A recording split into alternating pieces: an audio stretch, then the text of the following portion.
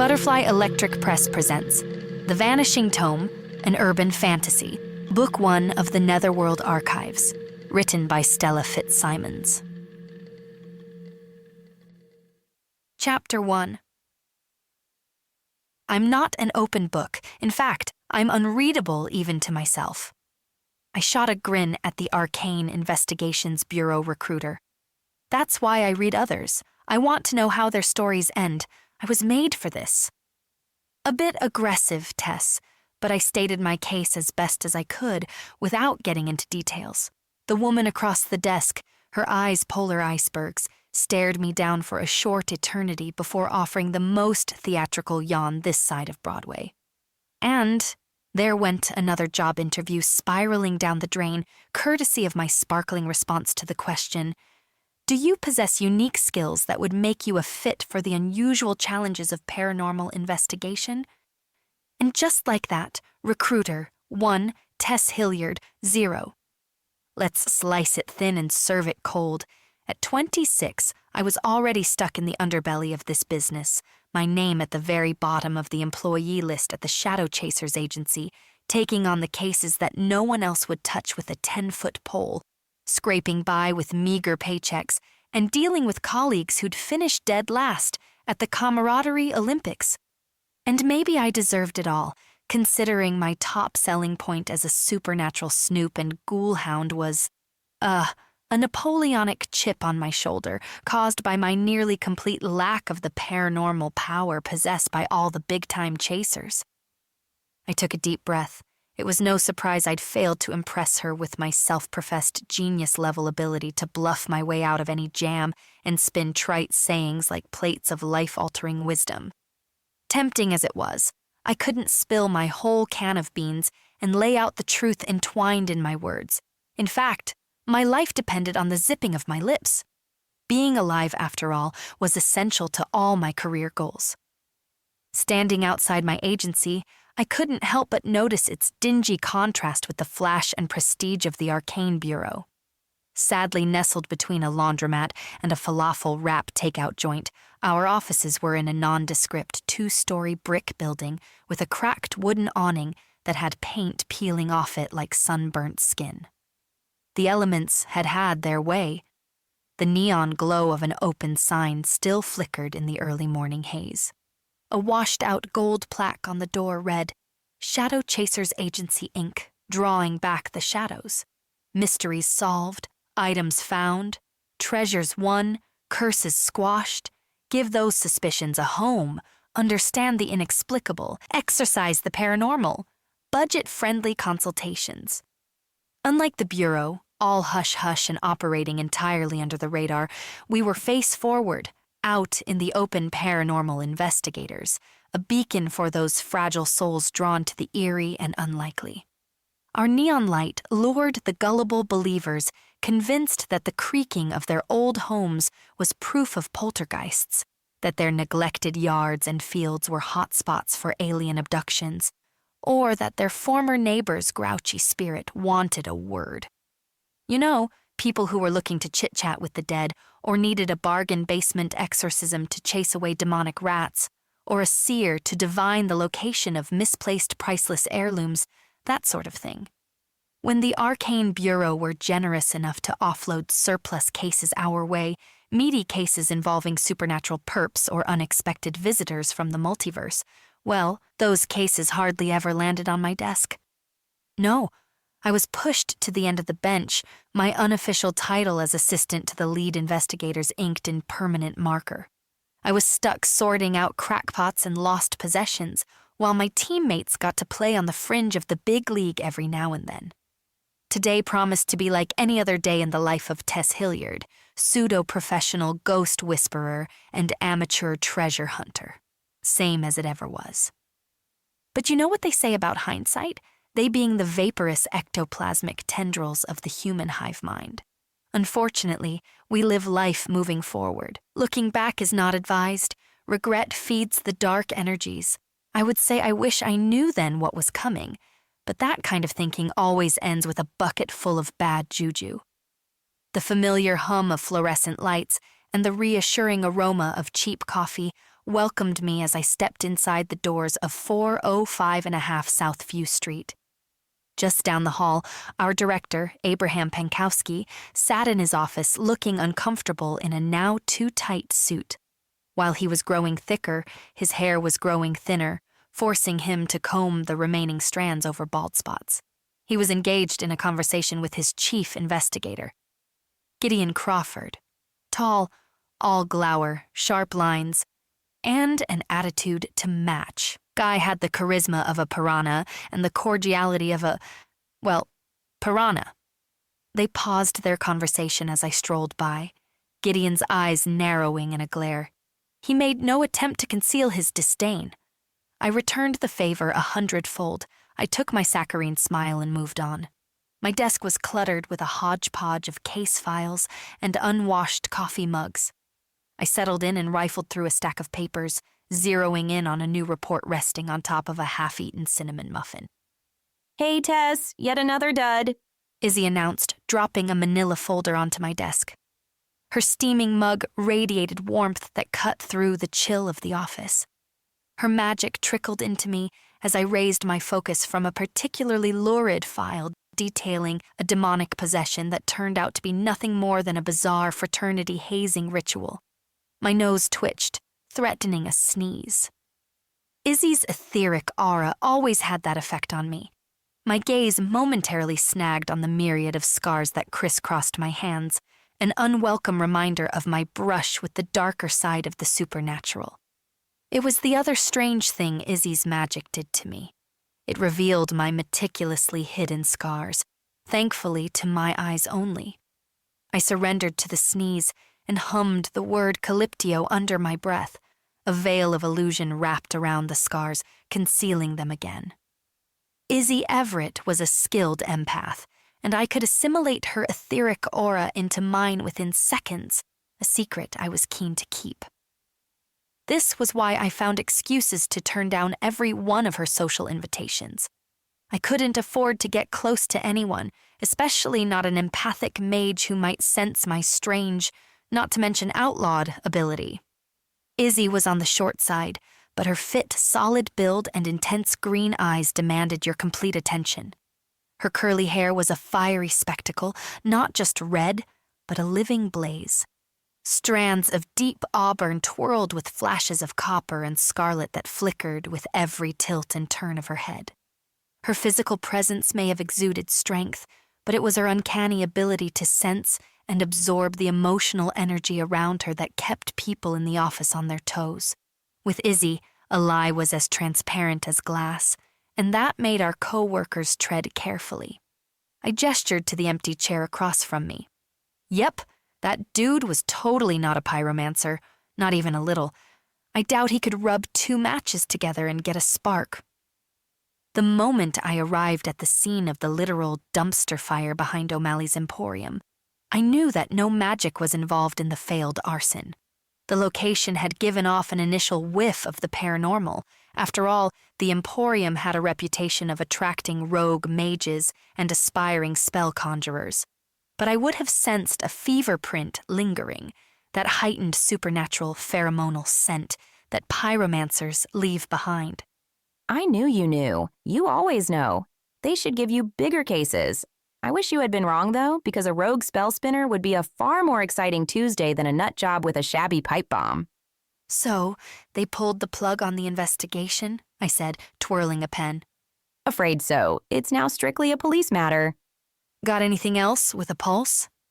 Izzy, our resident empath, juggler of emotions, and assigner of the less complex cases, eased into the chair I'd offered.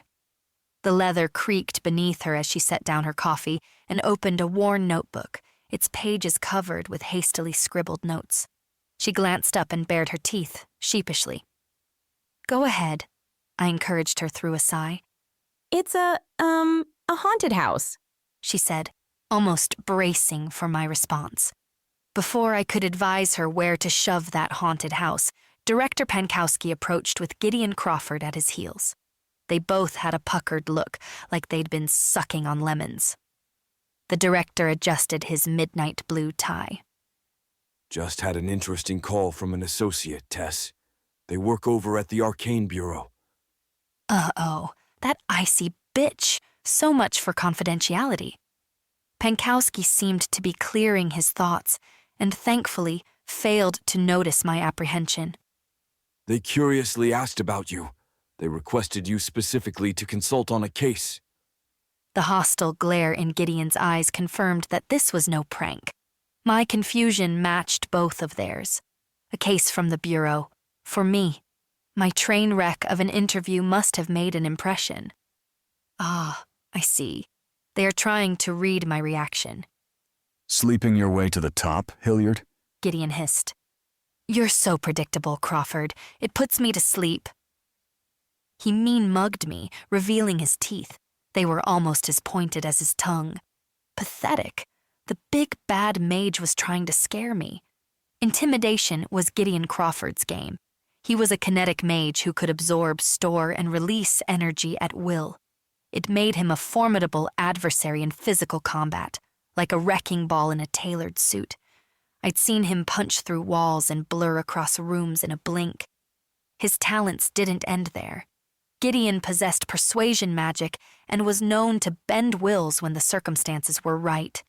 He could toy with a person's psyche to incite fear, trust, or anger. A handy little trick, especially when he wanted to throw someone off balance. Too bad it never worked on me, a fact that frustrated him daily. I had no idea why Pankowski chose to trust Gideon. I mean, would he even know if Gideon planted that trust in him or not? I'll be off, I said. My talents are needed elsewhere. You're the one, Izzy said, her face beaming. Show out, sis. Pankowski called after me as I grabbed my jacket and headed for the door. Make it quick. I expect a full report.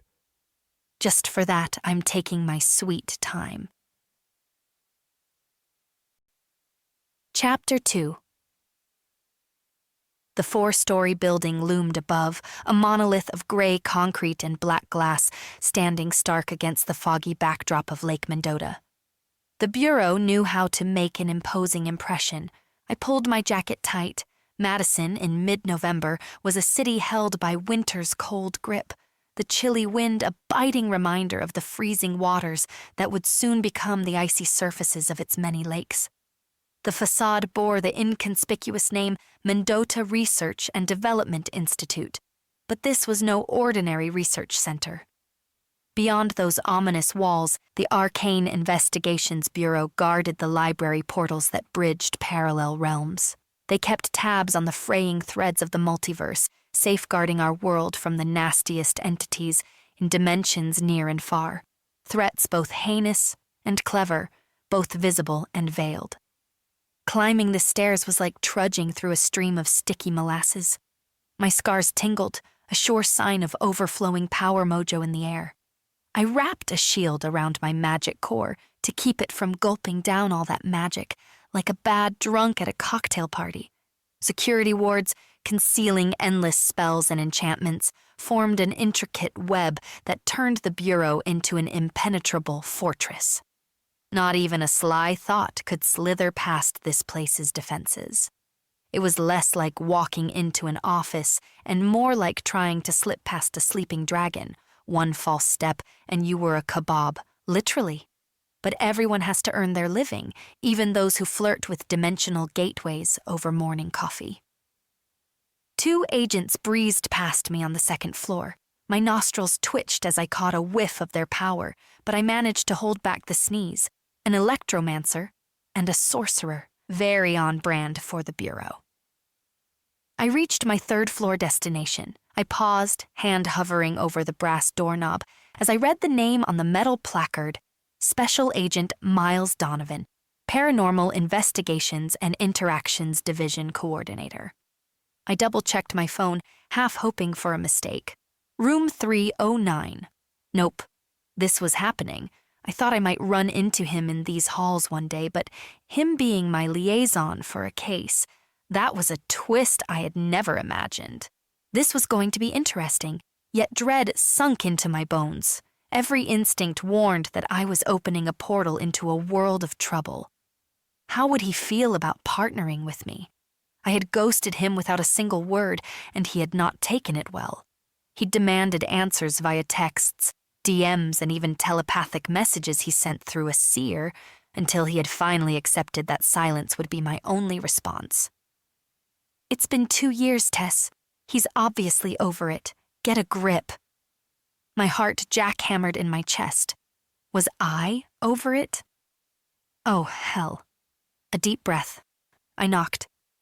Yeah, come in. The easy command of his deep voice soothed my nerves. I imagined him leaning back in his chair, the embodiment of confidence and grace. I pushed the door open. His friendly eyes welcomed me without a hint of surprise. Tess, He said with a handsome grin. you can unclench your jaw. I promise not to bite. Biting was not my concern. Miles was a powerful, elemental mage. If he harnessed earth, wind, fire, or water energy while in a sour mood, well, not much in the neighborhood would be left standing. You got promoted, I said.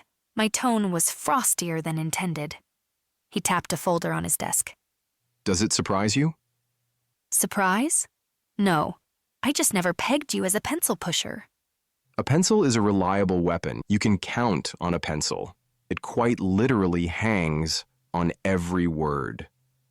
I felt my defenses tighten. Don't let him drag me onto memory lane. He was the devil incarnate, not just in his sharply cut features and penetrating black eyes, but in his impertinent swagger and effortless charm. He hadn't changed a bit, not physically, not in his wickedly cool attitude, and not in the way he regarded me, as if he knew me better than I knew myself. I was sure my interview was a disaster, I said. Wasn't it? He raised his eyebrows. You interviewed with the Bureau? Ah, there it was, a spark of genuine surprise in his eyes. But something else there, too, a sly hope that I was trying to worm my way back to him. As if. If not that, then why am I here, Miles? I shot back, not in the mood for any of his games. Didn't they tell you? I requested you consult on a case. Me? Come on. You're the big-shot kingfish of paranormal investigations. You have your pick of agents. His eyes flickered, unapologetic. I need someone I can trust. Or someone who won't ask questions, I countered, not missing a beat. That, but also the trust thing. Complete discretion is required. He pushed back from his desk, rising with a grace that was almost predatory.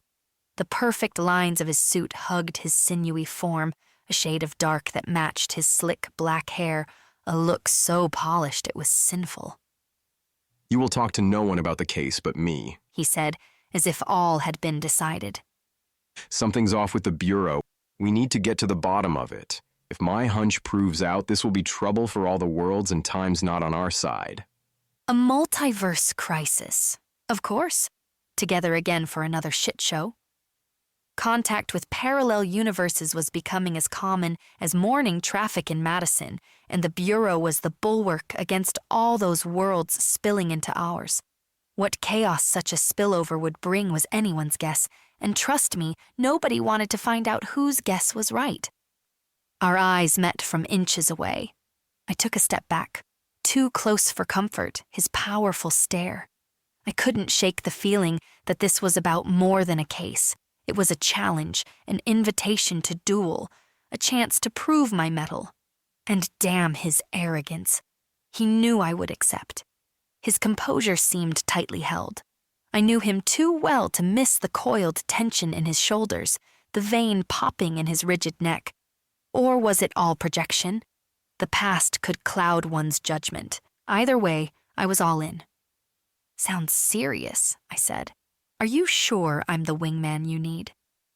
You're the only one, Tess. Most people are goddamned useless in a crisis. You're not. Believe me, I wish there was someone else. Not exactly glowing praise. Sheesh. I stared at him. My powers are unsubstantial. They're on par with a stray mutt stealing magic breadcrumbs. He gave me that half-cocked, oh please look. First, why do you always sell yourself short? Second, I might need those breadcrumbs. Do share that opinion with my Bureau interviewer. third try, and I'm not sure she even knew I was in the room. You're holding back, Tess. That much I know. If he learned the truth, which of us would be left standing? Then you know nothing, Miles. Not one crumb. His expression hardened. Don't be coy. I was there when you took down that 10-foot-tall Graphalian at Hawthorne Library before it could stampede out onto East Washington Avenue, remember? The abundance of power you summoned was no parlor trick. That's because you were there next to me, you fool. I siphoned a chunk of your power juice. Pure adrenaline, Miles. Survival instinct. It was either that or become breakfast for a hungry lion. And, actually, it was a griffatiger. He looked down at me. Shadow chasers may not be the Ritz of paranormal agencies, but they don't hire amateurs. Ah, the emotional landmine. Let's be real. We both know the only reason I got the gig was the fact Mom and Dad worked there when they were alive. My parents were wind mages, the real deal.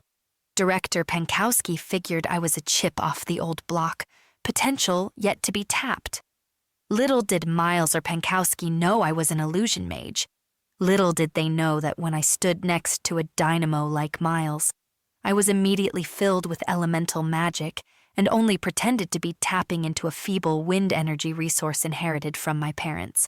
Made me look almost competent, but not flashy. The problem with the griffatiger situation was I unleashed a tad more energy drawn from Miles than I should have. Blame the adrenaline. I was playing a deadly game of hide and seek, a game I one day expected to lose. I clung to my anonymity because the day my secret got out would be the day my life under 24/7 surveillance as a VIP member of a watch list would begin. And that was a best-case scenario. Illusion mages were not just watch-listed, they tagged us as the highest possible threat. We could absorb magic like a sponge, then twist it, weave it into anything we fancied, and spit it out as our own. And that included some magic from other dimensions.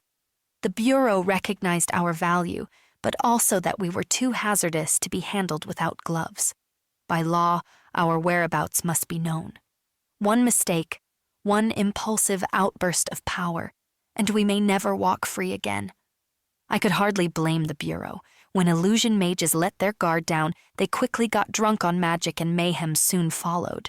Every now and then, one went rogue and nearly blew the cover off the magic world. One mage practically made the Statue of Liberty dance the Macarena for every Joe Schmo to see. And the Alice in Wonderland transformation of the Vegas Strip caused enormous headaches. Thousands of tourists thinking they were tripping out on spiked drinks suddenly needed a memory wipe. Because, no surprise, our only true innate ability is crafting illusions. Except, unlike the rest of my kind, I wasn't born this way. No, I was an anomaly. An illusion mage had forced this high-risk, high-reward gift upon me after killing my parents.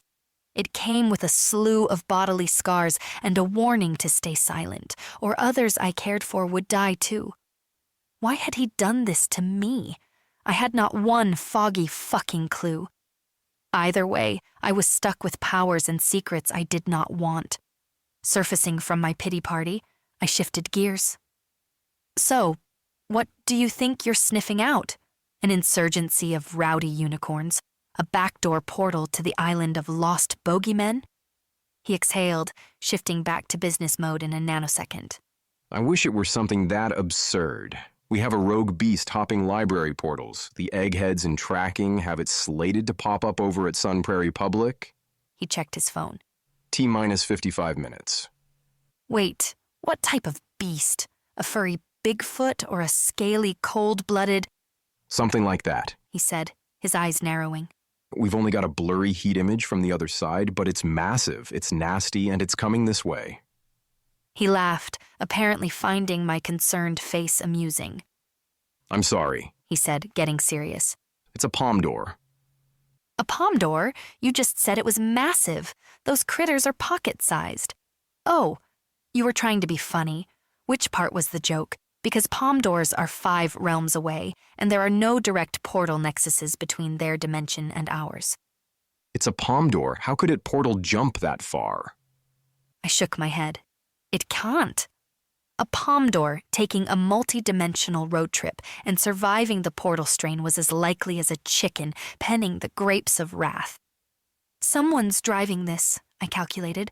Pomdors stumbling through one secret portal is a fluke, but 5? That's a planned invasion.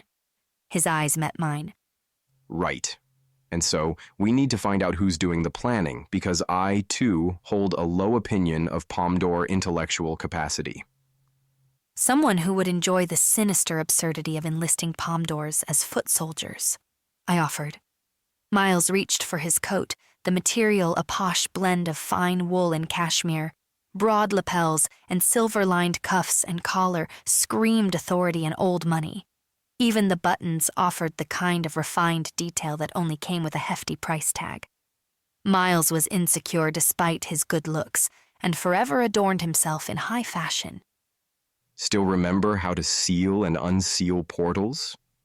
Memories flashed of lessons under lamplights, practicing in hidden corners of the city outside official academy hours, Miles guiding, coaching, demanding perfection, and then declaring his feelings for me. I remember. There was a challenging glint in his eyes. Am I right to trust you? The sharp jab caught me off guard. Okay, sure, I woke up one day and broke it off. That's it, nothing more. His gaze didn't waver. People grow apart. I get it. You were young, maybe you met someone, maybe you lost your nerve. Doesn't matter. When it comes to the job, I trust your determination and discretion. This is a professional commitment. It's not personal. Friendship is not a requisite. His words hung in the air like a dull ache. Does the bureau director know I'm shadowing you today? He grinned, leading the way to the elevator. I have broad authority, Tess. I operate above and beyond any office politics. We descended into the underground parking. Miles had suggested there was something nefarious afoot at the bureau, but my every instinct suggested that he too was not himself. He claimed to trust me, but should I trust him?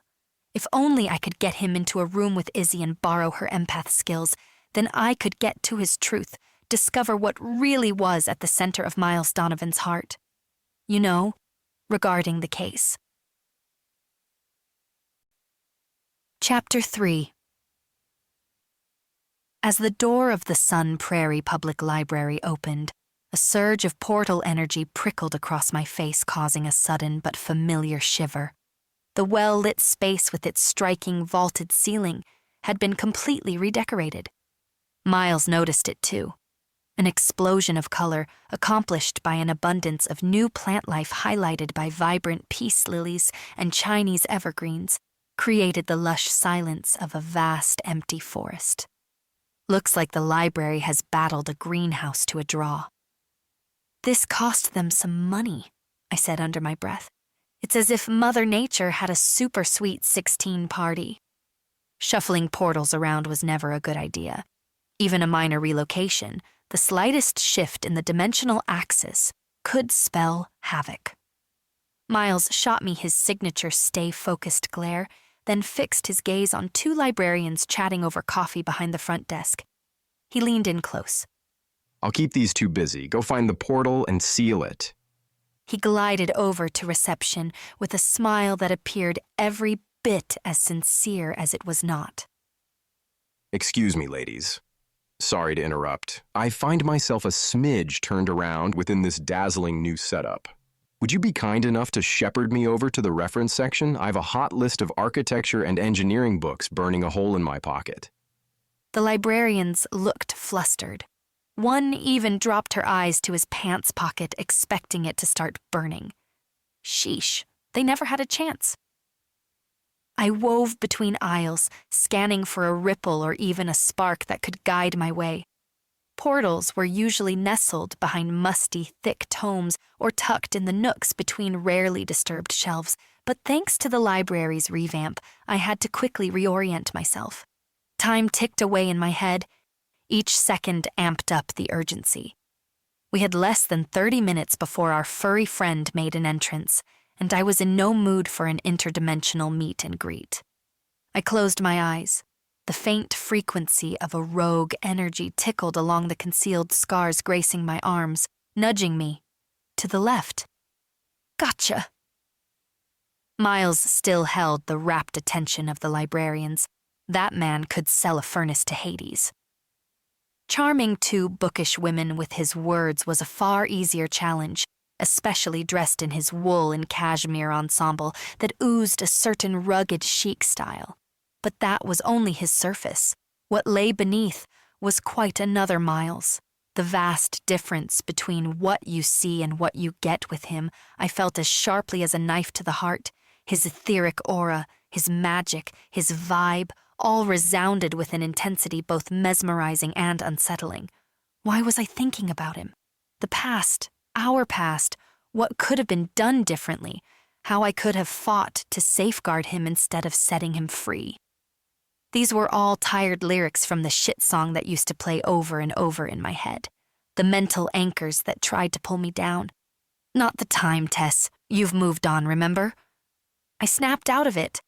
The reality was Miles had edged too close to the truth, becoming a potential liability, an untenable risk in my world of riddles in which I was forever entrenched. Our increasing intimacy threatened to paint a giant bullseye on his back. After the Griffatiger incident, severing ties had been inevitable. Before the walls of my isolation crumbled completely under the weight of his persistent scrutiny, I had to end it. History would not repeat itself. I had to be fine alone. That was why I kept Izzy at arm's length, despite her friendly hope to crack open my fortress of cynicism. Bringing her into my chaotic sphere, especially given how fond I was of her, was a line I refused to cross. Right now, a crisis barreled down the tracks heading our way. Madison had long been a hotspot for portal hopping. That's why the Bureau had set up shop here in the first place.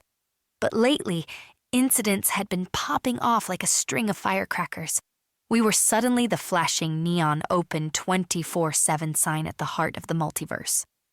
Because of our efforts all over the earth, notably cities built on a natural isthmus like Seattle, Auckland, and Corinth, the world at large remained blissfully unaware of magic and the parallel worlds. It was our job to keep it that way. Forever the one, forever the many. I spotted the portal. It settled, nearly imperceptibly, between the dense volumes of an alchemy anthology and tales of the Bermuda Triangle. To the untrained eye, it would seem nothing more than motes of dust caught in a light beam. But when I gently blew on it, a faint, glowing halo ignited, a gateway craving activation. I waved my hand, summoning the Codex Portalis, the quintessential guidebook for those who tread the paths between worlds. The thick, leather-bound tome materialized on the shelf before me.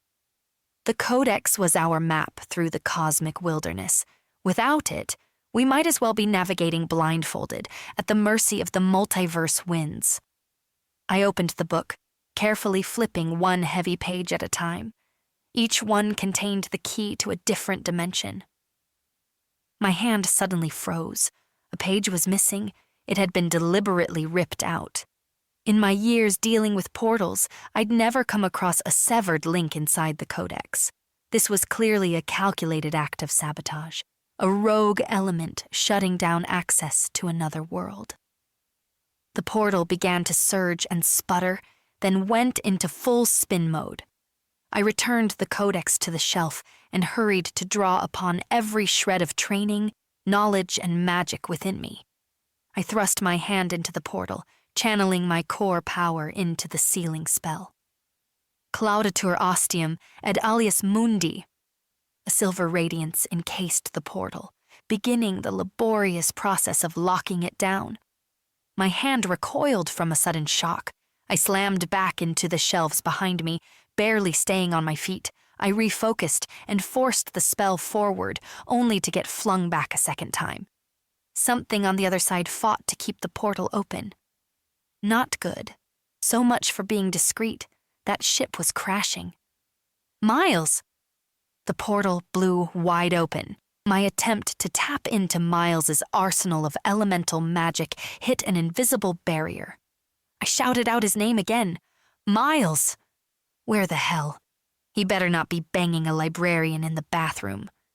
I resisted with everything I had, but my opposition pushed harder. Relentless bastard. They really wanted in. I could feel the desperation.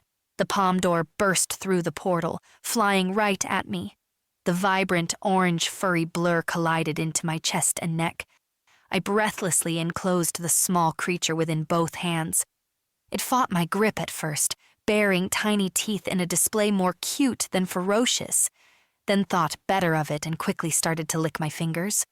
It shivered, waiting for my approval. Its large, dark eyes sparkled with a mix of curiosity and mischief. I petted its head. The palm door and the portal both quieted down. Miles? I debated if I should squeeze the palm door back into the portal before sealing it, but with all the interdimensional unrest that had been happening, who knew where it might end up? And this furball might hold vital answers, or at least pathways to evidence. Decision made, I gently herded my grateful new friend into my backpack. A wave of unfamiliar magic washed over me, immense and pulsating, expanding in the air like a giant spiderweb. I couldn't detect its signature, which meant I couldn't assimilate it. Not that I would want to. Untraceable magic was either precariously obscured or came from a source beyond this realm. Both possibilities promised trouble. I heard a rustling behind me, the sound of shuffling books. Through a gap in the shelf, a man's intense gray eyes stared at me. His stormy, predator-like gaze and angular features unnerved me. He never blinked. He slid out of sight and reappeared instantly at the end of the aisle. At just over 6 feet tall with wide shoulders and an impressive build, the man seemed to lean slightly forward, coiled and ready like a boxer. Both his physical and supernatural essences teemed with unspoken threat. If he came at me, I'd stand little chance without access to a nearby human reservoir of magic, and right now there was none within reach. At 5'5" and 120 pounds, I wasn't exactly his equal in a wrestling match. Sure, I kept up with physical training, hit the gym regularly, but let's be honest, in hand-to-hand combat, he'd crush me like a soda can. His thundercloud eyes engaged me. The puzzling magic pulsing from the portal, or from him, grew in intensity. It struck suddenly with a devastating blow, knocking the wind out of my lungs. The man grinned. Whether the magic's source was him or something beyond the gateway, he was enjoying its painful effect on me. An invisible force pulled me toward the portal. The air itself seemed to thicken, charged with an electric current that tugged me toward the eye of this tempest. The man pressed a finger to his lips, urging me to stay silent, before he faded from view as if swallowed by the shadows. I was helpless, immobile, and my heart raced. The magic swirled around me, raising the fine hairs on my arms and nape. The portal intensified, becoming a powerful vacuum, sucking me into its void. My feet scraped backward across the floor. I felt myself surrendering, but then I sensed an imperfection, a tiny opening in the magic wave. Seizing the opportunity, I absorbed a sliver of its essence, an engulfing, arcane power that strained my senses. Reality dipped, my stomach turned, and I reached out into a blurred chaos, grasping at whatever scraps of enchantment I could use to anchor myself amidst the storm. The portal's vacuum grew hungrier, eager to swallow me whole. I channeled every spark I had absorbed into the sealing spell, struggling to enunciate the words. Claudatur, ostium, ad alias, mundi. The portal's voracious appetite abated. Its veil of power dissipated until it winked out of existence, and the portal was sealed. I stood there, panting, a cocktail of adrenaline and apprehension twirling through my veins. Someone had orchestrated this meticulously, tearing vital codex pages, breaching portals, unleashing clandestine magic. The spell should hold for several weeks, in theory at least, unless someone used a cheat code, an anti-spell of sorts to unravel it. The truth was, I had no idea what dark forces lurked out there in those unmapped dimensions. But that was the job, taking on and subduing any manner of hideous instrument of fracture or annihilation that came our way. I heard footsteps and whirled around. It was Miles. His expression was surly. What's taking so long? Gods. Remain calm, Tess. You better be joking, Miles. I was literally yelling for you. Where in the seven hells have you been? He inhaled sharply and sniffed at the air as if he could pluck from it all the answers he needed. Didn't hear anything. His gaze dropped to the floor. He squatted down and scooped up dust onto his fingertip. Warding ash residue. This whole section must have been shielded from the rest of the library. What happened here, Tess? I shrugged. I'm still not sure. There was a strange man. A strange man? What man? I don't know. Tall, short chestnut hair slicked back, gray eyes fit, likely supernatural. The words flew out unfiltered. He had a messy look, but confident eyes. Rather alluring, I suppose. Miles arched an eyebrow. You suppose, huh? And how do you suppose that's relevant? He kind of had that whole vibe. What vibe? Like he might be one of yours. He shook his head. No bureau agent could block me out like that. Their embedded connective pathways are always open to leadership. That vibe. The blind confidence. The palm door? Safely in my bag. Thought you might want to hand it over to the experts. Good call. The Cross-Realm Monitoring Division will be completely geeked about this little pest. He chuckled. Something funny? No. I just remembered Pomdors love ice cream. Give them some, and they'll do anything. You can't be serious. 100%. Seems Pomdoria is sorely lacking in frozen treats. I rolled my eyes. Maybe you shouldn't attempt comedy. He turned to go. My hand latched onto his arm. Miles, wait. There's something else. His eyes opened wider as he turned to me. The portal tried to suck me in. I was nearly gone. A glint of concern shaped his features. Tess, you should have waited for me. That's why we send two. Are you okay? You were busy being charming. I'm fine, really. Miles, there's a bigger issue. The codex, it's missing a page, maybe more than one. I didn't have time to examine the whole book. That can't be. I know what I saw, a gap where a page should be. He regarded me tenderly. Are you sure you're okay? I said, I'm fine. Go ahead, you can check for yourself. My gaze drifted towards the now dormant portal. The codex has reverted to stealth mode, and frankly, I'm in no mood to summon it again. But hey, you're more than welcome to give it a shot. Or you could just take my word for it. I trust you, Tess, but this is unprecedented. Your face is unprecedented. Okay, my internal monologue is not always mature or even logical. Could the Bureau have done this to cut off access to a particularly nasty dimension? I pondered aloud. We keep tabs on realms that pose a threat. We don't tear pages from the codex. That's a desecration of every principle of our methodology. We seal dimensions. We don't erase them. Our eyes are open. We are ever vigilant. We do not willingly blind ourselves. Yeah, I thought so. Just spitballing. You tell me, what's our play here? I'll take the lead on this. Don't worry, I'll handle everything. You'll handle everything? I raised my eyebrows. You and your bureau? What does that mean? Because I'm pretty sure I will include this anomaly in my report to Pankowski. He looked befuddled. Oh, come on. He's the director of my agency, I clarified. You don't even know his name. Of course, you and your bureau cronies are so arrogant. His expression hardened. No, don't tell him, not yet. He cautioned, noting my apprehensive look. This is too fucking serious, Miles. And that's why we need to tread carefully. At this point, we don't know who's an ally or a spy. Funny, I was just wondering the same thing about you. Look, He said, softening his approach. there's an emergency briefing at the Bureau tonight. We'll go together. Your perspective could prove invaluable. It's better to have us both there, listening in, discovering what we agree on and what we disagree on. This is not how Miles thinks or talks. His words accomplished one thing, making me certain something big was brewing.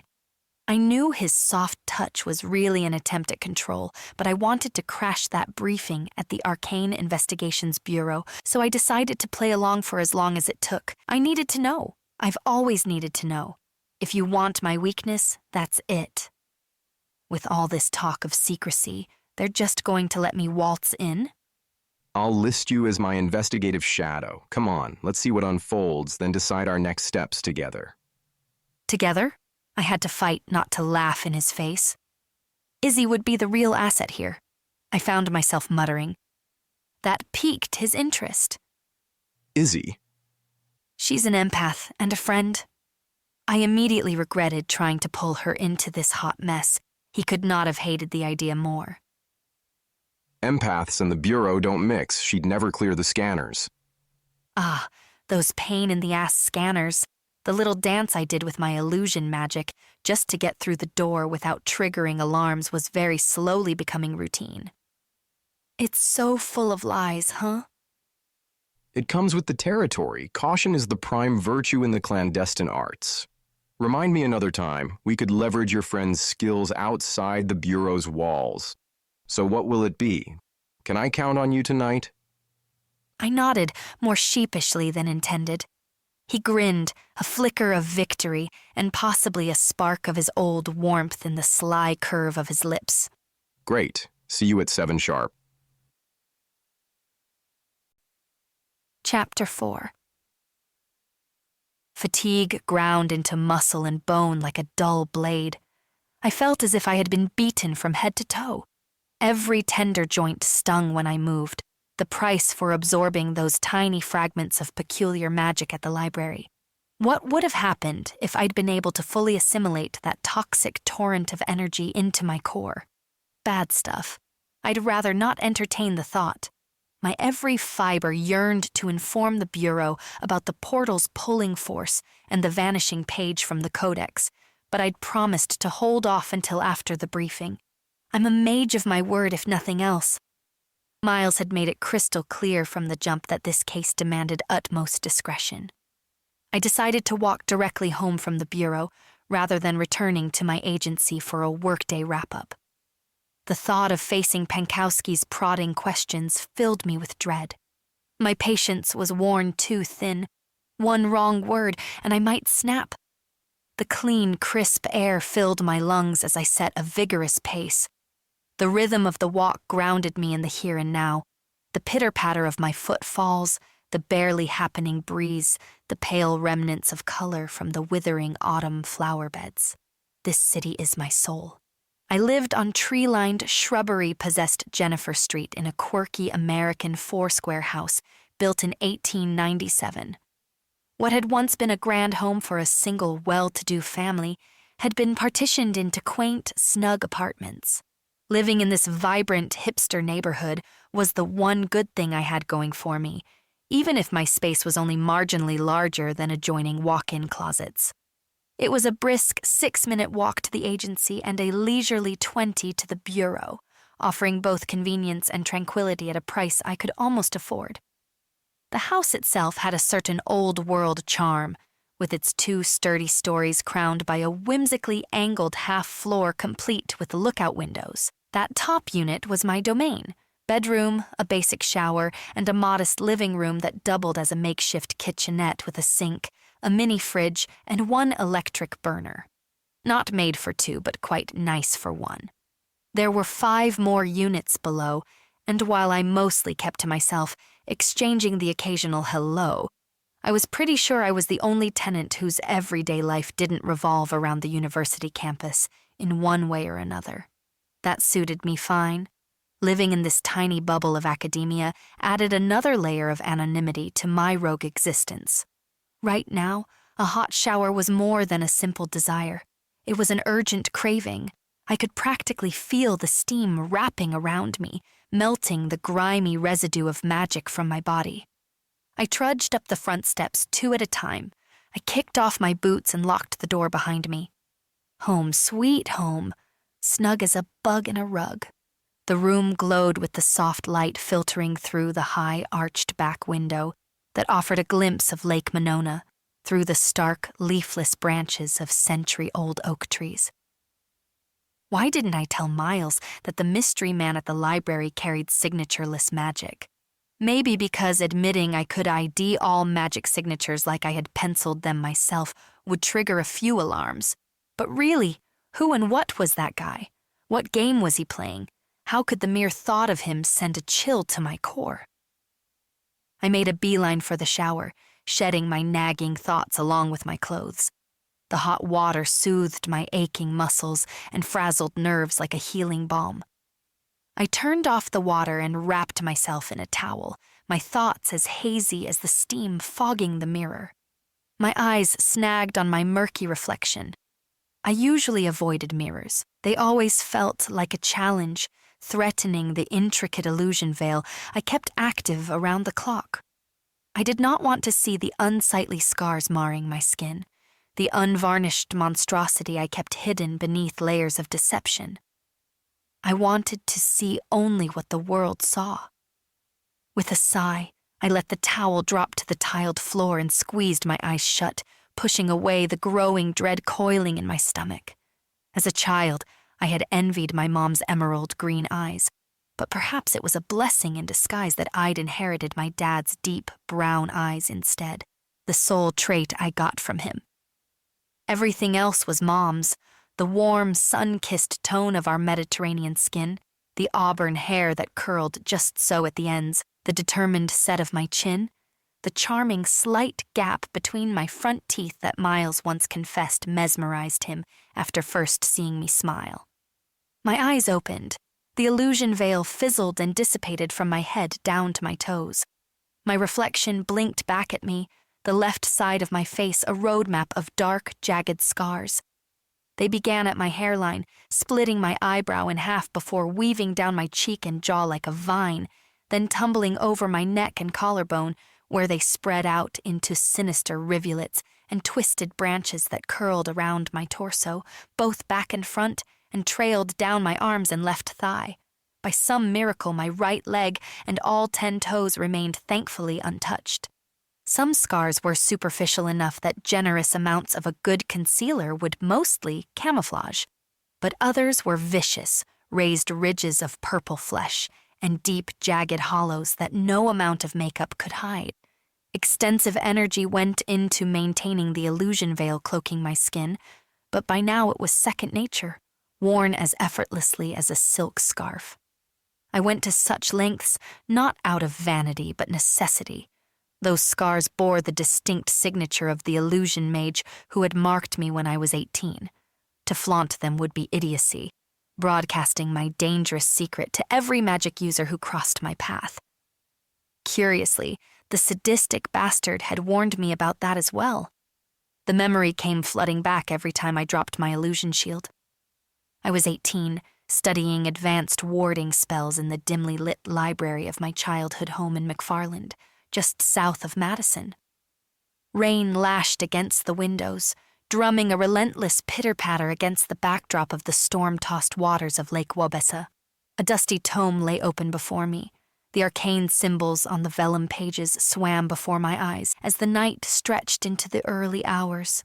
The illusion mage emerged from the shadowy portal that ripped open right in the middle of our family library without any telltale signs. No ripple of displaced air, no shimmering energy, slicing through my parents' carefully woven wards like they were cobwebs. He was a daunting figure, shockingly tall and broad, dressed in a black trench coat. A dark mask obscured his face, 2 sinister eyes glistening through the eye holes like black coals. Lightning struck outside the windows, flashing off the dagger clutched in his right hand. The air crackled with an ominous energy as he strode forward, each step deliberate and heavy, his very presence a suffocating force that pressed down on me, a primal predator in human form. Where are they, child? His voice rumbled, firm and drawn out, as if he had all the time in the world. The library door burst open. My parents rushed in, alerted by the hostile surges of dark magic shredding their wards. Their eyes were wide with terror. My father clenched his jaw, a small tornado already spinning on his fingertips. The mage leveled his dagger at them. Aaron and Thomas Hilliard, First Order Wind Mages of the Madison Chapter. He hissed, his words slithering through the air. Transgressions against the natural order have been detected on these premises. You've been meddling in affairs beyond your ken. He flicked his wrist, and a bonding force slammed my mother and father back, pinning them against the bookshelves. My mother shrieked as the invisible restraints tightened. I tried to lunge to protect them, but he tilted a finger my way, entombing me with a force that rooted me in place. My frustration swelled. A white-hot hate ignited inside my restricted core. My father strained against his bonds, his eyes blazing with defiance. We have committed no crime. The wind is ours to command, by birthright. The air is our domain. But you, dark mage, you are an abomination. The mage's roar shook the room. You bend the pure elements recklessly, without regard for consequence. You are a blight, and I am here to purge you. The air around us stirred. Bookshelves rattled as wind kicked up within the library. My father's face contorted as he mined the depths of his geostrophic power, calling upon the currents of the night sky. My mother's hair whipped about her face, caught in the grip of a forming cyclone. She slammed her palms back against the bookshelf, muttering a spell. Emerald runes ignited on her skin as she wove a shielding ward around me. She offered her strength to the growing storm, her magic a silver thread intertwining with my father's power. The hurricane howled, breaking the mage's restraining bonds. Book spines snapped, pages wiggled into a frenzy, tomes flew off the shelves. For a moment, the mage wavered. His billowing coat thrashed violently as the hard-bound tomes swirling in the air pummeled him. With a snarl, he flung out his arms, invoking a counter-ritual as he fought to assert dominance over the elemental fury. One raised hand clenched into a tight fist. The cyclone groaned as its furious momentum faltered. The winds my parents had summoned abruptly reversed course, slamming back into them with bone-jarring force. Books rocketed back into their places on the shelves as if reality had been set to reverse. Thunder shook the windows. My mother's scream did not make a sound, her agony muffled by the shield she had cast around me. The air grew heavy, stagnant, succumbing to the mage's will. His power, the very power he had leached from my parents, became a dark vortex that sucked the air from their lungs. They clawed at their throats, their eyes bulged. The vacuum stole every breath. The tears in my mother's eyes crystallized to salt, rather than roll down her cheeks. My father fell to his knees, lifeless. No! I scrambled toward them, clawing at the flickering shield, but my mother's wards held true. I could not move. I could not do anything. Fear raged, hot and acidic, burning in my throat. I reached out with my crude, fledgling magic, a feeble gust that dissipated as soon as it hit the shield. The towering mage loomed over my parents' broken forms, the air shimmering with the heat of his stolen power. Such a waste. I opened my mouth to scream, but my throat was stripped dry. My heart collapsed into jagged shards of shooting pain. His head snapped about quickly like a hungry bird. He scanned all the bookshelves, then began a more methodical search, trailing his long fingers over the book spines. He plucked random volumes, files, and papers with no discernible pattern and piled them on the floor. A lit match appeared in his right hand. He tossed it on the pile, setting it ablaze. The flames hungrily devoured the knowledge and history packed inside those cherished texts. His gaze darted to me. He considered me for a long breath, as if I was worth considering. The cruelty in his eyes emptied me of everything. He raised two of his long fingers to produce a scalpel of raw energy that sliced through my mother's protective shield with surgical precision. At last, my lips came alive. If you mean to kill me, fiend, at least explain yourself. What crime did my parents commit? What laws have they transgressed to deserve such brutality? Psychopath? Silence, child. His voice was devoid of any inflection. His magic struck me everywhere at once like 1,000 pins piercing my skin, each one a red-hot point of pain.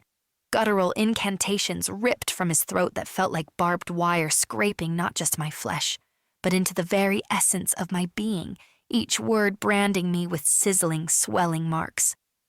When the torture subsided, he regarded his handiwork with reverence. Commit this pain to memory. Consider it a doorway. I have bestowed upon you an immeasurable power. Yet it will not save you from the wrath to be unleashed should you be foolish enough to ever speak of me or this night's deeds to a single living soul. The portal behind him yawned open again and swallowed him back, then vanished like a lost dream, leaving behind only the metallic scent of blood. What entity could maneuver a portal with such ease and land it smack dab in the heart of our library? Until then, I thought portal walking within the confines of our owned world was impossible. Why was I spared? Why bother branding me with twisted illusion magic? I deemed him psychotic. His choice is no more than a perverse form of revenge, an ultimate retribution against my parents, a sadistic legacy forced upon their only child. He would be coming back for me. I felt sure of it.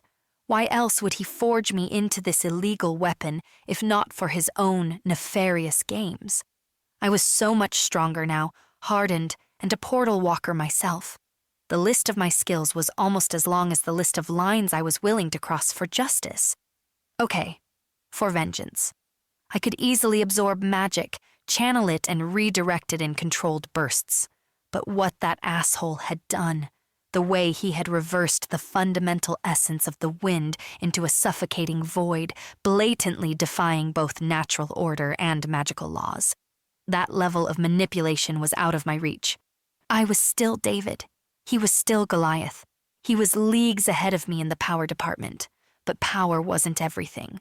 My wrath was a weapon onto itself, a wellspring of untamed potential, waiting to be tamed and directed. Somehow, some way, I'll carve him into bite-sized morsels. 8 years had passed, 8 long years of hiding beneath veils of illusion magic. I pulled on an old, oversized t-shirt and loose black jeans and moved to the window. I pressed my forehead against the cool glass. He never answered my question. What crime did my parents commit? I wanted to sink into my sofa, dive into a cup of chamomile tea and bury my face in that slice of lemon cake I'd bought at the gas station last night. But the hour was already slipping away, and soon I had to powder my nose and trudge my way back to the bureau and all its tangled webs. Chapter 5.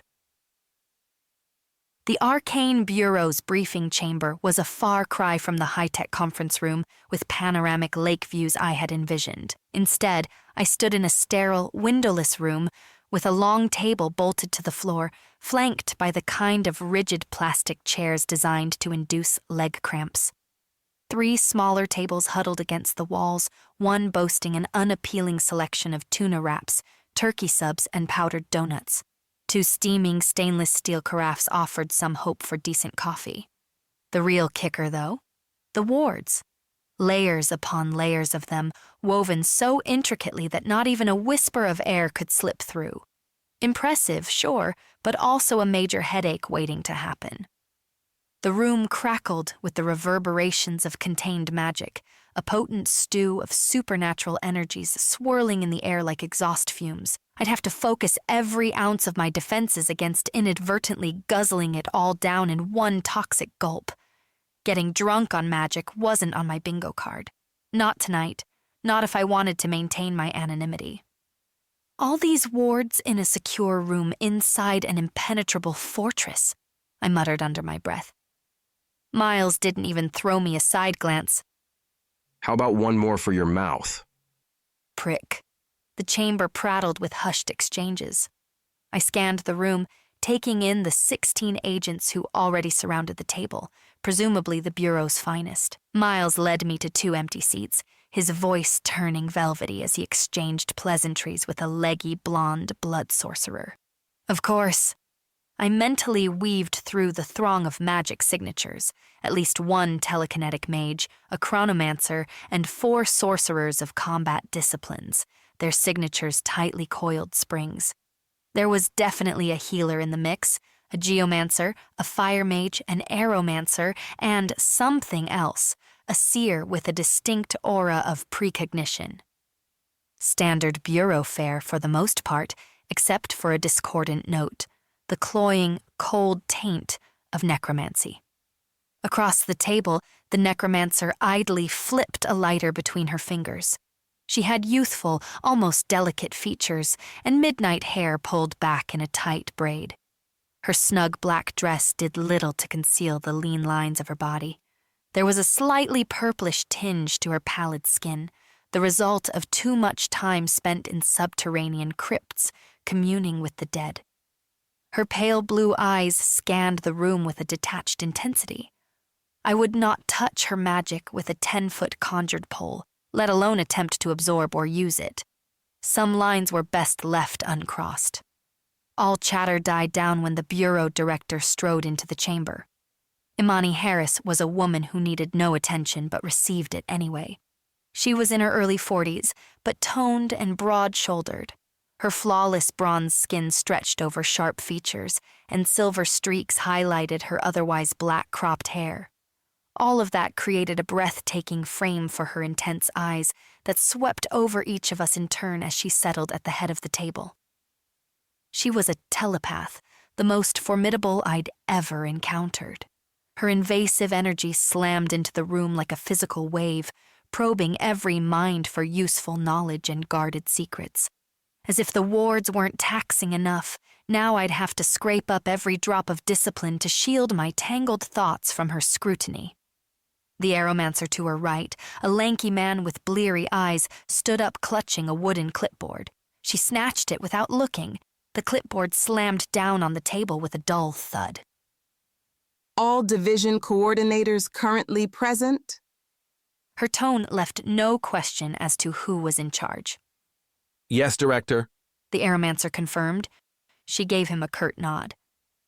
Let's proceed through the agenda with a similar efficacy. A holographic projection hummed to life in the center of the table as the first item blazed into focus. The aeromancer cleared his throat. A construction project in Seattle will commence within walking distance of the public library's Capitol Hill branch. Director Harris leaned forward. A new tower breaking ground in close proximity to an interdimensional portal nexus is a recipe for disaster. Structural integrity and magical safeguards are paramount. Have the appropriate measures been implemented? Ew. That Capitol Hill branch was infamous for housing not 1 but 2 active portals. The dilemma of high-rise structures popping up near portals had become a logistical nightmare in our line of work. Downtown Seattle, like Madison, was wedged between bodies of water and, therefore, teeming with interdimensional gateways. The more urban one of these water-wedged cities became, the more infrastructure headaches for bureaus across the country. Seattle's skyline, ever evolving with its rampant growth of skyscrapers, flirted dangerously with the stability of these portals. Skyscrapers, with their towering ambition, seemed to disrupt the delicate equilibrium between realms, stirring unrest and anomalies. More than any other human intervention, the juxtaposition of such high rises and portals was akin to mixing fire with gunpowder, an equation ripe for combustible surprises. The geomancer, a tall, tanned man with deep-set eyes, chimed in. The Seattle Bureau is employing a dual-phase enchantment grid to stabilize the foundation. It's a complex operation, but within their capabilities. Director Harris nodded, almost absent-mindedly. Do they only build behemoths there? That is a dozen or more in recent years, and another dozen in the decade before that. Are they Babel fetishists? We all know how that ended. Let's reach out and make sure they have enough resources to prevent hundreds of portals rupturing. They have experience, but their resources are not limitless. What's next, Agent Lewis? Our underground links with the Singapore Bureau are fraying. One of the sorcerers leaned forward into the light of the projection. A proposal to enhance our ley line transmissions has been drafted. It should offer us a more reliable connection, cutting through geo-interference. A flicker of something unreadable crossed the director's face. Annoyance? Frustration? The Bureau's dealings with their Singaporean counterparts must have been less than smooth. She tapped the clipboard with an impatient finger. We press them harder. Singapore owes us cooperation, and Director Chung will be reminded of that fact in no uncertain terms. International cooperation, always a potential minefield of political posturing and veiled threats. The third item on the agenda popped up on the holographic projection. Argolis, World 328. We're seeing an uptick in error rates within Argolis. This isn't just your standard technical glitch. It's a rift waiting to happen. We must address it. A middle-aged man, his face etched with deep lines, tugged at the silver talisman hanging from a leather cord around his neck. It was designed in the shape of a swirling vortex. All portal mages wore such talismans. The tiny gemstones embedded on this one represented different elemental planes, which meant he was Edgar Rice, the head of portal operations. Our team is on it, Director. We suspect a misalignment in the dimensional anchors. A recalibration is underway. One would hope. Error rates meant breaches, and breaches in Argolis, a volatile place on a good day, meant potential interdimensional pandemonium. The last thing the Bureau needed was packs of carnivorous butterflies crossing the veils between the worlds. Speaking of error rates, our budget is stretched thin. The recent portal disturbances and increased surveillance demands are bleeding us dry. We need to reallocate resources wisely. A collective nod followed her statement. Right. Let's prioritize our efforts towards stabilizing Argolis and bolstering our communications with Singapore. She was seemingly ready to bring the briefing to a close. Wait, what? This isn't even close to wrapping things up. What about the palm door I practically handed over to them? Miles's hand clamped down on my wrist under the table before I could open my mouth. The chamber door flew open. An agent burst through with the alert energy of a predator on the hunt. He spotted Director Harris and made a beeline for her, leaning down to whisper into her ear. Whatever he said, it turned her face into granite. Thank you, Agent Reynolds. Assistants and shadows, please move to the front of the room. 2 men and a woman rose from their seats and herded themselves near the door with practiced discipline. I stole a glance at Miles. His hands were now clasped in front of him, strong and sure, like the roots of an ancient oak. In his eyes I saw a shrug. Frustration boiled over inside me once again. Miles quickly cut me off with a glare.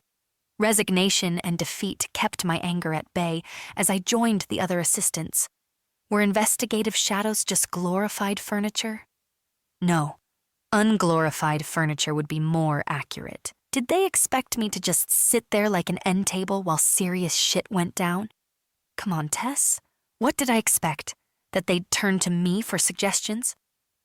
Detective Hilliard, in your infinite wisdom, would you care to enlighten us with your expert opinion on, I don't know, how to charm a particularly grumpy portal into submission? Director Harris swiped a hand at the holographic projection. An energy shift pulsed through the air as a thick curtain of wards slammed down in front of me and the other shadows, effectively severing us from the rest of the chamber. Well, that explained the oddly Spartan room decor. Wards within wards, especially at this level of complexity, devoured neutral, colorless energy like a starving yeti at a buffet. The director launched into an exchange with Agent Reynolds, but all that reached my ears was a distant buzz. We were completely cut off, might as well have been banished inside a broom closet. Did Miles know this might happen? The schmuck. He had to have known. He'd dangled the bureau briefing like a juicy carrot, knowing full well I wouldn't be allowed anywhere near the real meat of the matter. A small cruelty to amuse himself, no doubt. Shame on me for expecting more. If only there was a sensory mage in the room, I could have used their heightened hearing to eavesdrop. The room bubbled with tension. This wasn't just another briefing anymore. It was a full-on feud.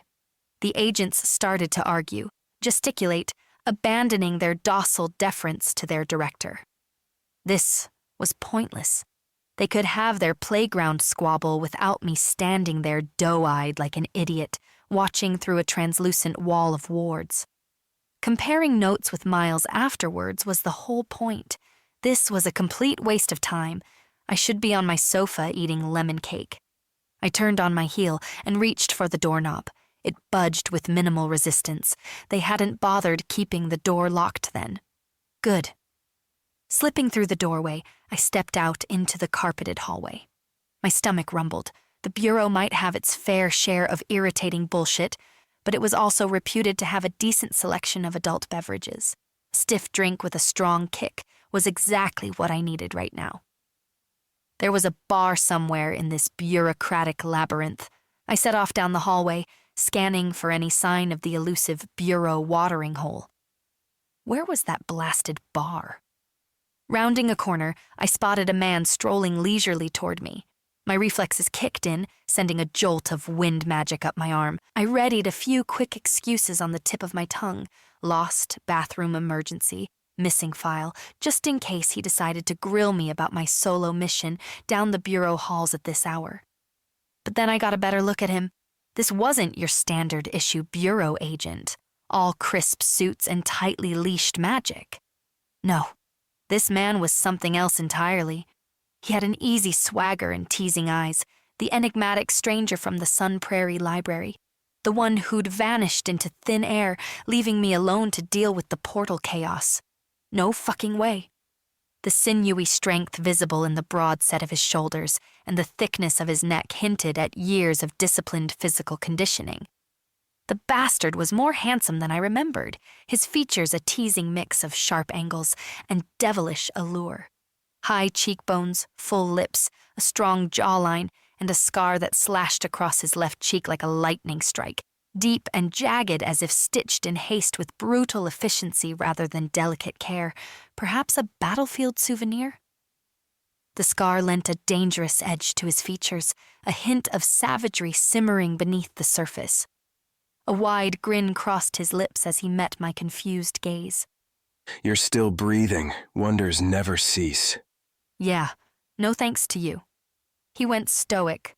Self-reliance is everything. Spare me the dime store philosophy. You were at the Sun Prairie Library at the exact time that portal blew up. Timing is everything. He raised an eyebrow. Je suis accusé? Yes, very much so. And you're not charming. You were involved in all that chaos, clearly. What were you doing at the library? And don't tell me you were there learning French. He leaned in close, his breath cool and minty. I was there to save your petite derrière. I'm the only reason you're standing here talking your shit instead of being enslaved or consumed in another dimension. This dude, how delusional. I bit my tongue. Confronting him about his magic lacking a signature would be the equivalent of waving a giant red flag emblazoned with human magic signature detector here, right in front of his face. No, really, why were you there? Why were you? Why do you think? To seal the portal. He considered me for a moment. The Bureau sent you? That's so hard to believe. We're literally in the Bureau. He shrugged. We are, but you seem a little, unseasoned. Who should they have sent? Someone like you? His quick laughter pushed back his head. They couldn't afford someone like me, sweetheart. Call me sweetheart again, and I'll make sure you're consumed in another dimension, you arrogant chauvinist. His eyes twinkled with amusement. Feisty. I like them feisty. Oh, you do? Do you like them knocking your teeth out? Why am I threatening this rabid bulldog with violence? I always felt ridiculous when I refused to back down, but I almost always refused to back down. I kind of loved and hated that about myself. He tilted his head, slowly assessing me. I welcome you to try. It's amusing conceptually. Might I suggest another approach? Keep threatening me and see if it makes me laugh to death. That's your best shot, sweetheart. I was about to go stupid with rage when a familiar voice thundered down the hall. Step away from that douche.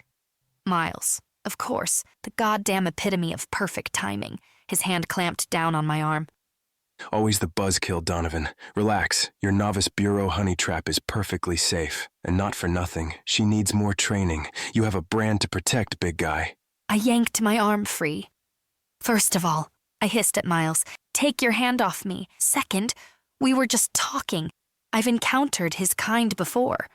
I haven't, but I enjoyed saying it. And why was I not blurting out that this smug guy was the one who'd been lurking around Sun Prairie Library? Was I starting to mistrust Miles? Miles sneered at the stranger. Killian Tierney never just talks. Isn't that right, Tierney? There's always a deeper play lurking, always an angle. The stranger smiled. Every word we said pleased him. Killian Tierney. Where have I heard that name? Perhaps the company man is right, little shadow. Be sure to apply a cold compress to your bruised egos. Enjoy your clubhouse meeting. With a lingering glance in my direction, he sauntered away, his sure steps leaving a trail of unanswered questions. I shook my head at Miles. There's no need for the chivalrous knight act. I can handle my own business. Tierney is toxic. You think? Then why, dear knight, is he strolling right through your bureau at night? Miles snorted. It's complicated. As much as we want him far from Madison, we can't afford to drive him away. That chump? Why not? Killian Tierney isn't your average everyday chump. He's an elemental warrior. His kind might be our last defense against a full-blown interdimensional invasion one day, and he's the head man of a whole damn clan of them. His phone buzzed in his pocket. He held up a finger. Hold that thought. I need to take this. That's why I knew his name. I only ever heard bits and pieces about them. Elementals were like urban legends. Most of us went about our lives never expecting to meet one, and so never felt entirely sure they really existed. We knew elemental warriors were in the history scrolls, and that they were some serious, scary dudes. In the modern world, they were no more than whispers, sad unicorns, reclusive, feared and shrouded in secrecy. When in their massive warrior forms, they were ominous forces of nature, walking battle machines capable of leveling city blocks with both physical and elemental might. The most powerful among them were said to possess the ability to morph into multiple elemental forms. I remembered an old campfire tale of a warrior from a bygone era who could assume 10 separate forms, each a manifestation of a primal element, a razor-sharp vortex of wind, a raging inferno capable of melting steel, a furious tidal wave, a creature made entirely of stone. When battling such a being, there would be no warning, no time to prepare. It would already be too late. The elemental would cut you down with the untamable forces of nature. I'd have given anything to get a taste of such power, a chance to channel that raw, untamed magic. I know such desires were pure vainglory and an obvious gateway to breaking bad and becoming a villain, but just the idea of amassing that kind of transformative magic inside my body was intoxicating. Power absorption is a compulsion that can become an addiction, a drug unlike any other. You get a high off the stolen energy, a sense of control that is both thrilling and terrifying. I never expected to be in the presence of an elemental warrior, but based on the usual logic, I should have been able to snag a trace of his power, or at least a residual echo of his magic. And if not, I should have been able to sense the intricate weave of his defenses. That would have impressed me to the point where my guesses would have included elemental warrior. I got nothing from Killian Tierney, not a flicker, not a tremor. He could have been a human with a library card. I never heard of any prohibitions of elemental transformations or special concealment protocols. So why and how? The puzzle kept growing and more pieces were missing. Information was the lifeblood of any illusion mage, but my knowledge of elemental warriors was about as deep as a city puddle. And, keeping it real, my knowledge of illusion mages was also limited, even though I was one. Having not been raised by an illusion mage, I was mostly self-taught, cobbling my education together from scraps, dusty volumes in forgotten corners, whispered rumors in murky alleys, my own mage instincts, as well as a bit of trial and error. Right now, my instincts screamed that an energy source as potent as an elemental warrior should have scraped my core like nails on a chalkboard. I mean, I could pick up faint echoes of magic from the other realms, but not from a guy standing 2 feet away. There were 2 ways an illusion mage might fail to gorge on a magical smorgasbord surrounding them. The first was if the person in question was powerful enough to actively shield their power, a kind of magical lock designed to keep prying fingers at bay. But that would require instant recognition of an illusion mage's presence, which, considering the entire Bureau's blissful ignorance of my true signature, seemed unlikely. The second way was an ancient practice undocumented in the archives. There was a single mention of it, a single cryptic line about a negation signature, but that line was in a tattered, unreliable scroll, filled with gibberish, recipes, and rhymes written by a condemned man. I needed to snap out of the rabbit hole. This distracting enigma wrapped in a chiseled rogue package was eclipsing the looming interdimensional crisis as my primary concern. Miles finished his call. Sorry about that. Was the palm door discussed in the meeting?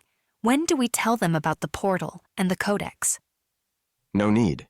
They knew already there was a similar incident in Corinth. Corinth.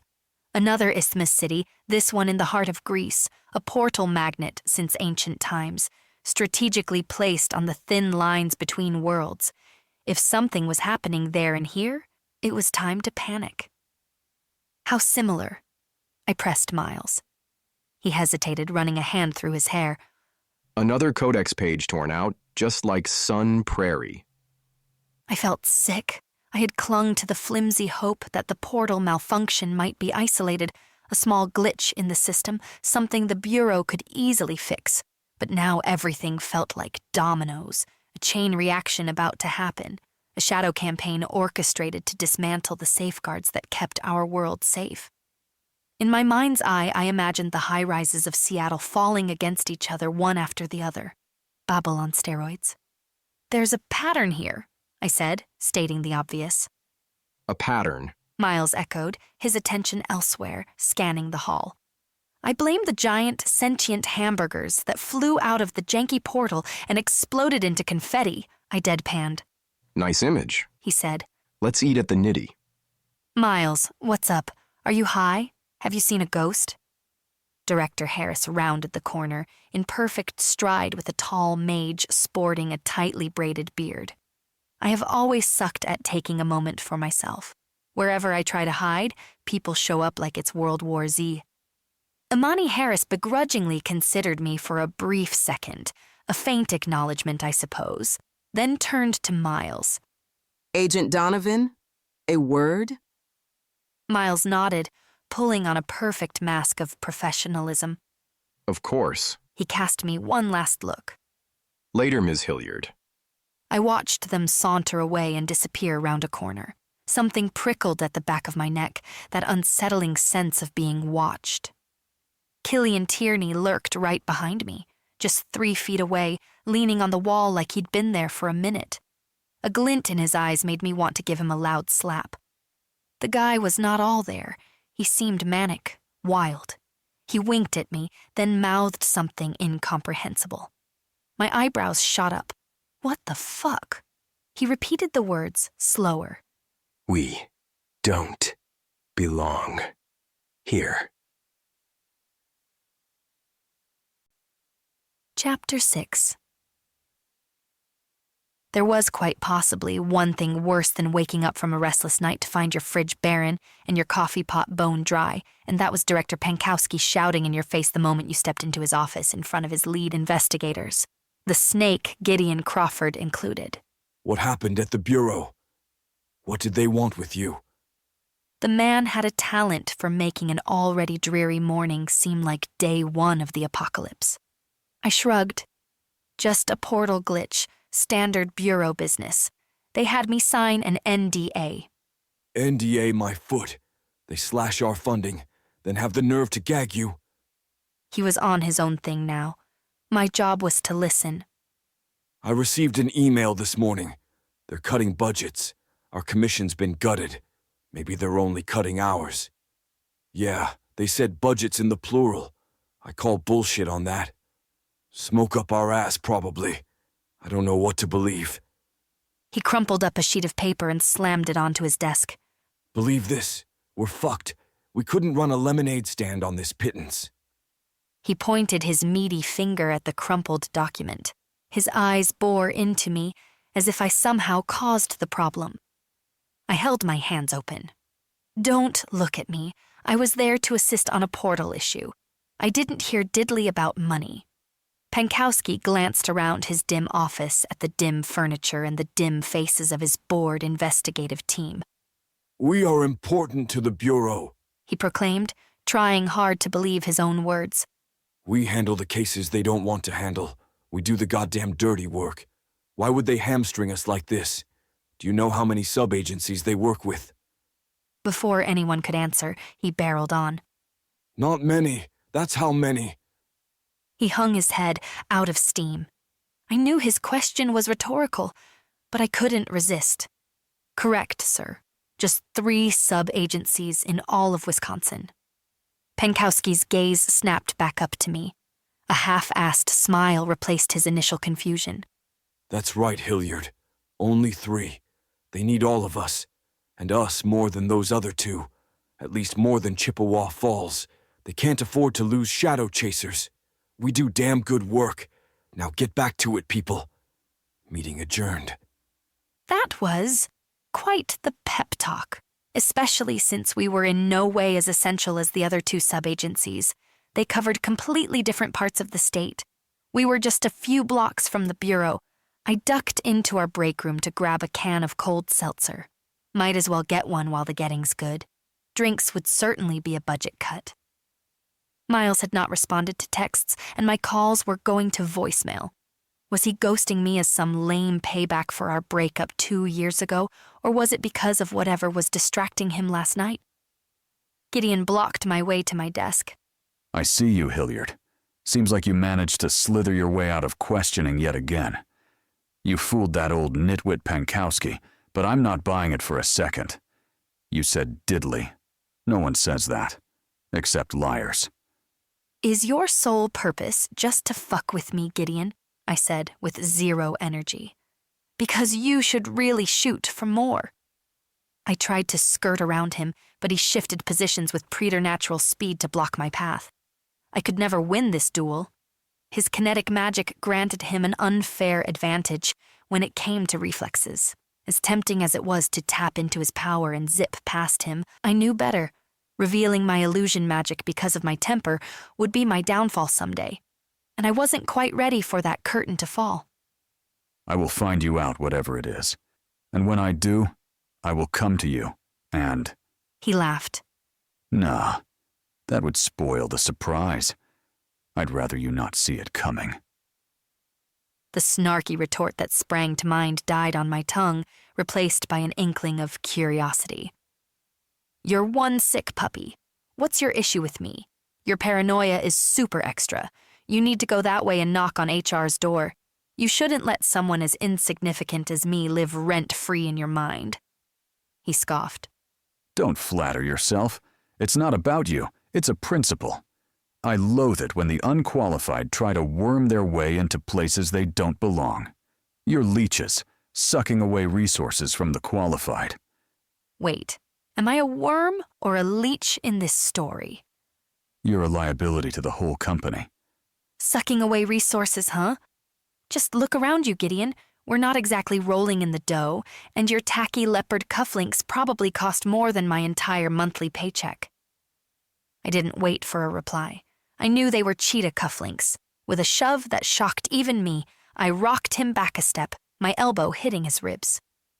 Why did I even bother with him? Gideon Crawford was central casting for toxic male co-worker and not above using his power to manipulate. I slumped into my chair fuming. The radio silence from Miles grated on my nerves. My fingers hovered over my phone, the half-typed text message on the screen taunting me. I wanted to fire that text right off, but a rational impulse interceded. Another text wouldn't solve anything. It would only make me appear desperate. I needed a distraction. Pushing myself to my feet, I stomped over to Izzy's desk. As always, a microcosm of organized chaos. Scribbled notes shared space with a bag of torn-open gummy worms, half-disassembled gadgets, and 3 miniature potted cactuses. Izzy was hunched over her keyboard, her brow furrowed as she typed with furious abandon, a perfect match for her fiery red hair that was pulled back into a messy bun. That bad, huh? She said, without even looking up. Oh, shit. She sensed my foul mood. My carefully constructed core shield felt like it was made of Swiss cheese right now. I shoved some extra energy into the cracks, slamming the metaphorical door shut, before Izzy, the ever-perceptive empath, could glimpse any deeper. It's whatever, I said. What's new in the Izzyverse? She finally lifted her gaze, her eyes widening at the sight of my face. No deflecting. I can see by your eyes you're morphing into a raccoon. The night was just as bad, huh? Silly, sleepless girl? Taking everything too seriously. I nodded. Everything's ridiculous. She leaned back in her chair. Starting with you, yes. Tell Izzy everything and then start fresh after that. It's only morning. The day will bring you unexpected gifts. My mother liked to say that. Your mother never met Gideon. Izzy erupted into full-blown laughter. Thank goodness for that. Even she couldn't turn that guy around. He's stuck on scuzzball. No argument there. I wouldn't wish that self-important amoeba on anyone's mother. I should literally reduce him to a single-celled organism. It might help deflate his ego. But alas, magic ethics and all that. Any new cases today? I tried to feign curiosity but failed. Izzy reached out and patted a cactus with a tenderness usually reserved for a purring cat. Or perhaps a cuddly baby porcupine. Sorry, hun, nothing exciting came in. Let's see, we got a run-of-the-mill case of a... She paused as she rummaged through a pile of disorganized notes. Yes, here we go. An elderly lady convinced her neighbor's geraniums are practicing mind control. A thrilling case of floral telepathy. Hard pass.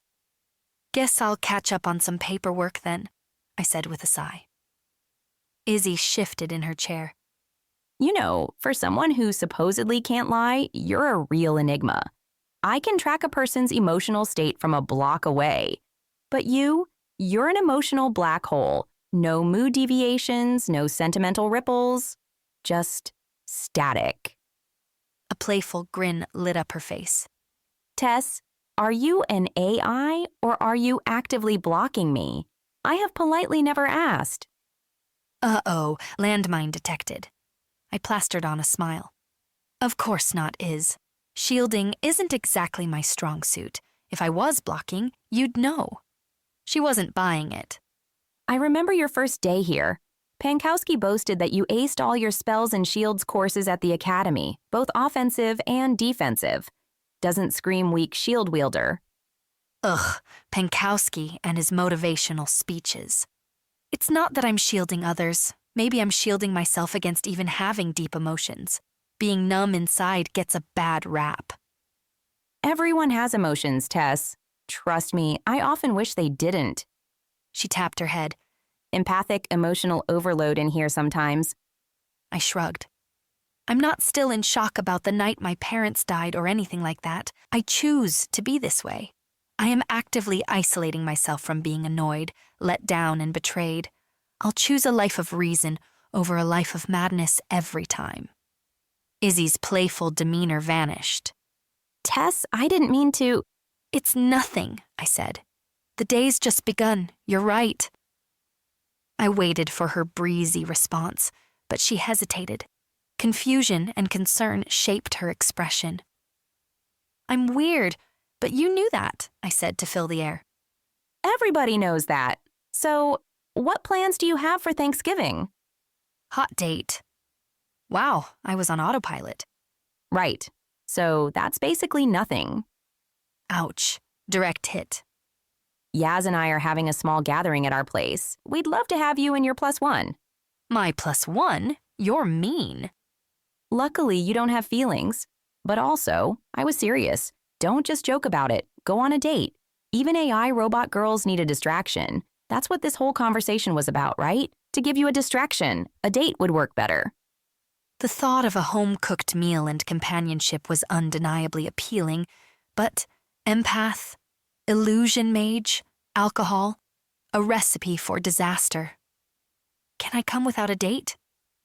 Don't be dumb. Just come. It's nothing fancy, just mounds of food, questionable humor, and not a single mind-controlling geranium. Seriously, consider it, you freak. It'll be fun. Okay, maybe. I'll think about it. Thanks. Izzy sighed. Tess, I'm not daft. I know you're not going to do that. Your response is always the same. I'll think about it. Having dinner with friends doesn't mean you'll get hurt, hun. Relax a little. You might enjoy yourself. I saluted her in a mock military fashion. Yes, ma'am. How pathetic am I? Growing uncomfortable, I headed for the door. She had me cornered, and I wasn't sure how to handle it. Hey, Tess, she called out. I paused, turning back on my heel. What is it? Everything okay over at the bureau? Yeah, just a case. It's classified. Should I be worried? Her eyes locked on mine. Why would you think that? The bureau is handling it as usual. The words sounded unconvincing. I hoped my shield was up and running because I sucked at lying, and Izzy could sniff out a falsehood faster than a bloodhound. I started to realize she could do that even without her powers. Most of the morning I sorted through paperwork, but my mind kept circling back to Miles, to Killian Tierney, and the missing codex pages. The shrill ring of the office phone shattered that disturbing loop. The caller ID read Arcane Investigations Bureau. I lurched for the receiver, my heart hammering against my ribs. Shadow Chasers, can I help you? The female voice on the other end was clipped, efficient, devoid of all pleasantries. Detective Hilliard, this is Administrator Moore from the Arcane Investigations Bureau. This call is to inform you that your services will no longer be required, effective immediately. The case has been reassigned. We appreciate your involvement. Have a good day. The line went dead before I could utter a sound. Chapter 7. The play of tree branches outside my window sent the morning light flickering across my small kitchen table. That usually helped keep me calm as I ate breakfast and anticipated the day ahead, but it was day 2 of waiting for any contact from Miles, and now those spastic flashes of blinding morning sunlight unnerved me. I called the bureau 5 times. The first 3 attempts went straight to voicemail. Then someone answered only to inform me there was no arcane bureau at that number, just a research and development institute. The 5th call finally yielded a female voice acknowledging I existed. Detective Hilliard, how can I assist you? I need to speak with Special Agent Miles Donovan, I said, laying on my sweetest sugary voice. It's important. The response was swift, not a hint of hesitation. Coordinator Donovan is not currently available. Perhaps you could try again tomorrow? And she hung up. Their customer service was sorely lacking, but then again, I was more of a stalker than a customer. If I had a gold doubloon for every time someone at the bureau withheld information, obfuscated the truth, or flat out lied, I'd be a pirate by now. No way was I backing down without a fight. The whole thing reeked of a cover-up. 9 o'clock sharp found me strolling up to the bureau's front entrance. The security guard, a mountain of a man with a shaved head and a fixed scowl, took one look at me and wagged his index finger. No. Turn around, ma'am. Building's closed to visitors. Wow, they blacklisted me already. Okay, if they want crazy. I'm here to see Special Agent Donovan, I protested. The guard's scowl somehow deepened. Make an appointment. I have an appointment. He grunted and turned to the comms device strapped to his shoulder. Wait, look, I technically don't have an appointment, I conceded, but there was an implied appointment. I don't know what that is, but it's not an appointment. Trust me, he'll definitely want to hear what I have to say. If true, it'll be easy to schedule an appointment. So he's here, sounds like? That's privileged information, ma'am. You'll have to leave now. His voice boomed with a level of authority that promised to physically remove me if I did not comply. I mumbled and retreated to the safety of a park bench across the street. From there, I had a clear view of both the front entrance and the parking lot. Miles would come or go eventually, and I would be there when he did. Settling in for a long and tedious stakeout, I pulled out my phone. Foresight had never been my forte. I should have grabbed a thermos filled with steaming coffee and a good detective novel. It wasn't too long before a familiar silver Audi sedan with tinted windows darted into the parking lot. Gideon Crawford slithered out of the driver's seat. What's the toxic twat doing here? Honestly, I couldn't care less. This new development was a particularly fortuitous stroke of luck. I left the park bench, eyes tracking Gideon as he trotted up to the entrance. I lay in wait, then trailed behind at a safe distance. He exchanged a few terse words with the security guard, then flashed some kind of credential. The moment the door swung shut behind him, I hurried after. I needed to keep as close on to Gideon's trail as possible if I wanted to tap readily into his magic. Gideon was gifted with both kinetic and persuasion powers. It was the latter I needed. The guard's face flashed a "you again" expression when he spotted me. I plastered on a smile that must have landed somewhere between manic Tasmanian devil and deranged Hello Kitty. My illusion radar stretched outward, searching for Gideon's distinct dual signature. Got it. Latching onto his magic core, I pulled just enough persuasion magic to nudge the guard in the right direction to let me through the door. I'm late for an appointment with Coordinator Donovan, I said, my teeth flashing my forced grin. The guard was uneasy on his feet. I'll call your name in. Don't bother. I've already texted him I'm here. The guard stared at me, unsure. I could picture the gears in his brain skipping and locking. I flashed my Shadow Chaser's badge as if that was all the confirmation he needed. He nodded sheepishly. My apologies, Detective Hilliard. Go ahead. Ah, you're a doll, I said with a wink as I hurried past. Assist. Gideon, I guess he's not completely useless. Once inside, I took a steadying breath, then searched for Gideon's dual signature. That persuasion mojo is good magic to have when busting into hostile territory. Once the initial enchantment faded, that security guard would realize his lapse and come looking for the intruder. The bureau teemed with a churning sea of signatures crashing against my senses in chaotic waves. A whole tsunami of them stormed my magic core all at once, Gideon's included. The sneeze I let loose was loud enough to wake the ancient vampires rumored to slumber in the bureau's sub-basements. Vampires didn't bear a signature since their supernatural state wasn't innate like ours, but acquired. You could, however, count on a necromancer or two skulking in their vicinity. For better or worse, the cold tingle of necromancy was never difficult to discern, a sickly, unsettling signature that raised the fine hairs on the nape of my neck. I reined in my core's defenses to filter out the excess energy flooding my system and focus in on Gideon's magic.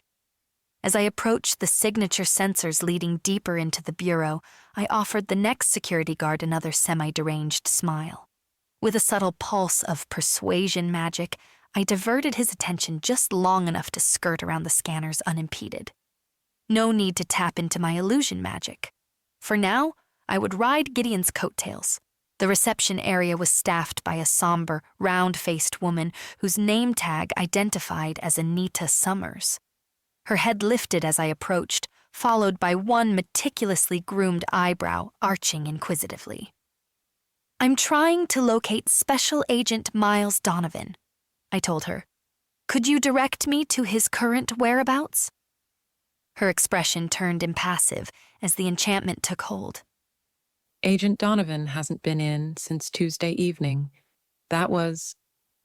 She pursed her lips, struggling under the strain of the persuasive compulsion. Yes, 2 days ago. She concluded, as if solving the world's most elusive math equation. Tuesday night? I knew it. I wasn't going crazy. Everyone was aware of his absence. Where the hell had he disappeared to? Did the Bureau send him somewhere? Had something happened? The Bureau clearly knew more than they were willing to share. If that was how they wanted to play, I had no choice. Unconventional times called for unconventional methods. I had told myself I wouldn't push things, yet here I was, pushing like a madwoman on a bulldozer. I dug deep into Gideon's reserves and borrowed a hefty dose of persuasion before he slipped deeper into the labyrinthine building and out of my reach. "Would you be so kind and point me in the direction of the director's office, Anita?" I asked the bewildered receptionist. Anita's gaze faltered for a beat before refocusing. Director Harris? Of course. One moment. She produced a glossy visitor badge. Let me stamp your clearance. A few keystrokes later, the printer whirred to life, dispensing a sticker inscribed with Level 5 clearance that Anita applied to the badge. Take the elevator to the 4th floor. The director's office is at the end of the main corridor through the double doors. You're an absolute gem, Anita. I clipped the badge to the lapel of my faux leather jacket, turning on my heel to hurry to the elevators. By the time I reached the 4th floor, I had lost track of Gideon's signature. It was all on me now. I pressed onward down the hallway, keying into the strongest paranormal signature radiating from the upper level, the director's unmistakable telepathic signal. If Imani Harris knew what Miles was up to, her thoughts would be a fountain of information, and I was more than willing to use her power to take the plunge and drink from the wellspring of her mind. At the end of the hall, I stood in front of a pair of oak double doors that loomed like imposing sentries, carved with elaborate warding runes. I pressed the security push button. A harsh buzz resonated. "State your business," a voice demanded through the speaker grill. "Here to meet with Director Harris," I said. "I have clearance." The silence was so protracted I hit the button again, but in the same moment, the heavy doors swung inward with a low groan to reveal a tall woman in a charcoal pantsuit, regarding me with disdain. "You have no appointment scheduled, nor do you possess the necessary clearance." "And yet you came to the door for this. What are you people hiding?" The woman was a basic spell conjurer, her abilities limited to rudimentary wards and summoning incantations. There was nothing in her core arsenal I could use to get past the door. Screw it, I'm down to moxie.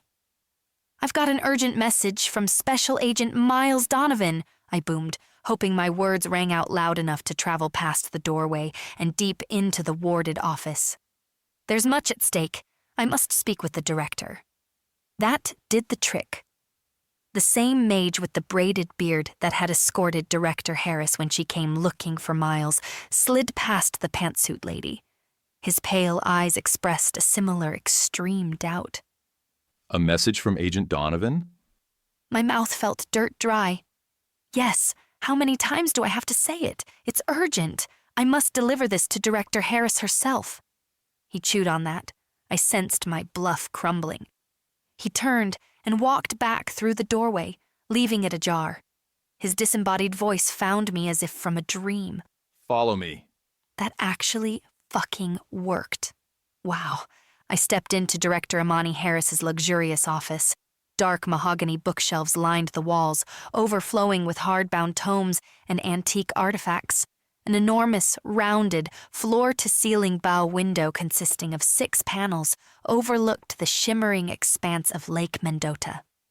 Director Harris sat behind her desk, an impressive slab of flawless, polished cherry wood. She pinned 2 cold, severe eyes on me. "Yes?" "I'm Tess Hilliard, an investigator with Shadow Chasers. Agent Donovan—" "Right. Brought you in to assist on a minor portal matter." She finished my sentence for me. "I'm aware." "I wouldn't call it a minor." I understood your services were no longer required, she said, speaking over me once again. About that, I have a message for you. What exactly could that message be? What would Miles want me to say? All signs of patience drained from her face. Agent Donovan insisted that I be reinstated immediately. Did he now?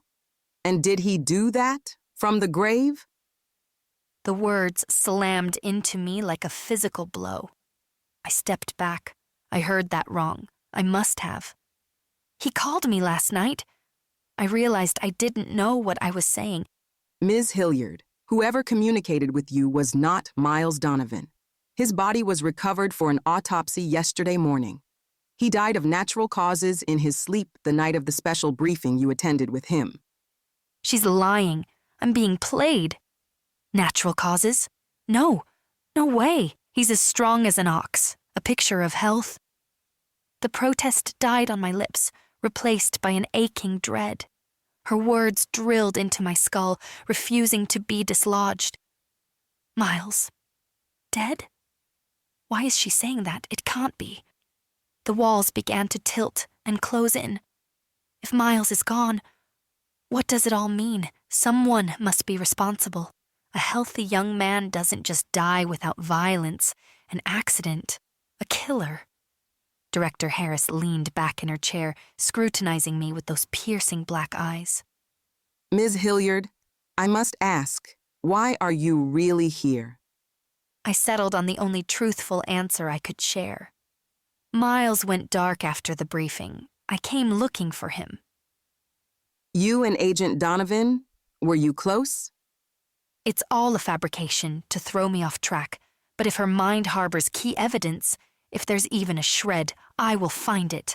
My shield flickered, opening my core's pathways. The director's powerful signature churned.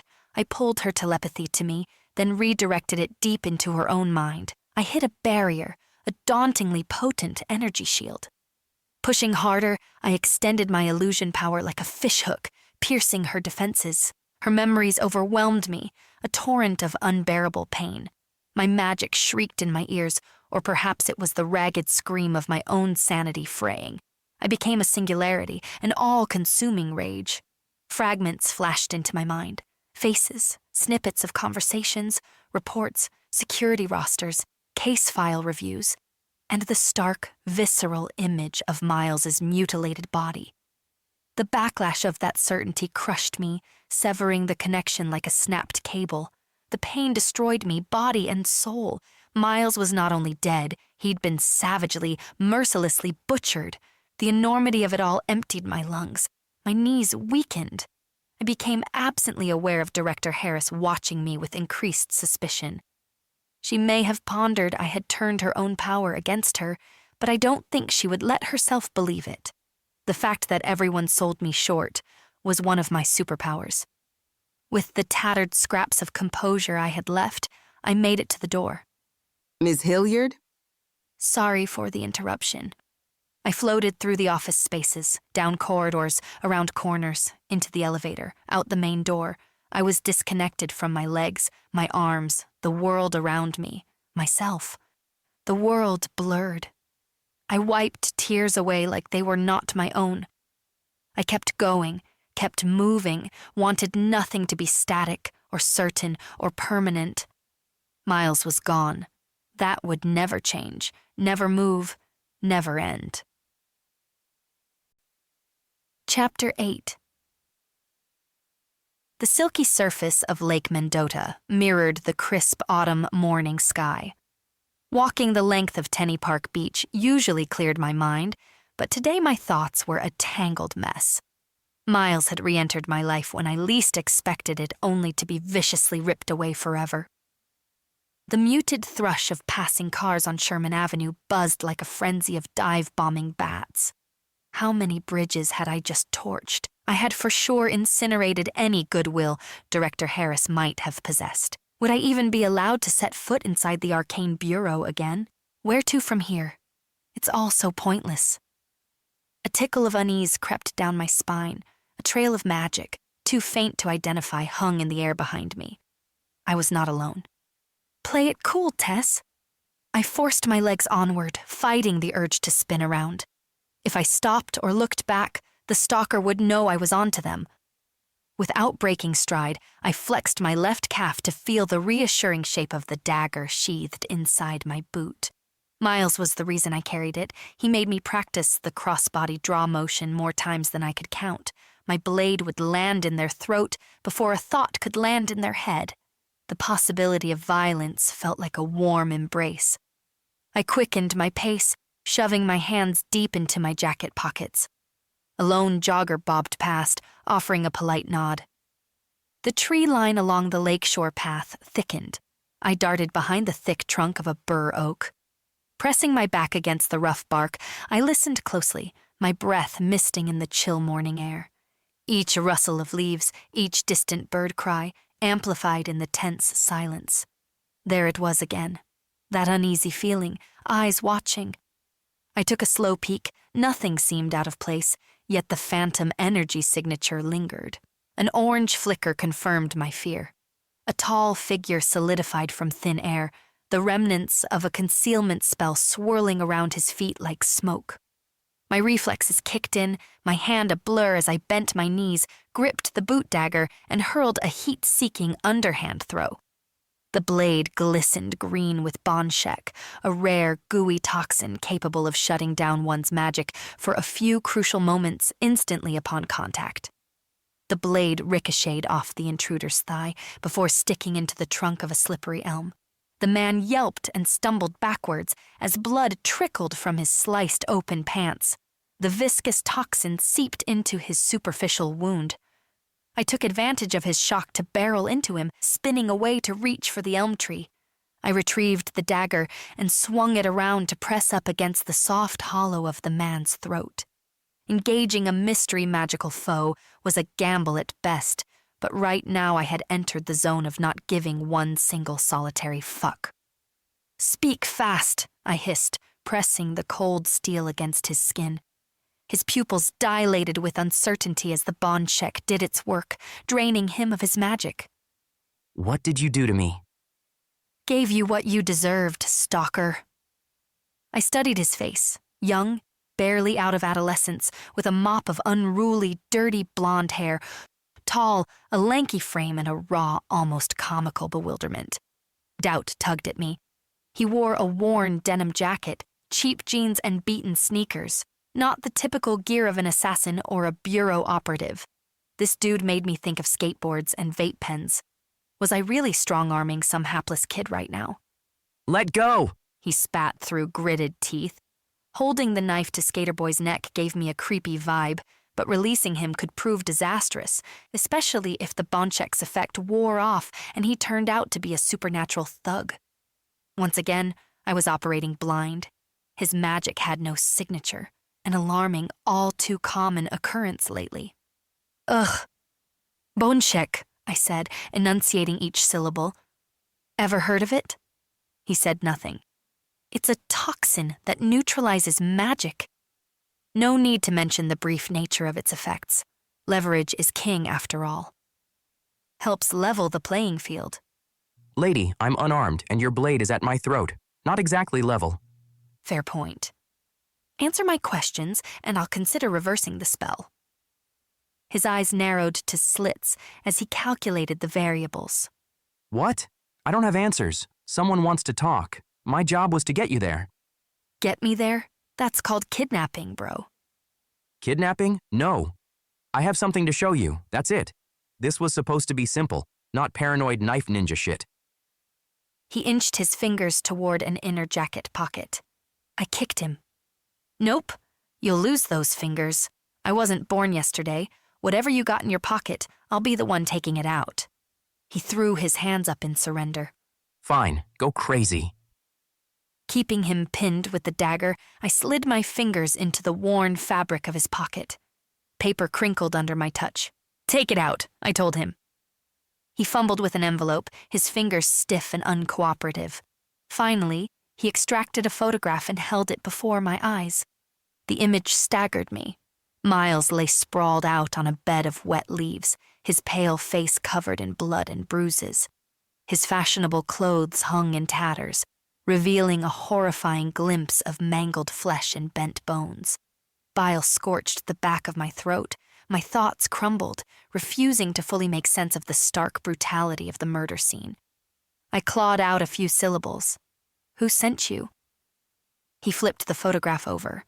A single letter, K, was scrawled in thick crimson ink on the back. Killian Tierney. Why did that psycho send a boy? Unless, was this skinny brat one of the elemental warriors in Killian's clan, his unfathomable power anchored to the primordial forces of nature? That would explain his cloaked signature. My dumb luck. I was 10 minutes from the comforts of my loft and 12 minutes from crawling into my bed where I could bury myself in a tangle of blankets and pillows. That path is ash on the wind now. I sheathed the dagger in my boot, the weight of the hilt nestled against my calf once more. Lead the way. Was I walking into a trap? More than likely. I didn't know shit about Killian Tierney, but one thing remained certain. The man never did anything without cool calculation and dead-eyed precision. I heard Miles in my head, warning me about him. Toxic, always an angle. But I couldn't walk away. I'd unearth the truth about his violent end, one bloody fingernail at a time. I'd never stop digging, even if it meant traversing the darkest of paths. Even if it proved to be my own grave I was digging. The tunnel snaked endlessly, our boots thudding with each plodding step. Humidity beaded on the polished stone walls, catching the flickering light of mounted torches lining the passage. My dread mounted as I followed a complete stranger down a secret stairwell and into a damp, subterranean labyrinth beneath the historic University of Wisconsin armory known as the Red Gym, a 19th-century castle-like structure made entirely of red brick complete with crenellated towers. The claustrophobic passage widened into a vast grotto. The vaulted ceiling soared some 30 feet overhead, a magnificent dome crafted from the same aged stone as the walls. At the center of the grotto, wide steps led down to a steaming sunken pool. The pool easily spanned 50 feet in diameter. Its turquoise waters radiated a preternatural luminescence. Behold the last remaining bathing chamber of the legendary Therian king, a smooth baritone voice announced. My gaze snapped towards the sound, landing on the lone figure sprawled languidly on the steps at the far end of the pool, bottom half underwater. Even from this distance, an unmistakable aura of power and menace clung to Killian Tierney like second skin. His lean, muscled frame was a study of sharp angles and rugged symmetry. I tamped down the sliver of alarm that skittered through my core. If this cunning bastard held any answers about Miles's fate, I would play along with his twisted games as long as necessary. I'm assuming Donovan told you who I am. He rose from the steaming waters, stark naked, carelessly draping a towel around his hips. I raised my chin to avoid directly staring at his exposed manhood. No, he seemed unimpressed and uninterested. He scoffed. Woof. Your acting will need to improve if you are ever to become even a minor asset in the clandestine arts. Oh, the arrogance! He circled the pool with a predator's easy lope, closing the distance between us with measured strides. His wet skin glistened over sinewy ropes of lean muscle. The jagged scar on his left cheek was not his only blemish. Deep furrows and poorly healed gashes sketched a violent history on his powerful torso. Claws, I realized, serrated blades, axes, the brutal legacy of battles fought with medieval savagery, worn like insignias of high honor. Oh boy. Would you mind putting on some clothes? A wolfish grin played across his lips. That was my intention. In a practiced motion, Killian shed the towel and swept a pristine white ceremonial silk robe around his shoulders, tying the belt at his waist. In the flickering torchlight, his features remained unreadable, his eyes radiant with a glowing hunger. The man's presence was flammable, threatening to ignite. Proceed with caution, Tess. My young escort sidled up to Killian and whispered in his ear. The shift in Killian's expression was instant as he emitted genuine surprise. Bonchek? You used the magic eater? Really? How did you get your hands on that? Family heirloom, limited edition, single ampule. And you wasted precious drops on poor Aiden here? He clucked his tongue in mock disapproval. You're a dangerous little thing, aren't you? Little? Don't rise to the bait, Tess. Don't smack the satisfaction right off his pompous face. That's Investigator Hilliard to you. His mouth curved into a half grin. I do relish a woman with teeth. Dude, I didn't come to this creepy basement to trade adolescent barbs with a toxic warlord or Therian king, or whatever the hell you like to call yourself, playing dress-up in his secret bathhouse. Let's cut right to it. You knew about Agent Donovan. How? When a top dog supernatural is murdered, it's my business to know. Yes, but you know details. The Bureau's cover story is that he died suddenly in his sleep.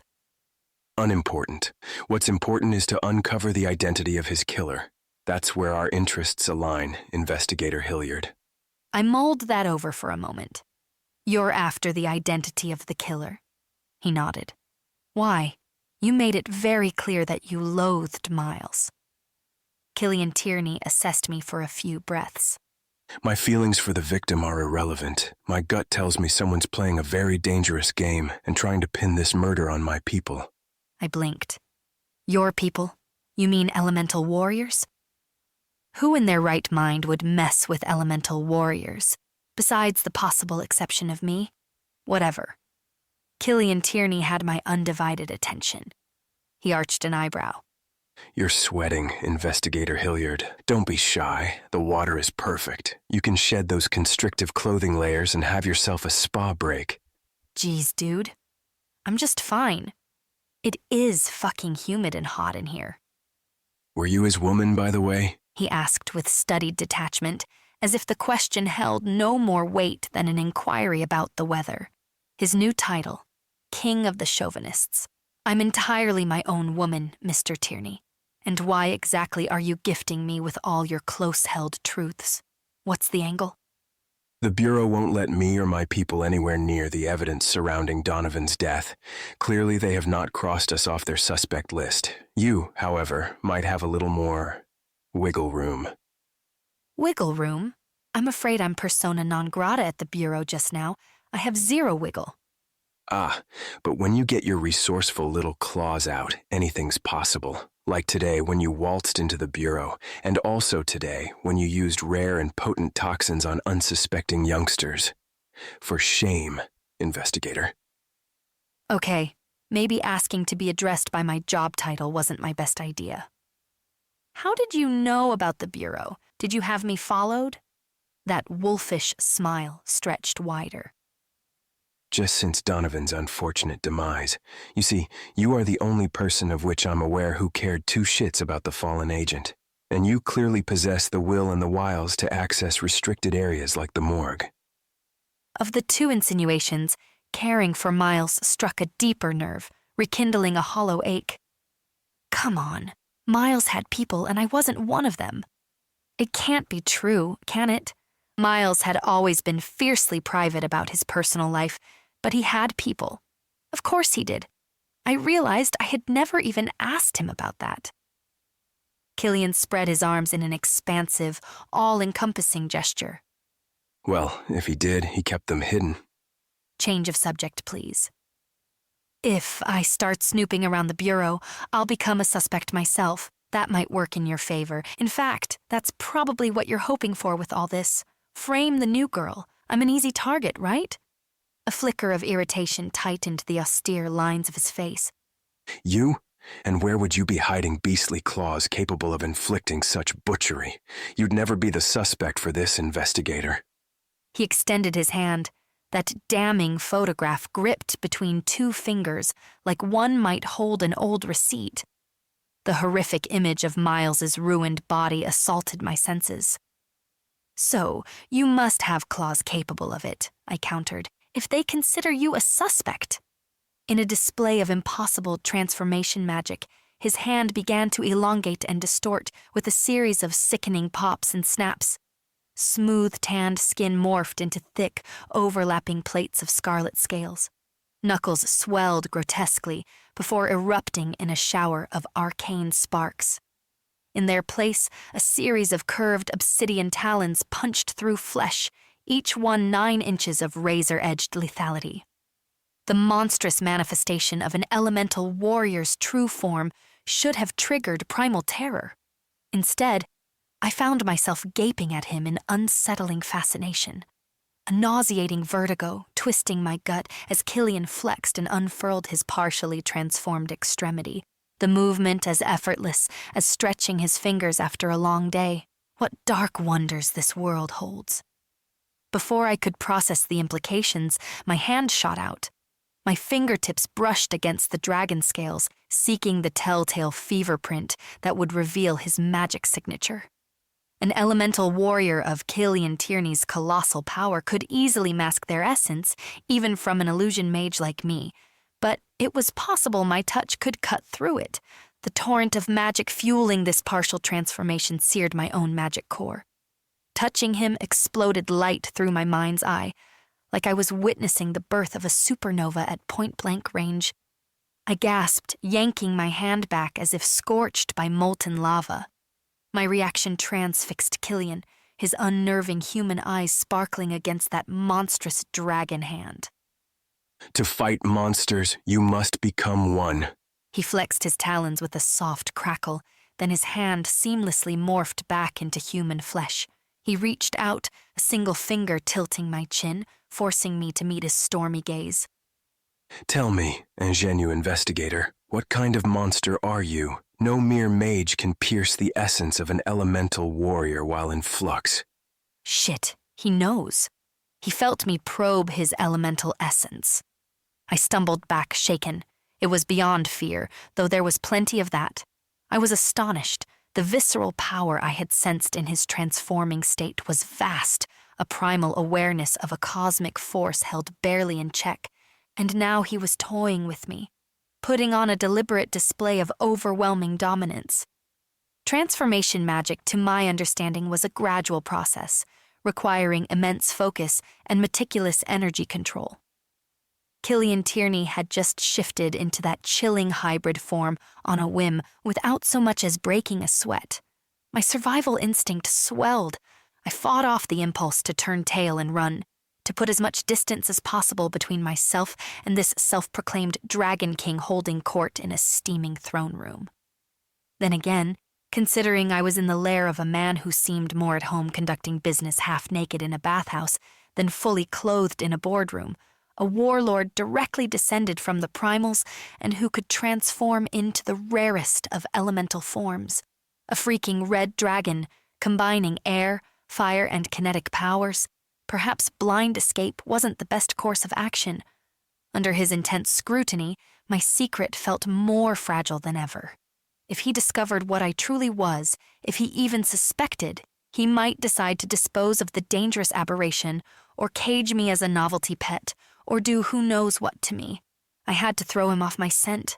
Cooperation might be the only way out. I can't make any promises, I said, swallowing down the knot lodged in my throat. But I'll see what I can do. He winked. There it is. That's the old college try.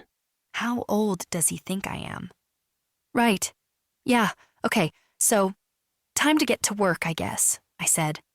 And one more thing. No more following. It's a deal breaker. You have my word. Aiden will escort you out.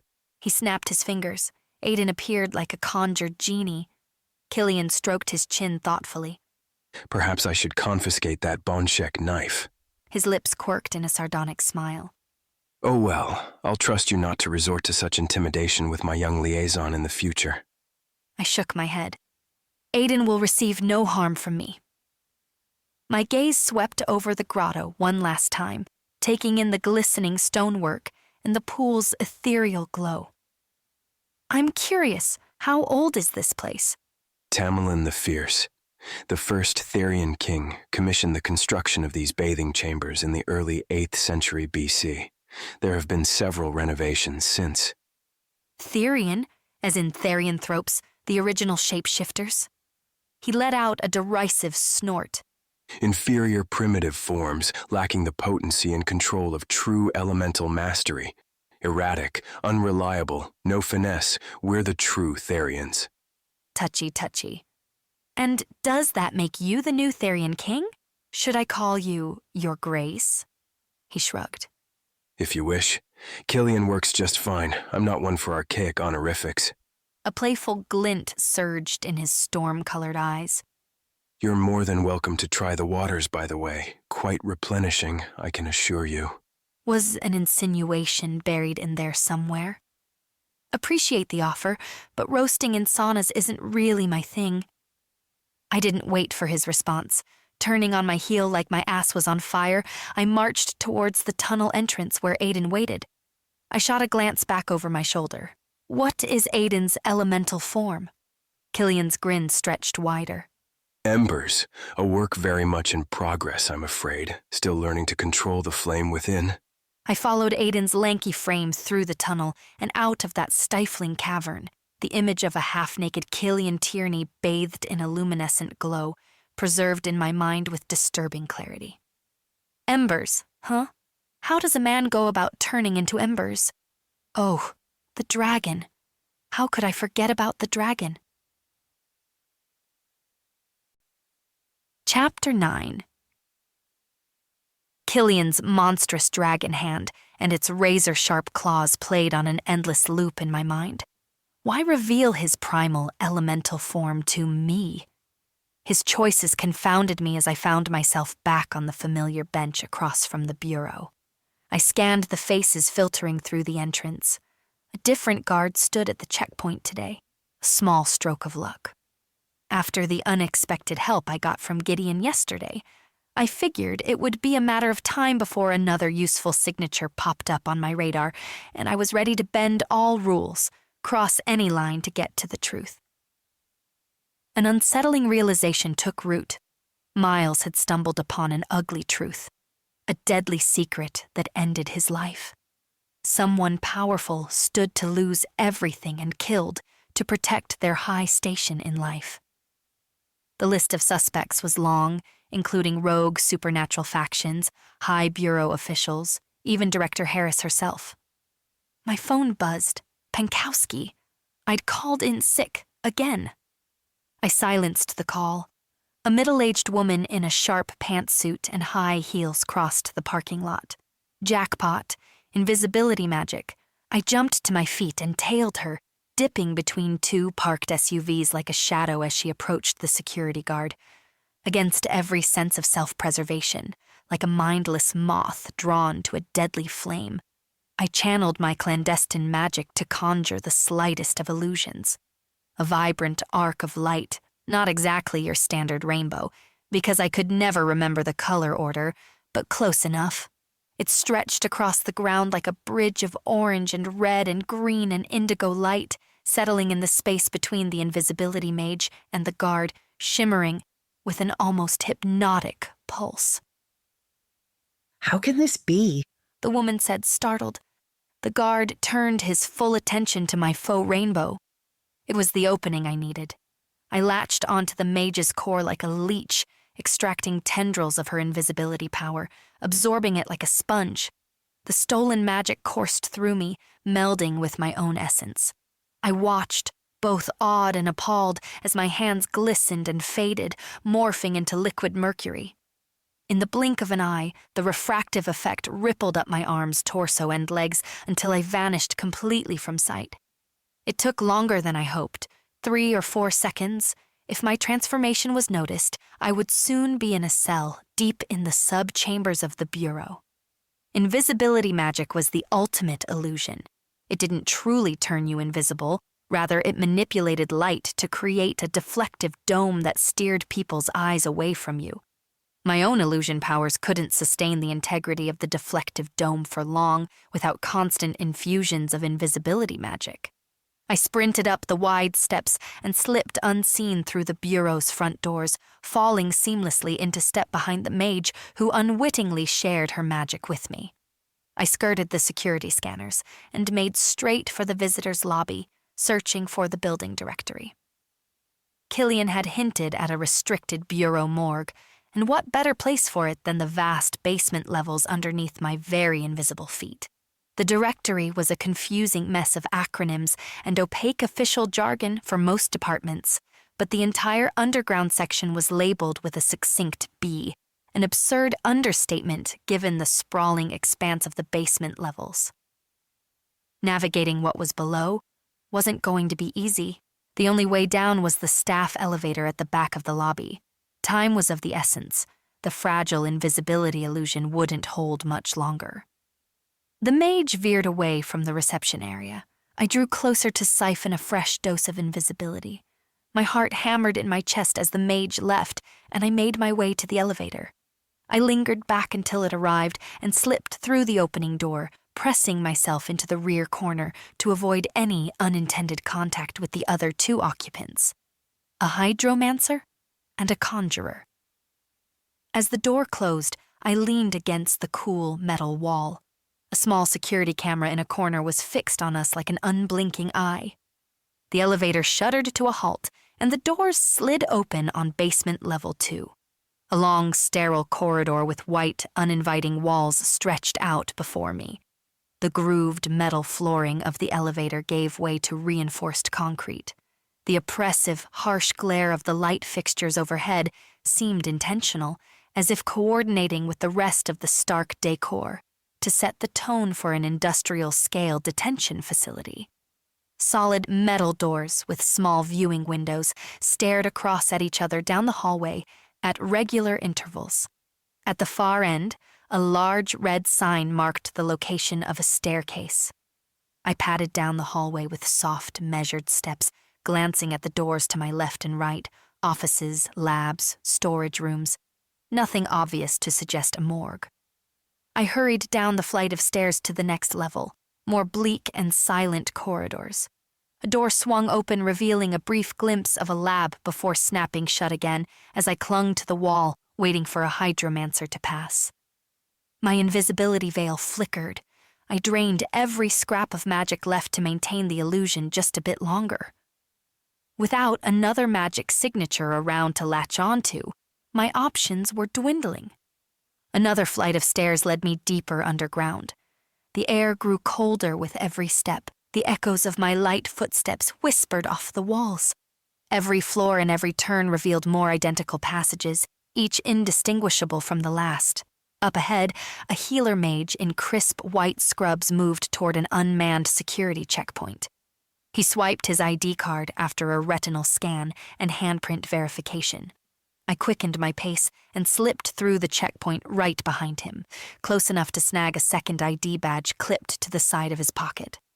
I ducked into a small alcove behind a file-laden trolley, pressing my back against the concrete wall. My borrowed invisibility flickered once, twice, 3 times, then sputtered out completely. Relief washed over me as the tremendous strain of carrying all that excess energy left my core. My attention jumped to the badge in my hand. High clearance. Yes, let's eat. With a dash of illusion and a pinch of nerve, I swiped my hand over the printed name, morphing it to mine. Using illusion magic inside the bureau, let alone inside their covert underground lair, was pushing my luck. But hell, I was in too deep, and luck was all I had. Walking out of the bureau undetected would likely be a fool's errand, but slinking out empty-handed would mean I'd risked it all for nothing. If I fail, I'll fail spectacularly. Badge prominently secured to my jacket, I straightened up and stepped out of the nook. Scanning the hallway, I caught a glimpse of the healer mage's white coat disappearing around a corner.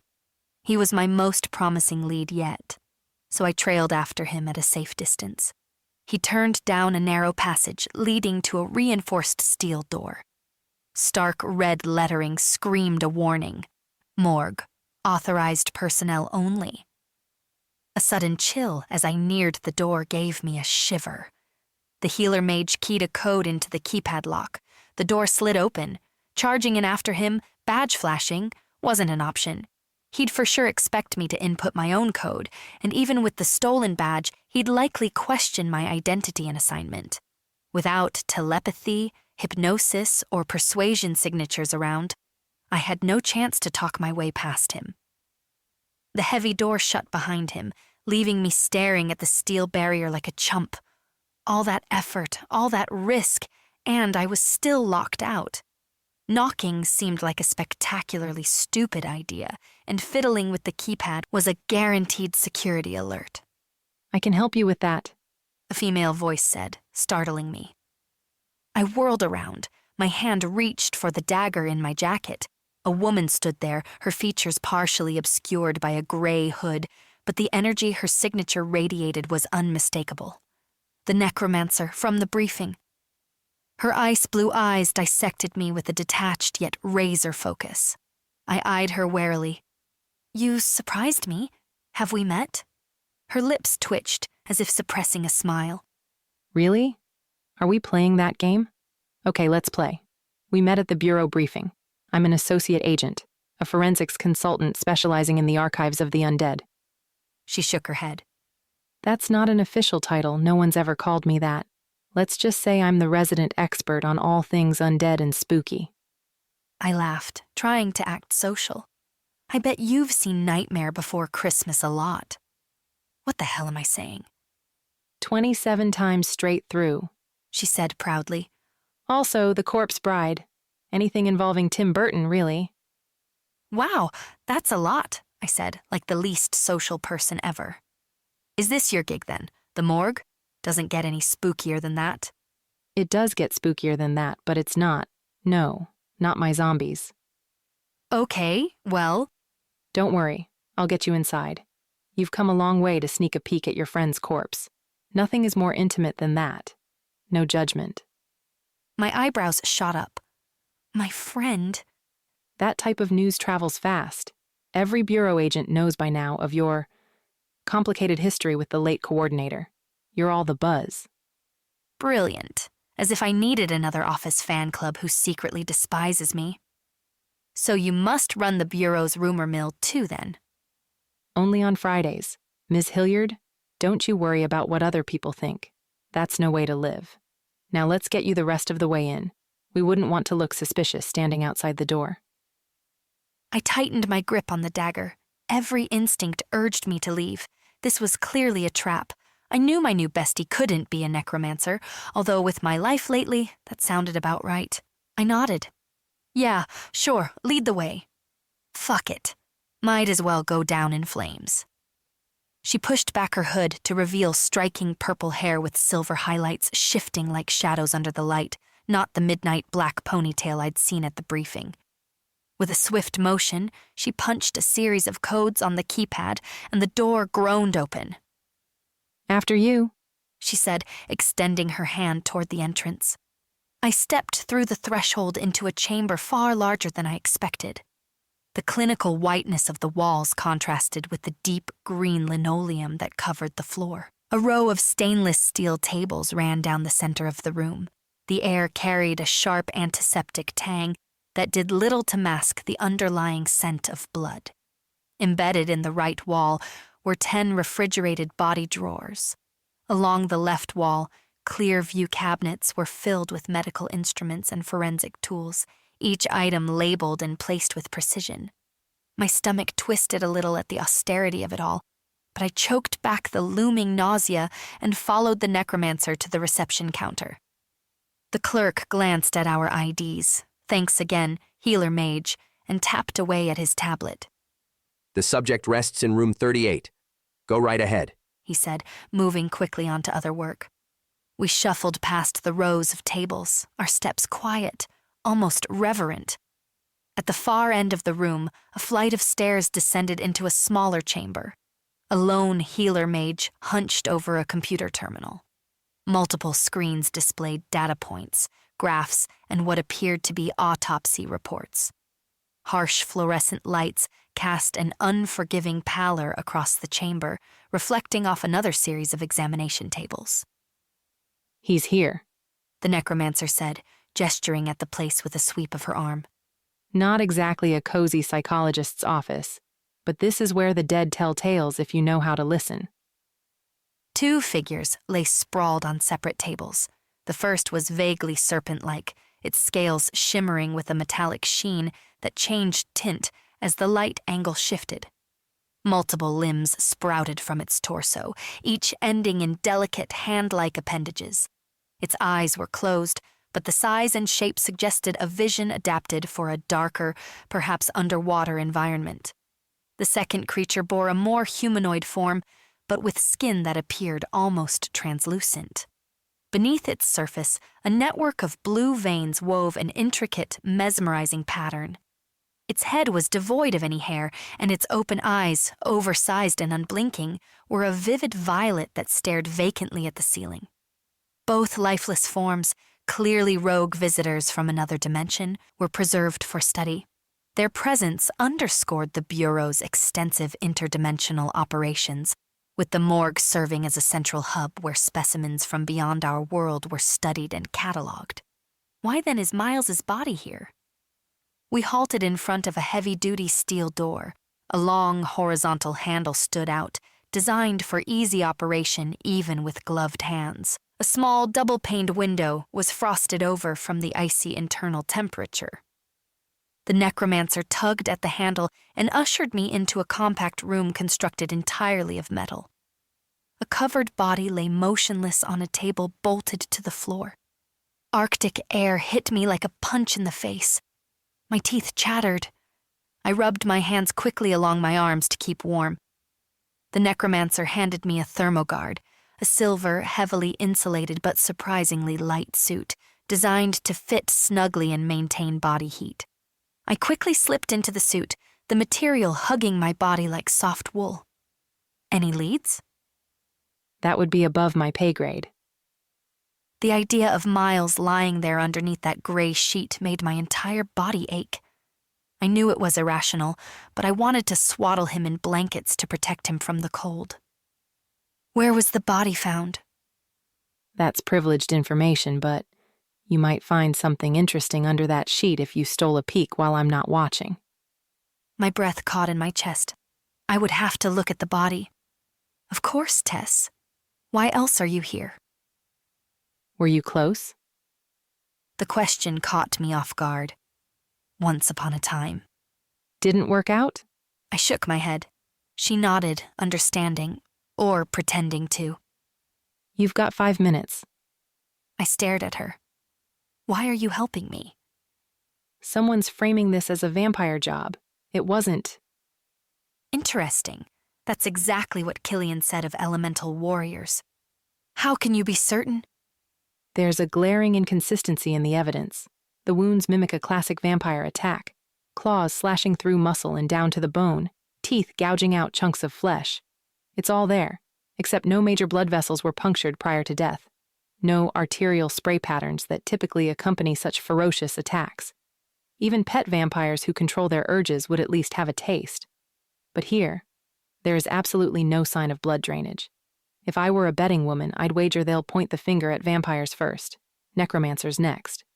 I'm not about to let my kind be the fall guys, and I can't act on that information, because I'm bound by blood oath not to oppose the Bureau, but... But I can, I finished her thought.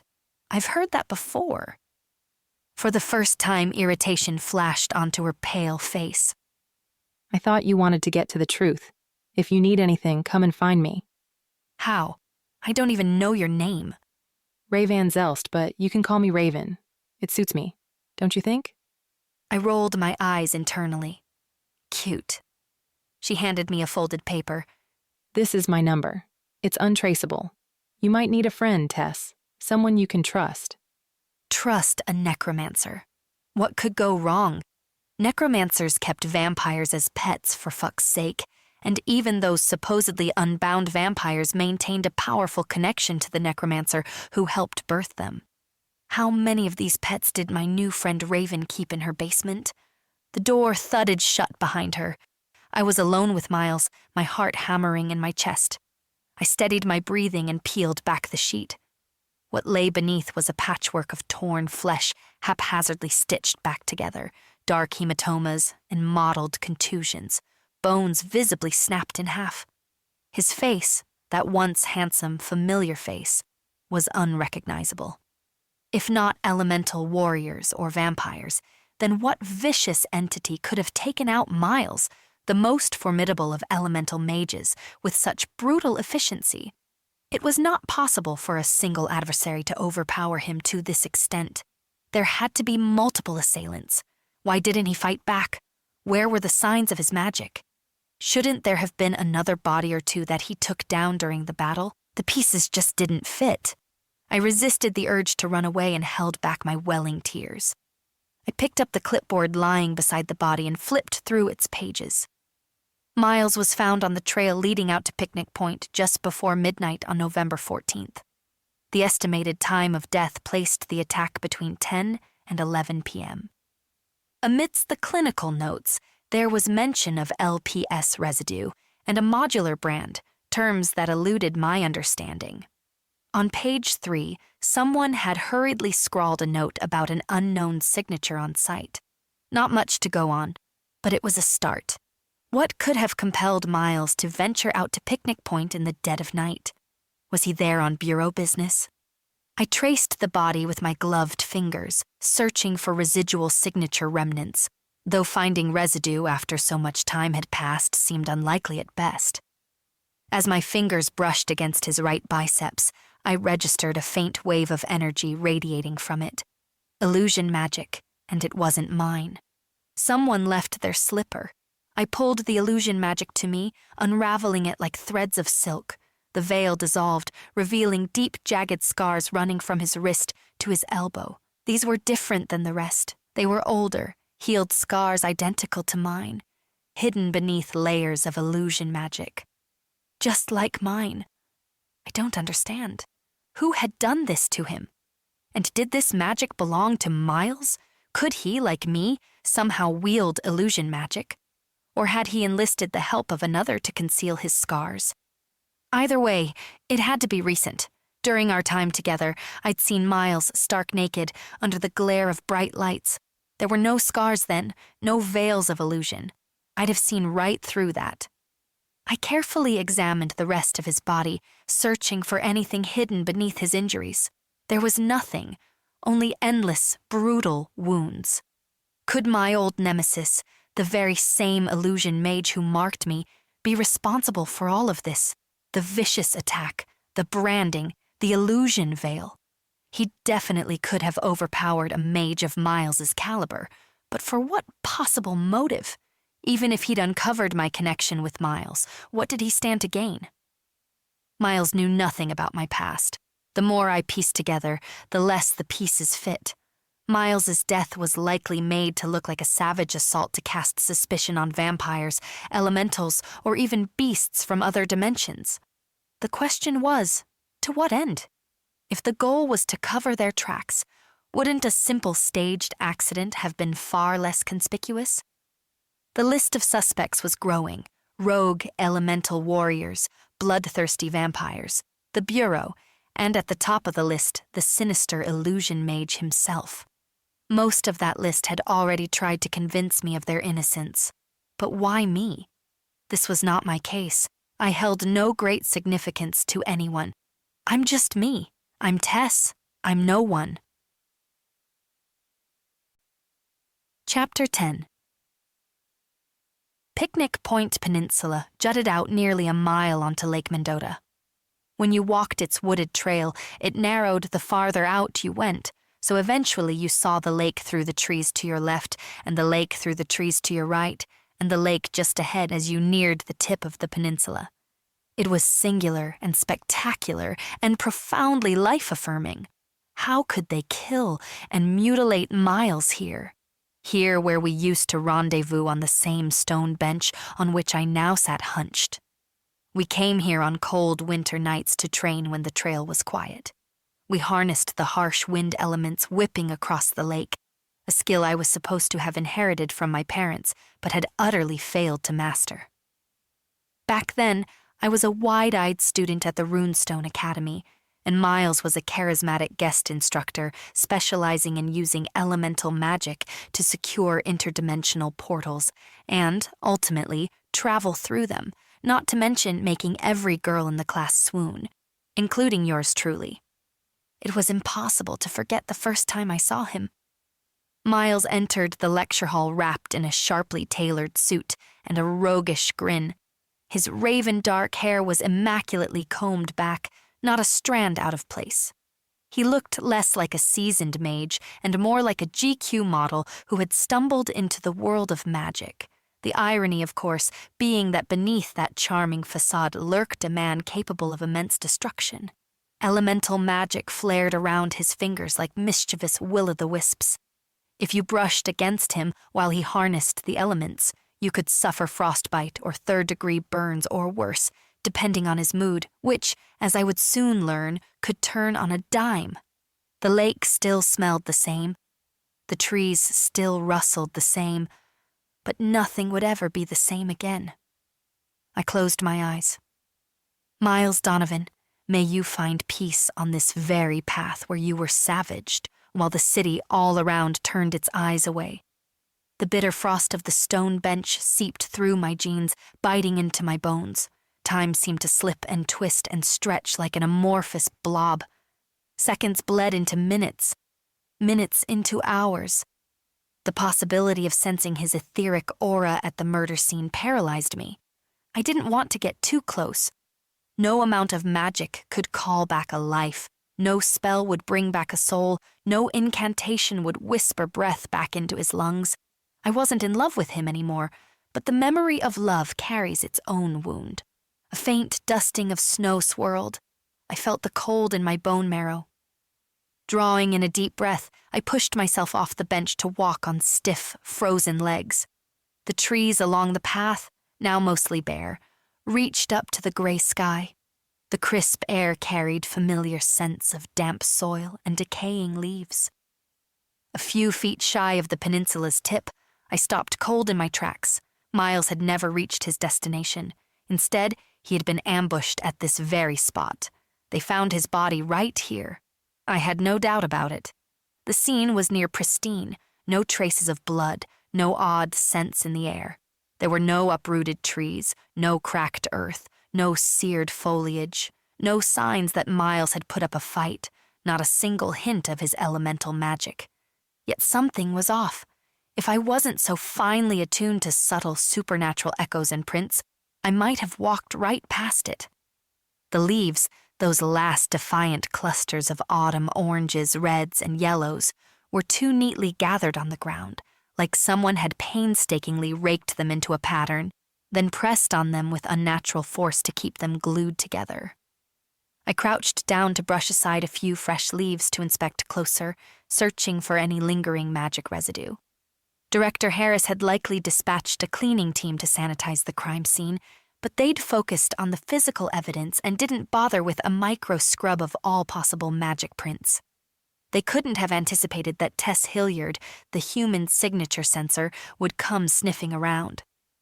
And there it was, pulsing faintly, a fever print, several fever prints, too weak to pinpoint a specific source or signature, but undeniably foreign, possibly non-human, an unfamiliar brand of magic, a puzzling calling card left behind by his killers. I mapped the scene in my head. The residue patterns painted a grim picture. The attackers had approached from the point, their path converging on Miles here. The fact that he hadn't attempted to fight, shield himself or flee suggested that he knew his attackers. Maybe they were who he came to meet. Yes, they lured him here peacefully, then cut him down. I could almost picture him standing under the moonlight, his face contorted in disbelief as they came at him from all sides. The residue trail led me to the point where it hit me like a Mack truck, a magic signature unlike any other, stronger, more pervasive, suffocating, and strangely familiar, especially since I'd felt it for the first time only yesterday. It was the unforgettable aeropyrokinetic, who knows what else power signature of Killian Tierney. But how? Had he come to investigate the crime scene? But then, how did he know this was where it happened? According to him, he had no access to the Bureau's reports. Unless he was the attacker. He and his army of elemental minions, in which case, what the hell did he want with me? Was I some sort of pawn, unwittingly doing his dirty work for him? Well, yeah, I was that either way. The hairs on the back of my neck prickled. If the Therian king was involved in the murder, bringing him to justice would be a suicide mission. Miles would have counseled me to stay as far away from Killian as possible. He would want me to snap out of it, get smart, be careful. But how the hell was I supposed to turn a blind eye when the evidence pointed a giant red arrow in his direction? There was no way I would ever back down.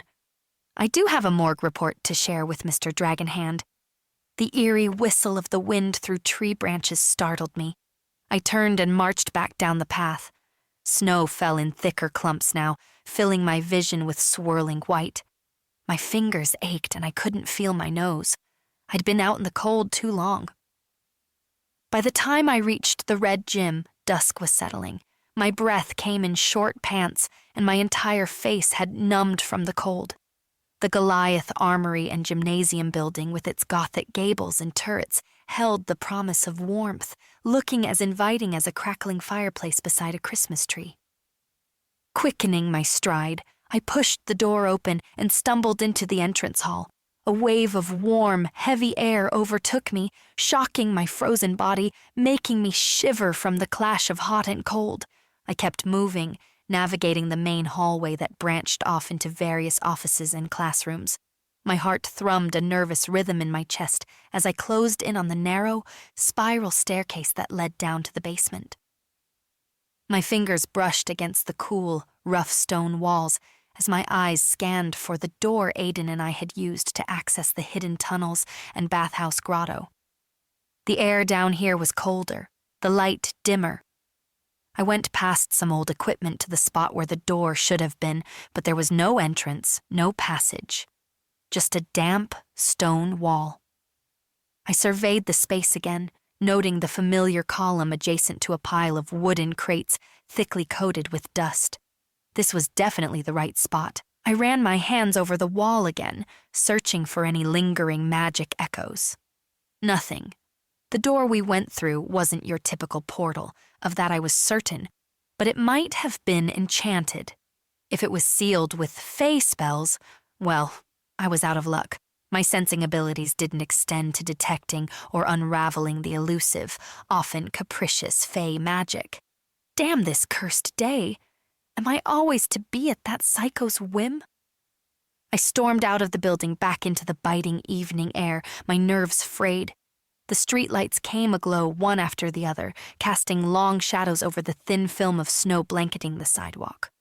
The prospect of trudging the city streets back to my place was becoming a grim reality. A car. Gods. My kingdom for a freaking car. Grim and dim and shabby and cruel, this world. My whole life was defeat. All my thoughts were surrender. Fuck surrender. You know where you can find a car? I shook my head, getting more pissed by the second. No, I don't. Something with functioning heat and a working radio. Shut it, you irritating voice of inconvenient truths. With each step, my frustration grew. I started to feel eyes on me. Every shadow seemed to hold a hidden threat. Killian's presence loomed like a monstrous storm hanging over my head. The man oozed raw power and whispered violence with every breath. Reaching out to him felt like a deal with the devil. But I was out of smart options. I needed answers, no matter the cost. A man leaned against a tree up ahead, blocking my way. Snowflakes swirled around him in a mystical dance. He wore a black t-shirt and skinny jeans clinging to lean but toned legs, his denim jacket slung over one shoulder, with casual defiance of the cold. He tracked my every step. I was so tired and cold my sensors were shot. I hadn't registered Aiden until he was practically in my face. My gaze snagged on his left arm. It pulsed with a smoldering glow. Embers, his elemental form on full display. What now? A magic flex-off? Is he jealous that his king showed off that dragon hand to me? I must be some sort of magnet for the disgruntled, a designated dumpster for damaged magic egos. He took a step back, eyes narrowing. Ah, he's wary of my Bonchek dagger. You should join the Eskimo Club, Aiden. You know, those cheeseheads who walk into icy lakes with their shirts off. They're the only ones who'd be impressed with your little display. Don't know what that is, He stated flatly. Killian is waiting. Hallelujah. At the bathhouse. I just came from there. The red gym must have eaten the door. It's gone. Not the bathhouse, Ms. Hilliard. You've been invited to the Therian Helm. I read his face, trying to spot a tell, to see if he was lying. Therian Helm, the elemental stronghold, no one goes there. My mind conjured images of a sprawling fortress teeming with elemental warriors glowing and shining with powers untold. The place was more legend than reality in my mind since I was a small schoolgirl. Either I had gone mad or I was dreaming. If it did exist, I would be stepping straight into the maw of the beast, most likely right where the Therian king wanted me. Awake or asleep, I wanted to see the Therian Helm, and I wanted to find out who killed Miles. I also wanted to figure out why Killian Tierney was at the murder scene. Aiden flashed me a grin. Consider yourself lucky, investigator. Very few have ever crossed that threshold. Funny, I don't feel lucky. He was lucky. He was young and dumb. Chapter 11. We drove for an hour in near total silence, punctuated only by Aiden's grunts and the whistling of the wind as we approached Devil's Lake State Park. The quiet drive had done little to soothe my growing anxiety. The landscape grew rugged and wild, with towering, snow-covered bluffs casting menacing shadows across the winding roads. As Aiden swerved onto a narrow dirt path, a gray structure came into view in the headlights, perched precariously on the edge of a cliff overlooking the icy expanse of Devil's Lake. It looked more like an abandoned lodge than the seat of a powerful elemental clan. "This is it?" I muttered under my breath. "The Therian Helm?" The name promised more than decaying wood and chipped paint. Patience, investigator, Aiden said. He drove through the rusted gate. The scene rippled like a heat haze, as we must have breached an enchanted veil. Fey lanterns glowing an eerie green winked into existence, bathing the lodge in an otherworldly light. The gray walls shimmered and shifted, shedding their disguise to reveal the real Therian Helm, a breathtaking fortress woven into the landscape. Towering spires of obsidian stone pierced the sky, each crowned with a blaze of elemental fire that danced like specters against the twilight sky. The walls, carved from the very bedrock, seemed natural extensions of the earth. The fortress melded ancient design with the raw, untamed energy of the landscape, making it seem as if it had been drawn out from the ground and sculpted by ancient gods. Lush ivy, glowing faintly, clung to the stonework. The main gate was wooden and adorned with carvings of mythical beasts and elemental symbols. The air was charged with tension that caused static on my skin, filled with whispers of ancient magic and the untapped energy of the elemental beings that dwelled within. The old Toyota Camry sputtered to a stop. Aiden got out and opened the door for me. The arched fortress windows were all dark, except for one brightly lit up in the central tower. I swallowed. What I felt was awe, and I didn't like it. I needed a clear head, not wide-eyed wonder. Easier said than done. The Therian Helm wasn't just a place. It was a monument to elemental splendor, a fortress so steeped in magic and history that it overwhelmed the senses. More than a stronghold, it held the weight of an empire, a declaration of unmatched power. Aiden threw back his head and let out a long, high-pitched cry, his hands glowing with smoldering energy. A chorus of howls and shrieks answered him as flames erupted from a row of windows. The earth shook under my feet with a primal force. If this was meant to intimidate, damn, it worked spectacularly. Now would be an excellent time to flee. But my only escape route led straight back into the wilderness. When the fiery exhibition apparently came to an end, Aiden gestured toward the fortress. This way, investigator. You guys really like your pyrotechnics, huh? I quipped. This place must be impressive on the 4th of July. Aiden didn't enjoy my musings one bit, his loss. I followed him up the marble steps to the main gate. The immense door swung open, and Aiden led me through to an inner courtyard, awash in the kaleidoscopic glow of fey lanterns. To my right, a spire rose into the evening sky, carved with the image of a red dragon coiling around the tower's length. The beast's mouth gaped open, lit from within by an inferno that caused the stones to smolder. I tore my gaze away from the hypnotic dragon-wrapped spire. We crossed the courtyard, and the prickling sensation of unseen eyes watching me, studying me, and assessing me made my skin crawl. Every corner seemed to hide an elemental warrior waiting for a single misstep, and I was armed with nothing but my wits and an overriding fear. The primordial power humming through these ancient stones raised the fine hairs on my neck. I was entering Killian's domain, and whatever game the Therian King played, I had no choice but to meet it head-on. I trailed behind Aiden through an archway into a large rotunda crowned with a vaulted ceiling and iron torch sconces on the walls. We ascended a spiraling stone staircase, emerging into a wide hallway. The onslaught of ancient enchantments and centuries-old wards made my head spin, the elemental power resonating through me like a dull ache. Staying upright took monumental effort. I knew it had all been orchestrated, down to every calculated detail. Killian Tierney wanted me cowed and off balance before I even laid eyes on him.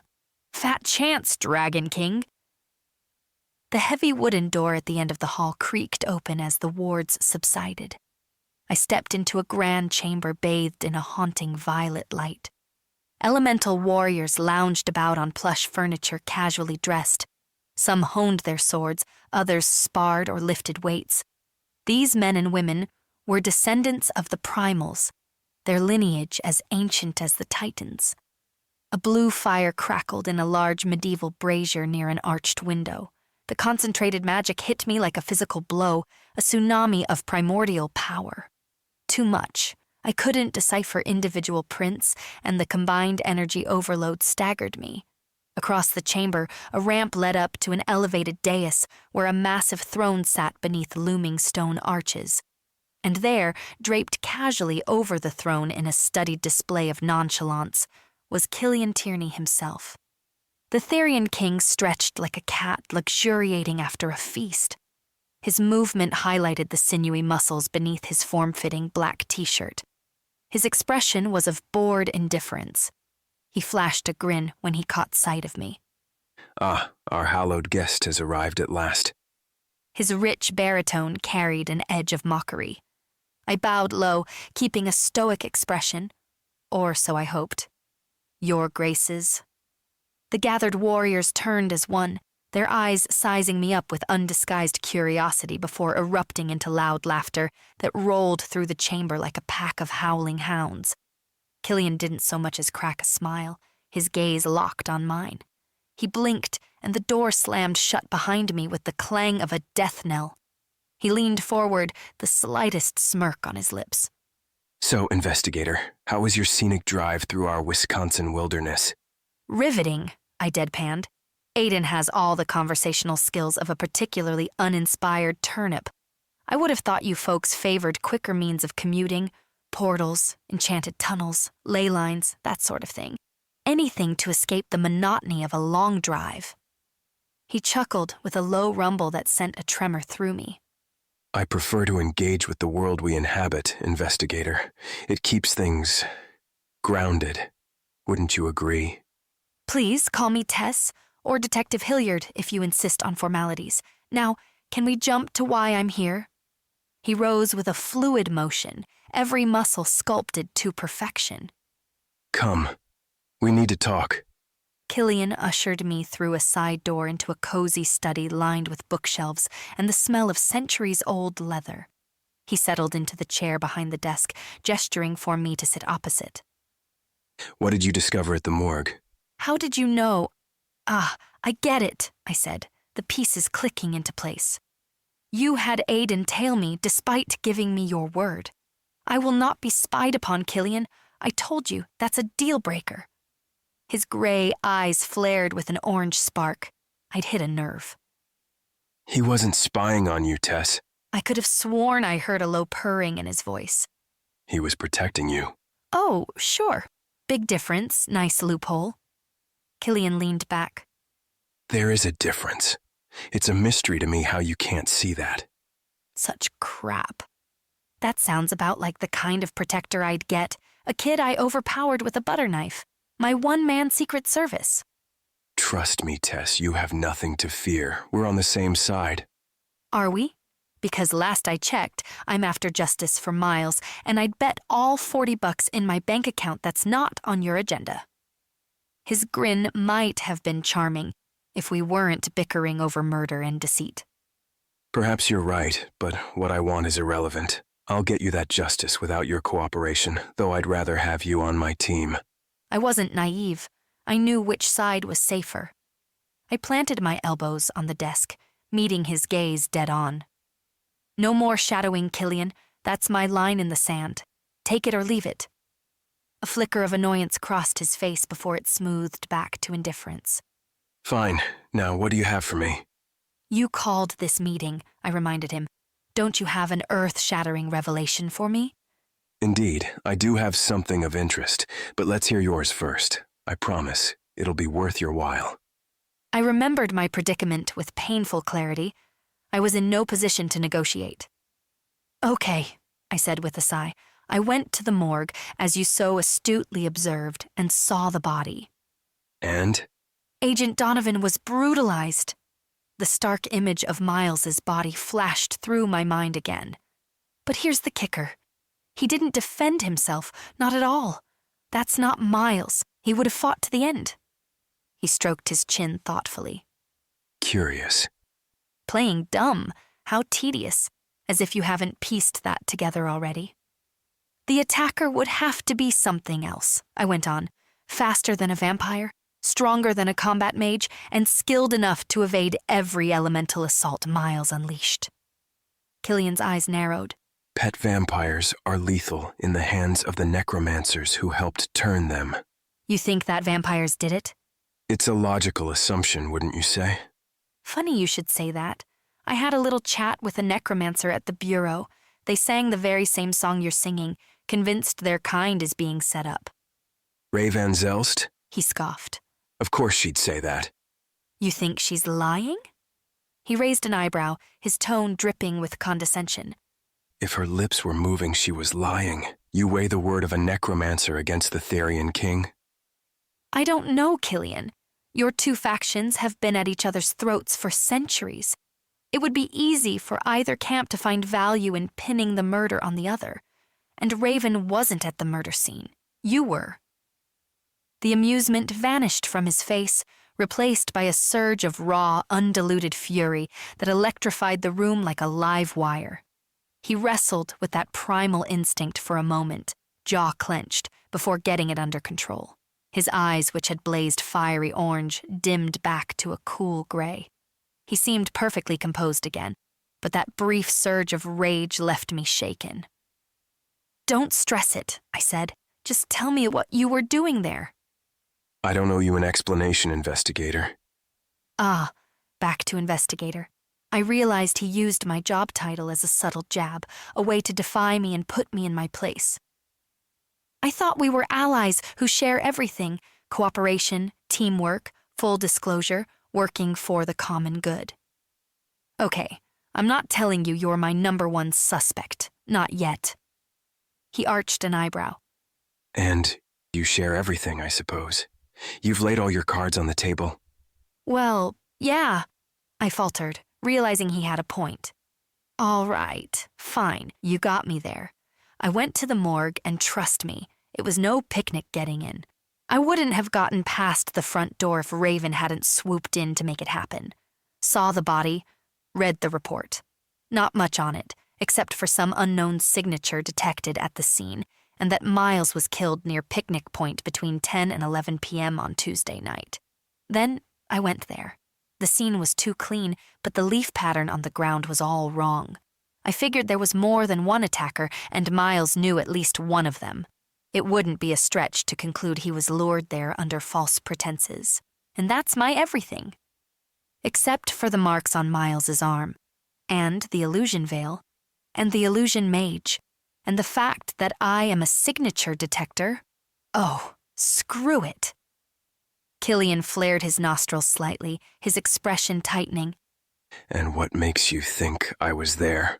I tried to inject a casual shrug into my voice. Well, I smelled you. You smelled me? Yeah, I did, in the wind. I'm a wind mage, not a very good one, but the wind tells me things. It's my special skill. Nice save, Tess. Now let's hope he buys it. So, you're like a hound, he mused, finally easing his stern demeanor. I smiled. Only in the nose department. He mulled over my words for a moment, as if tasting each syllable. I appreciate your candor, and I'll reciprocate, but you must promise me not to share what I'm about to reveal with anyone, especially not with your new necromancer best friend. I rolled my eyes. I'm a professional paranormal detective, Killian. I solve mysteries for a living. I'm not running around town with a megaphone, broadcasting secrets to the world. Okay, truce, he teased. Your detective code is good enough for me. Why was it that every time he opened his mouth, I was caught between the urge to smack him and the urge to run for cover?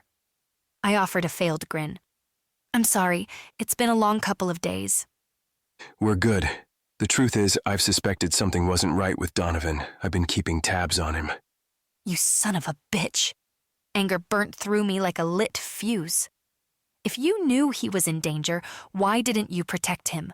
Why didn't your people protect him? I never said I thought he was in danger. I suspected he was the danger. He had been compromised. My people aren't babysitters. We didn't track his every move. I'm sure you understand that, given your line of work. The gears in my head grinded.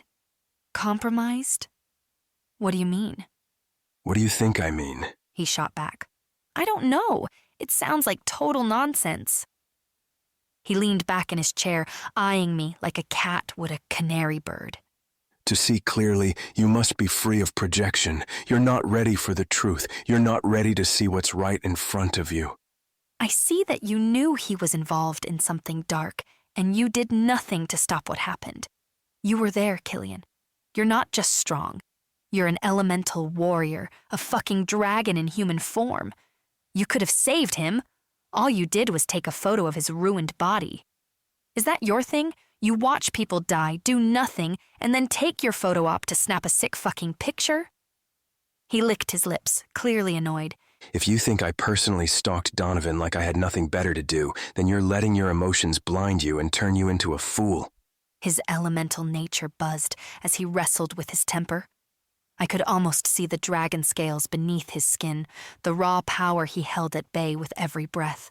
Power that could have easily turned the tide the night Miles was attacked. I tried to calm the storm brewing inside me. Tell me then. My people kept eyes on Donovan after the bureau briefing, but he managed to shake them as he often did. By the time they picked up his trail again, he was already gone. I went to the scene to investigate. That's all so convenient. Am I hearing this right? You always knew what happened? I clenched my fists to keep from screaming. Why the fuck did you drag me into this? To test me or laugh at me like your cronies did before? Do you enjoy being so cruel? Do you even have an endgame, Dragon Boy? Dragon Boy? Okay, I may have a death wish. His gaze fixed on me, sharp and calculating, like a chess master. Because, Tess, I needed a fresh set of eyes. Sometimes that's necessary to uncover what's hidden in plain sight. You're here because you're not just any detective. You knew Agent Donovan intimately, and you have a knack for sniffing out truths that others miss, even if they're staring right at them. And you're not an elemental warrior or a necro or a vamp. You are free of factional prejudice. Yours are the eyes I need right now, but you need to set your emotions aside and you need to check your vengeance at the door, or you're useless. I closed my eyes as the realization sank in. You were testing me. His eyes held a challenge that pushed the knot in my stomach up into my throat. I trust you can forgive a little caution, just as I'm willing to forgive your eagerness to cast me the villain in your little murder mystery. My turn to use caution and tiptoe through the minefield ahead. I didn't.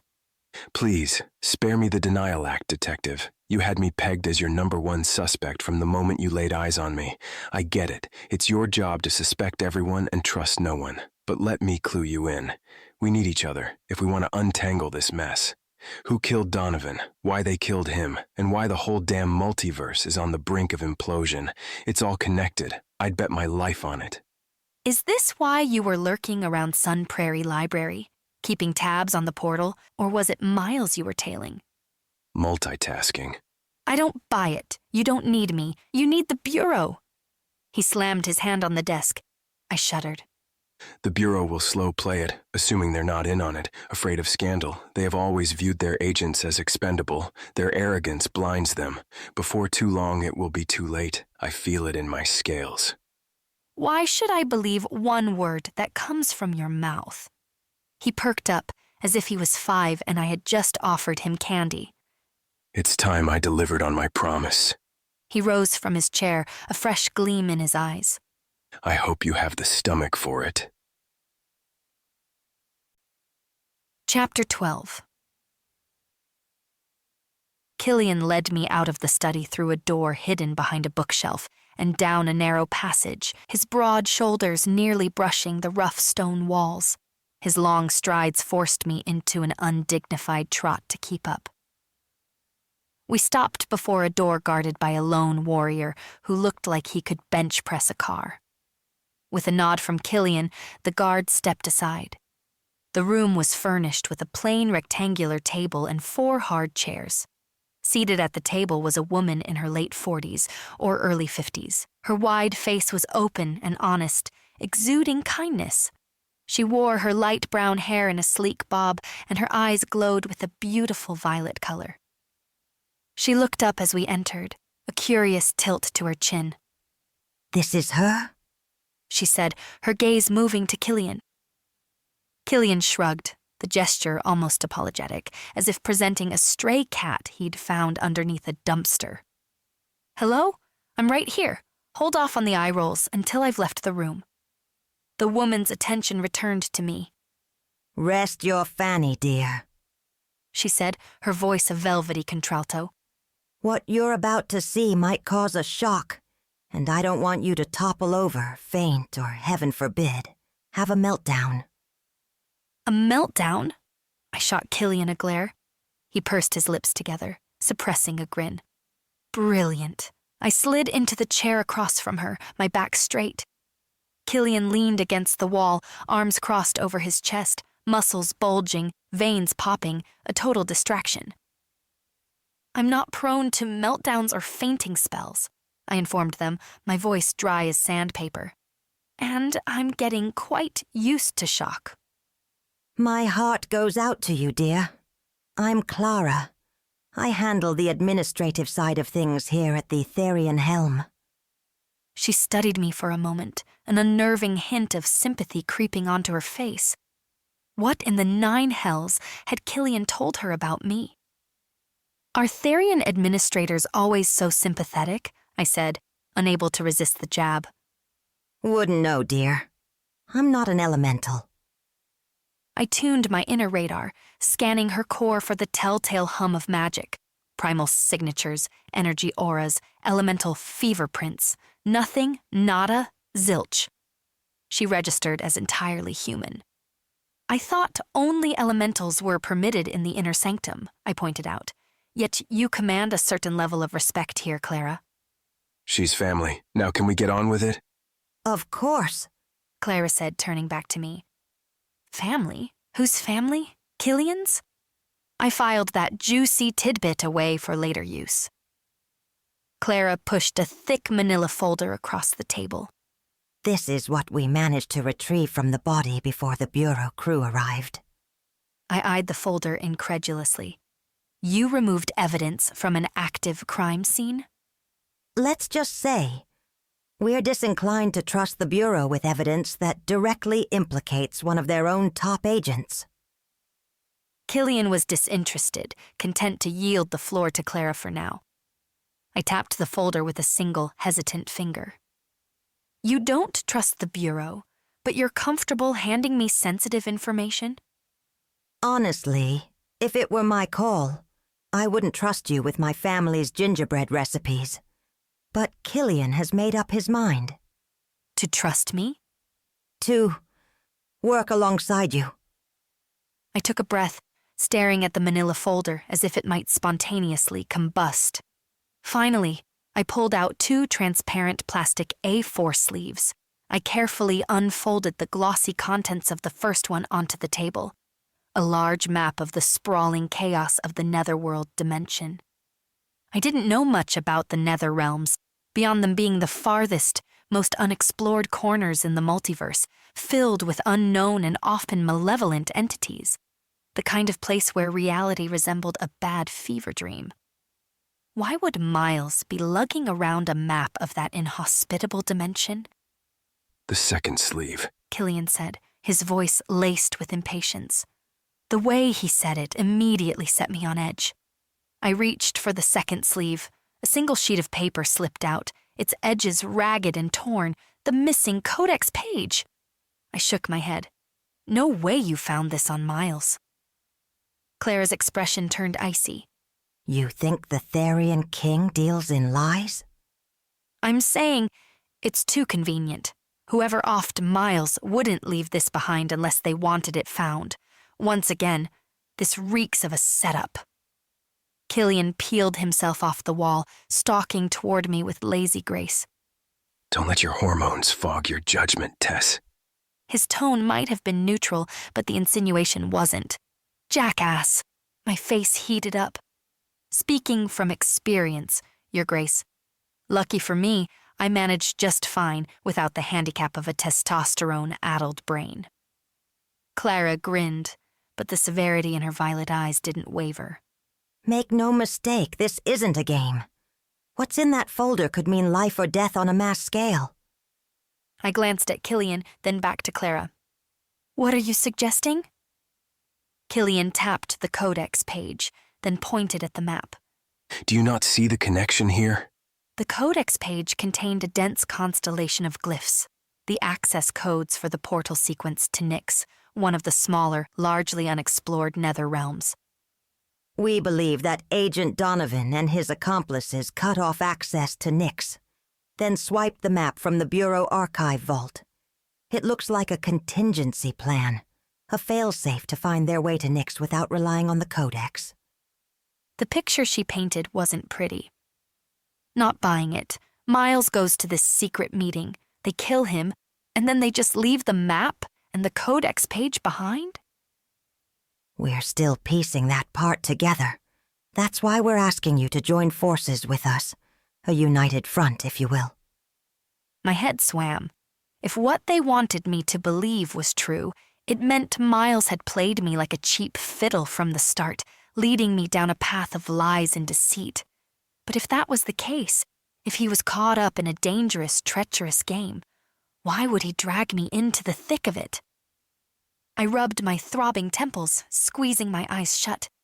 None of this tracked. Pretty much par for the course with this whole investigation. She's not convinced, Clara muttered under her breath. Of course she's not. Detective Hilliard has a challenging relationship with trust. Just an FYI, I can hear you, I snapped, my eyes flashing open. In case you weren't aware, I also noticed your eye rolls before. Take her to our guest, Killian said, already walking out. I'll catch up. What guest? I echoed after him, but he was long gone. This way, love, Clara said, rising from her seat. She led me back out through the narrow passage, up a staircase and into a wider corridor. She dug a set of keys from her pocket and unlocked a wooden door. The room we entered mirrored the one we'd just left, except for the stainless steel sink and toilet in one corner. I shuddered. Is this a holding cell? Nothing so dramatic, dear. We're not the Bureau. Does it look like we've been holding someone captive here? Well, not presently. The room was empty and spotless, but that didn't prove anything about the past or the future for that matter. Listen, I know this is a lot to absorb. The Helm, the Therians, everything we've thrust upon you. I wish there was an easier way. I can handle the truth, I said, but I find in my line of work the truth is a burrowing creature that likes to keep hidden and avoid the light. Perhaps to many, but not to Killian. He hardly ever misses the mark. In all the years I've known him since he was a child, I cannot recall a single instance when his instincts steered him astray. Since he was a child? Who is this lady? Clara moved around the room, lighting the wall-mounted torches. The flames illuminated the worry lines around her eyes and the deeper wrinkles across her forehead. What is your relation to Killian? I said, watching her carefully. His mother and I are third cousins. Her bloodline grew only stronger over the generations, while mine became increasingly diluted by common blood until we lost all connections to our elemental roots. Must be fascinating, living among Therians. She smiled. They're a formidable lot, to be sure, especially those with warrior lineages. Not all Therians are elemental warriors, then. Heavens, no, dear. Not every transformation is suited for combat. But those that are... Her voice trailed off as she gave me a slight shake of her head. They are zealous, ferocious powerhouses, especially the rivers among them. And Killian is the deadliest river. I nodded. Yeah, I figured as much. Her violet eyes drilled into mine with disturbing intensity. He is stronger than you can fathom, Tess. A force unto himself, capable of making the most difficult choices when necessary. He burns like the sun gone supernova and explodes like an erupting volcano. Don't get any fanciful ideas into your head. Oh, the audacity of the woman. I circled a finger around my face. I assure you that no fanciful ideas of any kind ever enter this head. She continued staring, clearly unconvinced. Proceed with caution in all things around him. I've witnessed firsthand the effect he can have on women, and you clearly know how to push his buttons, and that makes you undeniably intriguing to him. This conversation is veering wildly off track. I shifted uncomfortably under her scrutinizing gaze. If by intriguing you mean competent, then you both have it right. I've seen good-looking men before, Clara. There's a dead body, a stolen codex page, and multiple portal breaches. I'm singularly minded on this. I want to uncover the truth. Clara exhaled and smiled, weakly, then jerked her chin toward the door. Of course, we all do, Tess. I believe it's time you met our guest. Brace yourself, dear.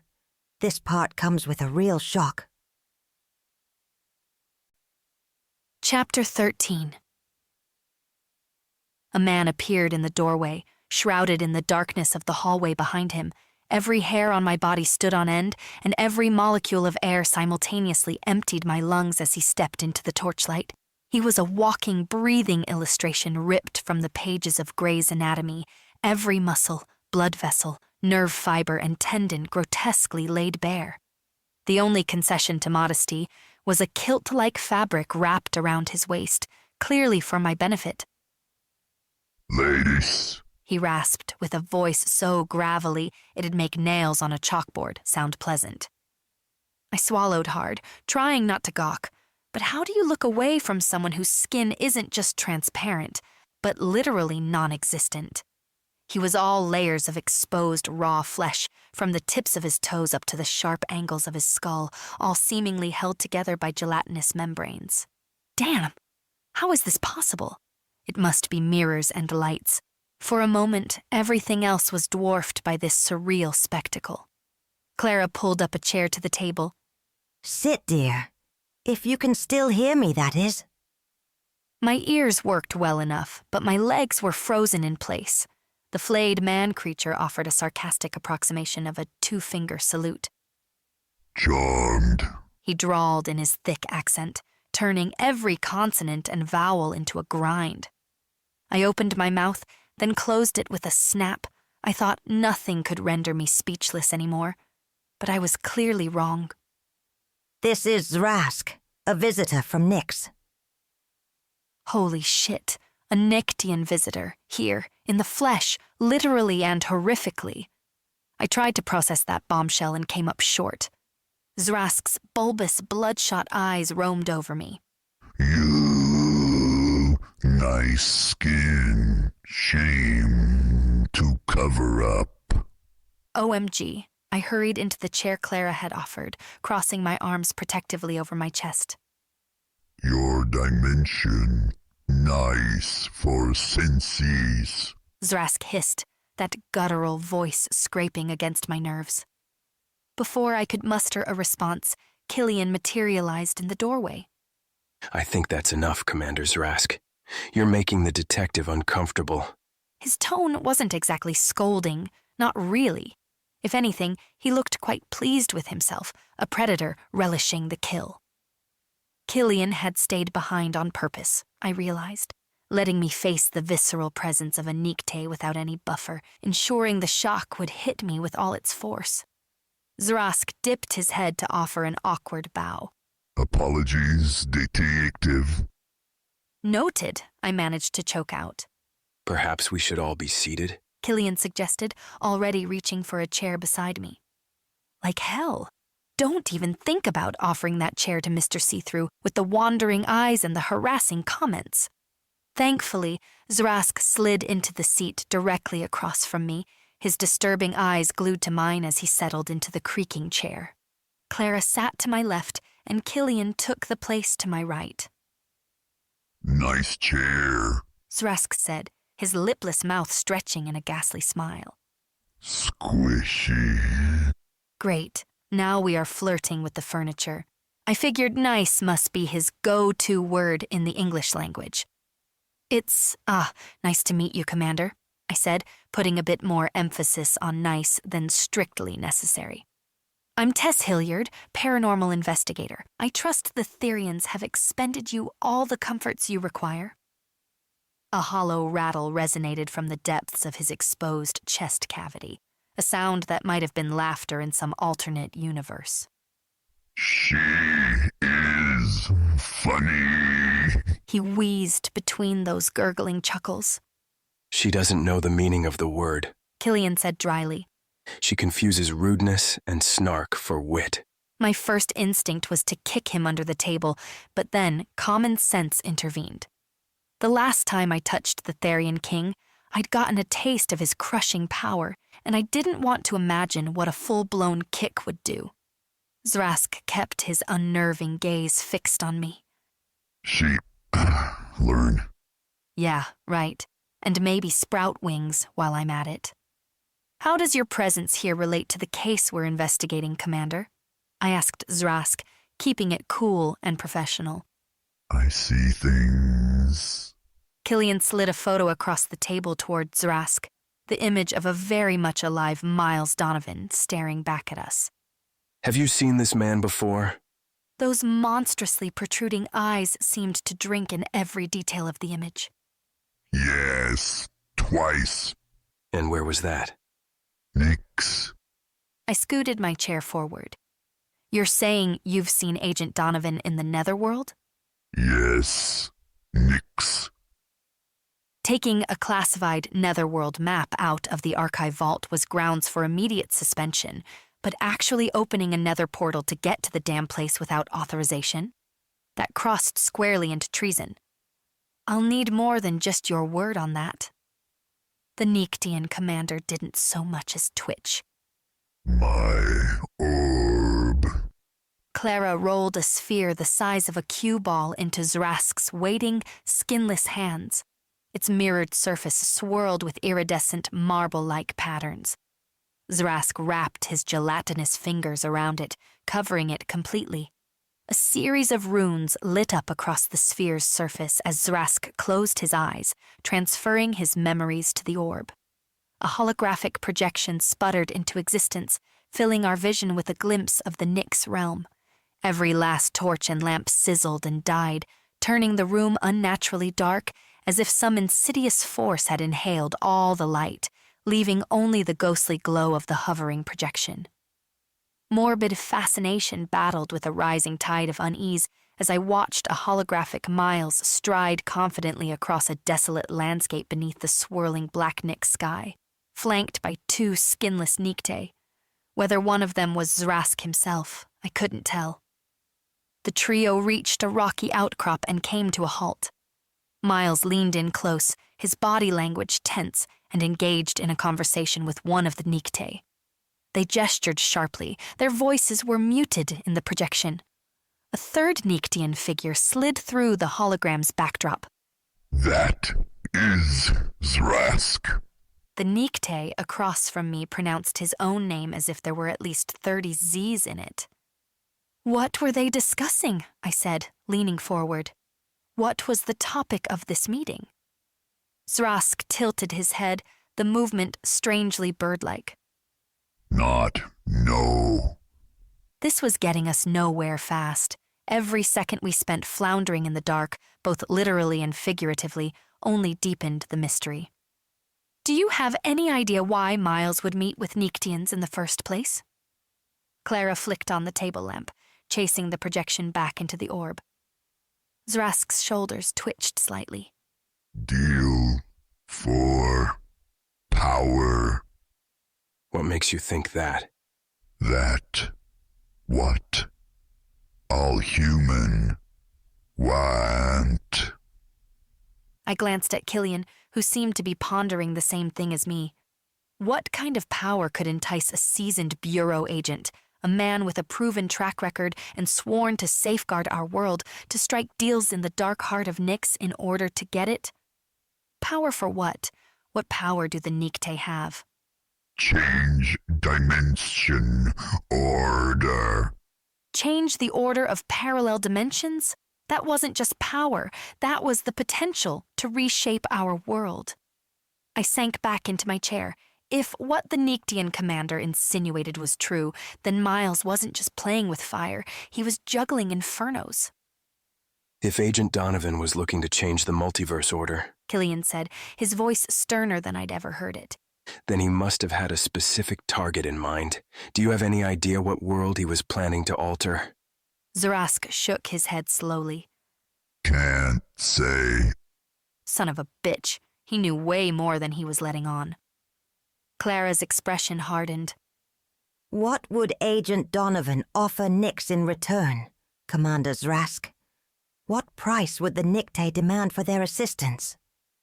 Zrask's eyes flickered with a strange light. Can't say. Of course. Another dead end? Killian and I exchanged a troubled look. This wasn't just about a murdered agent or a stolen map anymore. The stakes had just been raised to an apocalyptic level. Miles Donovan was neck deep into something terrible, and the only way to get to the bottom of whatever fresh hell he'd set in motion, the only way to stop whatever madness was brewing, was to follow in his fatal footsteps. We had to find a way to Nyx. Commander Zrask, thank you for your assistance. Your insights have been enlightening, Killian said, rising. The Nyctean bowed his head, then turned to me. Nice skin, detective. Right back at you, I said, and immediately wanted to yank the entire sentence back and shove it into the shredder. Maybe I should just keep my mouth shut from now on, for everyone's sake. I didn't dare glance at Killian, but I was certain he was either fuming or trying hard not to grin, probably both. Clara rose gracefully to her feet. Commander, allow me to show you back to your quarters. As soon as they were gone, Killian burst into a fit of laughter. You just complimented the skin of a skinless man who commands a skinless army, he said, barely controlling his glee. You have no sense of self-preservation. What did you expect from someone who confuses rudeness and snark for wit? I shot back, imitating his voice. He creeps me the fuck out, Killian.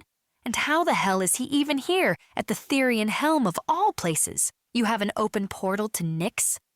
His laughter cut off abruptly. No, we don't have a Nyx portal. Zrask is stranded here. He lost his way back to Nyx, but managed to send a distress signal to his legion. They're planning a retrieval operation. Wonderful. Just what Madison needs. A rogue Neektian retrieval party tearing through the public library portals in the middle of the night. The Neekte don't do library portals. They have their own methods of dimension hopping, mainly wormholes that can turn incredibly unstable or vanish altogether. And you know all this how? It's a long, boring story. Try me. Killian sighed. The short version is that I've had dealings with Zrask before. Helped him out of a bind a few years back when he was persona non grata in Nyx. He's since been reinstated as commander. So he's a regular visitor here? He shrugged. He has a fondness for skin, so he tends to visit dimensions where there's plenty of it.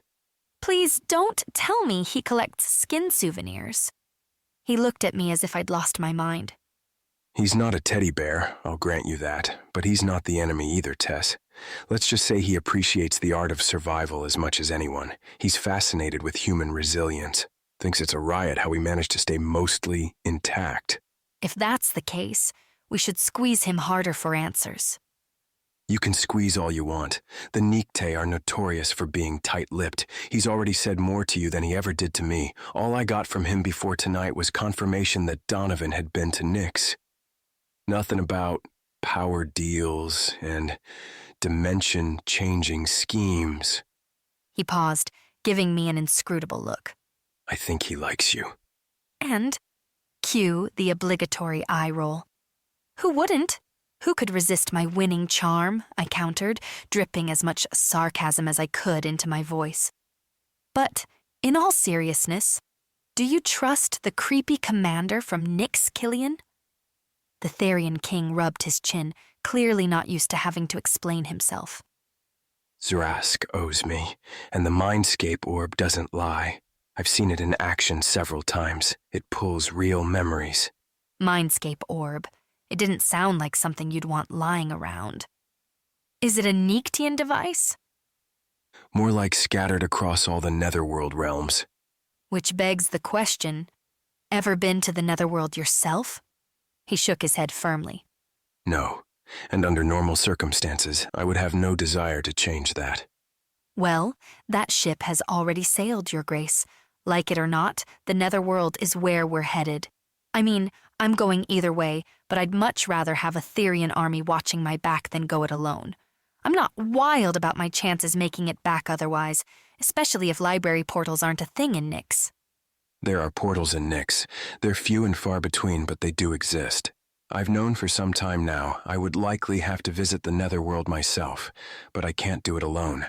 He paused, holding my gaze. Therian energy is very resistant to portal frequencies, almost antagonistic, and multi-portal jumps, the kind we'd need to reach Nyx, would be like having our molecular structures ripped apart. By the time we crawled out the other side, our energy reserves would be depleted. It could take days to fully recover. Weeks, maybe. It began to dawn on me. So, what you're saying is... I need a highly skilled portal walker, someone who can act as a shield, insulating my warriors from the worst of the interdimensional strain. Without that buffer, we'd be going in crippled from the start, a risk I can't take. Ah, there it is. The real reason for his sudden interest in me. Finally, it all clicks in a manipulative kind of way. In other words, you need me, I said, with a triumphant smile on my face. A lot more than I need you. I need a portal walker, yes, and you're the only one I know who's not bound to the Bureau. Go ahead and soothe your ego with delusions of indispensability if it helps. I circled him with slow, deliberate steps, studying him from head to toe.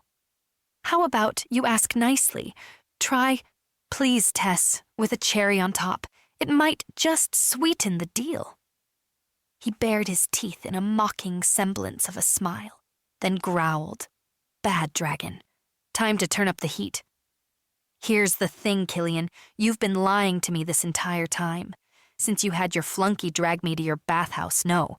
Wait, since the Sun Prairie Library. You knew Miles had been in Nyx, you knew he was murdered, and you knew he had stolen the codex page, and you kept your royal yap shut. You just let me flail around in the dark, tripping over every maddening detail. So, the way I see it, if you don't ask me like you mean it, I'm out of here. I wasn't exactly Miss Transparency myself, but life's not fair. He cleared his throat. I may have omitted certain particulars, Detective, he said at last, his voice low and dangerous. but I've uttered no lies. I feigned a yawn. Waiting with bated breath, Killian. He stalked closer and fixed me with those striking, storm-tossed eyes. I need you, Tess. He said the words like he was forced to recite a dull poem. Will you please consider helping me with sugar and strawberries on top? Was this me pushing his buttons like Clara said? More like smashing them with a sledgehammer, Tess. I exhaled a sharp breath. There, that wasn't that hard. A dash of humility goes a long way. And, yes, I'll help you. But this is a two-way street. You keep things from me, you try to manipulate me ever again, and I swear on every flickering library portal in existence, I'll let you disintegrate down to atoms on the way back from Nyx. Flames ignited in his irises as a vein pulsed in his temple. I was pushing him close to the edge. Threatening the Therian king in his own home is a deadly strategy, to say the least. I met his fiery gaze head on. Looks like someone has a fire lit under their tail. Tell me, do you actually breathe fire, or are you all hot air and smoke? I didn't see it coming. 1 second, I was daring a disgruntled dragon. The next, a hand clamped around my throat while another pinned me against the wall. His face was inches from mine, his eyes burning not just with anger, but with something both wild and thrilling. The immense power he usually held so tightly in check radiated from his body like a storm about to break. He leaned in closer, his voice a guttural rasp against my ear. I will enjoy teaching you a lesson in respect. It will be a glorious day. My hand shot out, fingers scrambling to latch onto his neck to siphon whatever sliver of energy I could from him in case I'd have to fight my way out of this impromptu lesson in manners. Before my fingers could find their target, the pressure on my throat eased. His hand straightened the crumpled lapels of my jacket, then smoothed my messy hair with a meticulousness bordering on the absurd. But it won't be today, he said, taking a step back. Fucking hothead asshole. If looks were daggers, he'd be an ex-king sprawled on the floor right now. The adrenaline cocktail of fear and anger had my heart doing sprints. Touch me again and you'll lose more than the hand, I hissed, my dagger flashing at the ready. The threat was hollow. He'd snatch the blade in a heartbeat, his reflexes lightning fast, and even if I did manage to scrape him with Bonchek, it wouldn't make a difference. He didn't need his magic to snap me like a twig with his bare hands. I'm sure you'd try. I'll have a room prepared for you. You look like you could use some beauty rest. Prick. I did, though. It was 3 a.m, and my energy was scraping the bottom of the barrel. The weekend couldn't start soon enough. Trying my hardest to stay composed, I shook my head. Thanks, but no thanks.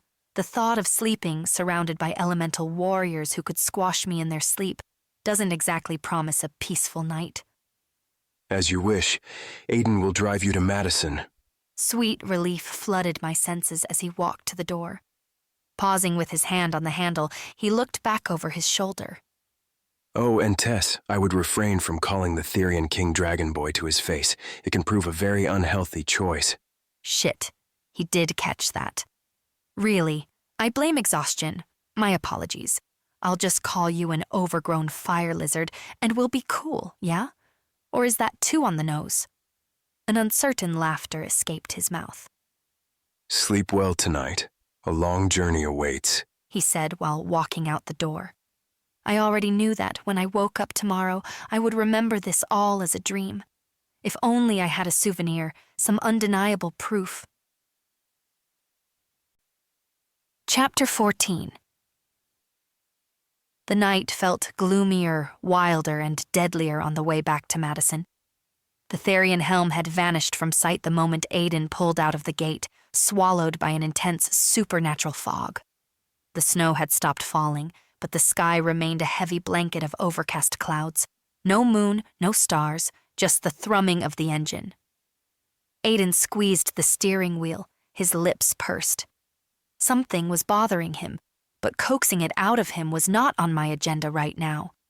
I had my own set of worries, the secrets I was holding back from Killian, the scars on Miles, and the illusion magic used to conceal them. I rehashed the list of suspects in my mind: the illusion mage, the bureau, vampires, and now the addition of the Nikte. But Killian was conspicuously absent from the list. Despite his unique ability to drive me up a wall, I could no longer believe he had anything to do with the murder. Why was I so hell-bent on antagonizing him? A therapist would have a field day with me, chalking it up to a defense mechanism masking the inconvenient truth that I was drawn to him. And I mean, yes, he was objectively, blatantly eye-catching, not with the perfect features or polished charm of Miles. But his raw magnetism was undeniable. But his looks weren't the reason I loved ruffling his royal feathers. No, there was something else, a deeper pull, a sense of familiarity I couldn't quite put my finger on. Whatever the reason, I had to dial back the provocations. He'd tolerate me while he needed me, but what happened when he no longer did? Added to the mix of unease and doubts was the dread of portal jumping all the way to Nyx. I'd faced down werewolves, rogue mages, and even a demon or two at the academy, but nothing had ever prepared me for crossing into the netherworld. Becoming a portal walker wasn't just about stepping through mystical doorways into parallel worlds. It was about learning to survive the feeling of being crushed as reality shifted around you, threatening to tear you apart. It took years of practice, training, and a natural resilience that few among the supernaturals outside of the Order of Portal Mages possessed. The mental and physical toll of the training was immense, but it was the only way to navigate the labyrinth of portals without losing yourself. Miles was a master of it, and so was I, but my skill remained a closely guarded secret, always wanting to stay under the radar and out of the crosshairs of those who might want to exploit me. Killian had figured it out somehow. "Something on your mind, Aiden?" I finally asked, breaking the silence to get out of my own head. He glanced at me, then back at the road. He should have bound you with a blood oath. "You don't approve of me?" He shrugged. It's not that. It's about strategy, about our code. Killian respects strength, but besides that fancy dagger of yours, I'm not sure you have any, investigator. Aiden, I swear, if you call me investigator one more time... What should I call you? For fuck's sake. How about my name? Ever crossed your mind? What, like Hilliard? Like Tess, Aiden, I said, exasperated. And, for your information, I can handle myself just fine. I got skills. Against a spell conjurer, maybe. But going up against the things that tore Agent Donovan apart? No way. What do you suggest I do? Beg Killian to make me his blood slave? I don't have opinions. It's unusual and triggers my nerves. That's all. Well, if you don't have opinions, I guess we're all good here. Maybe look opinion up in a dictionary, Aiden. The road stretched on, the shadows deepening. I watched the dark landscape blur past, fighting to keep my eyes open. Did I know Miles at all? Seems I did not, at least not the new version that snuck into the netherworld and ripped out pages from the Codex Portalis. That Miles was a stranger to me. I still had no leads on what the marks on his body meant, or how he received them. Had Miles learned something about me that had propelled him to seek me out and drag me into his world of deception after 2 years apart? Aiden cursed under his breath, right as my eyelids began to close, snapping me back into alert mode. 2 figures stood squarely in the middle of the road ahead, their eyes glowing red in the headlights. "Vampires," I said, my hand reaching for my dagger. The figures were quick, unnaturally so. They leapt onto the hood, and their weight dented the metal, nails scraping against the windshield. Holy hell! Aiden stepped on the gas. The engine roared as the car lurched forward. The vampires clung on, their snarls so deafening they made my ears ring. "Hold on!" Aiden yelled, swerving violently to the left. One of the vampires lost its grip, tumbling off and rolling into a ditch. The other held fast, its claws puncturing the windshield, causing cracks to spread out like a spiderweb. I pulled my dagger free, rolling down the window to slice at the vampire's hand. The beast howled, recoiling. Aiden took another sharp turn, sending the vampire flying off into the darkness at the side of the road. "It's not over," I said, my heartbeat manic. "It's just beginning." With you on that, Aiden growled. The vampires were back on their feet, one of them sprinting towards us with inhuman speed in the rearview mirror, the other darting into the trees. "They're tailing us," I said, turning back to track the one behind us. "He's gaining on us." Aiden pushed the car to its limits, the tires squealing as he navigated the winding road. The vampire leaped forward, landing on the trunk with a thud. Poor Camry. You deserved a better ending. get rid of it, Tess. Me? I'm not the one who turns into a fucking human torch. You're the one with a free hand. I twisted and leaned out of the window as far as I could and hurled the dagger at the vampire. The blade sliced through its shoulder. Aiden swerved violently, and the vampire tumbled off the car and under the wheels. Thunk! The car spun out after running over the vamp, veering off the asphalt, the tires skidding across dirt before flying into a ditch. My head snapped forward, smacking against the headrest on its way back. Aiden reached for something beneath his seat, then burst from the car, moving with the assurance of someone who had done this before. He didn't look like a carefree teenager anymore. I followed, backup dagger at the ready, my neck throbbing from whiplash, eyes scanning the darkness for any sign of the second vampire. The air was thick with a sticky bitterness. Necromancy. You all right? Aiden said, a long sword gleaming in his hand. I'll live, I managed, my breath coming in icy gasps. Where's the other bloodsucker? Aiden's eyes narrowed, studying the tree line. He'll be back, and he'll bring friends. We need to move. Like, on foot? Can you fly? We'll never make it past the next mile marker on foot, I pleaded. You need to shift, Aiden. That takes time. I'm not ready. I can't harness the energy. I rallied all my desperation. Try. Aiden exhaled and let his eyelids drop, his face a mask of concentration. His body began to flicker with an eerie light, the faint outline of embers dancing beneath his skin. He shivered and the glow fizzled out. I told you, he growled. He was a neophyte still. The pressure was getting to him. This wasn't going to work. The vampire emerged from the woods, flanked by two larger vamps.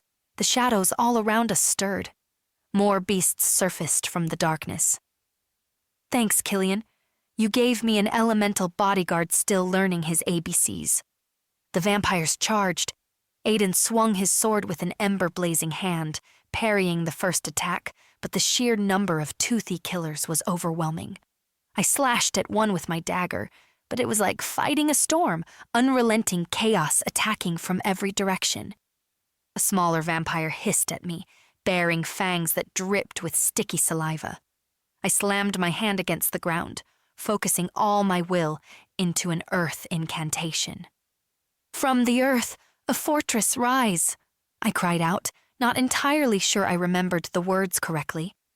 The ground rumbled as a wall of packed earth erupted between me and the vampire, the impact hurling it backward. Two more bloodsuckers were already lunging at me. I slashed with my dagger, catching one across the chest, while the other's claws raked my arm, shredding the sleeve of my leather jacket, but barely scratching the skin underneath. Hey, I loved that jacket. I reached deep inside, pulling on the small amount of wind energy I could command. Winds of the north, heed my call. Bind them in your icy grasp. A blast of frigid air shot from my outstretched hand, encasing several vampires in a thick layer of frost. They shrieked as their advance was slowed to a crawl. My fight wouldn't last long. There were too many, and my bag of tricks emptied fast, my wind magic and my core energy completely drained. These weren't just vampires, they were thralls, compelled to serve a necromancer's will, the kind of ghastly, ugly motherfuckers who would rip into a human jugular within fractions of a second if released from their master's control. Spells alone wouldn't hold back these starving killers. Aiden struggled to keep up with the attacks, his elemental form flickering but never fully igniting, his sword a blur of motion. The vampires, sensing victory, moved in for the kill. We're not dying here tonight. I reached out blindly, my illusion radar probing the night for the necromancer driving the attack. Wherever there's a thrall vampire, a necromancer won't be far behind. Everything in me told me that this was a colossal mistake that would come back to bite me, but first I needed to stay alive to pay that price. There, a creepy pulse within the woods, the twisted necromantic thread connecting the undead to the dark sorcerer. I focused on that pulse, dragging it to me, feeling the connection trying to snap into place. The dark magic hit me like a punch. My core shuddered. I dropped to my knees, coughing, the pressure mounting inside my head. My mouth was stripped of saliva. My lungs were emptied and wheezing for air. I wasn't ready. Refining and redirecting dark magic was a skill I hadn't mastered, and my only option was to inhale it all in one massive snort. Latching onto the necromancer's core, I pulled the dark magic to me in ribbons, feeling it resist, a writhing, sentient thing fighting against my control. Tapping into it felt like pushing a boulder uphill, only to realize the boulder was winning and you were about to go down. I reached deeper, grasping at the threads of control the necromancer held over the vampires, using his own magic against him. I severed those threads, pulling the control away from the necromancer and into my own grasp. The vampires faltered, their movements becoming sluggish and disoriented by the shift in command as I bent their will to mine. Aiden grunted, swinging his sword wildly in a wide arc, managing to take down the last vampire lunging at him. I focused harder, the strain of controlling multiple vampires at once pressing against my mind like a vice. Their thoughts, their energies, their insatiable bloodlust flooded my impulses. It was worse than watching a horror show. It was like becoming the horror, being Freddy Krueger. "Come on," I muttered, sweat beading on my forehead despite the cold. The vampires stood frozen now, their eyes vacant. I had them under my control, but it was tenuous, a house of cards waiting to collapse. "What's going on?" Aiden spit out. "Don't know, but let's not jinx it. Let's get the fuck out of here," I said, holding back the stunned necromancer in the woods, furiously trying to wrestle back control. "Step back and stay there," I ordered the vampires under my breath, attempting to shield us without giving the game away. Aiden pulled at my arm. "Time to run." We sprinted down the road. The vampires vacantly walked back into the tree line behind us like shadows disappearing. There was blood on my torn jacket sleeve from the vampire wound. Finally, a souvenir from the night.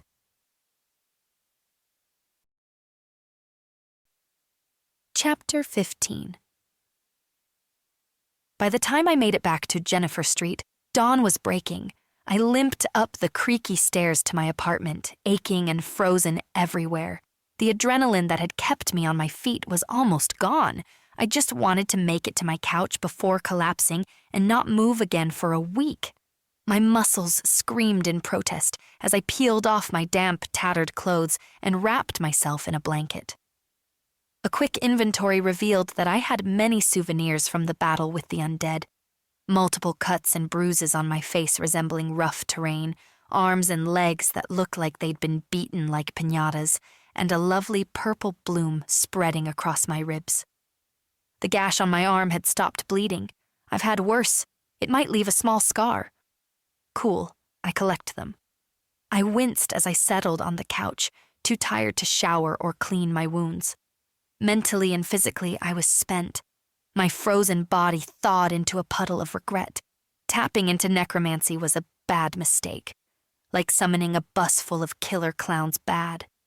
It should not be done, even out of desperation. Once you tasted the vast depths of dark magic, it lingered. A residual connection to the necromancer was there, in the back of my mind, scaring the shit out of me. The necro had left their imprint, as surely as if they'd used a branding rod. I felt the darkness latching onto my magic core, a seductive whisper promising power beyond measure. And, gods, it was tempting to let all that power flood me again, feel the intoxicating rush of fullness, the ability to command the undead like so many creepy marionettes. No wonder necromancers aren't repulsed by their grim trade. Dark magic is addictive, an all-consuming high. At least it was Saturday, 2 days free from Pankowski's exasperated sighs and Gideon's condescending stares. 2 days to lick my wounds and hopefully shake off the taint of necromancy from my system. I remembered coming across a bottle of ibuprofen last week. I was halfway through fishing it out of the utility drawer when a fist pounded on the front door downstairs. Another blow, this one even more insistent, like whoever was on the other side was trying to break through the door. I threw on a pair of sweatpants and a t-shirt and shuffled my feet out to the stairwell. I didn't know who it was, but I knew it was likely my bad luck and not my neighbors. They had lives that made sense. Leaning over the railing, I was surprised and somewhat amused to see Killian trying to figure out which apartment was mine, like a lost puppy. That was fast. Who the hell buzzed him in instead of calling the cops? He was dressed in black jeans and a fitted black leather jacket that screamed, "Don't mess with me." The stubble on his face made him look every bit like an action movie guy, not a lost boy just in from the cold.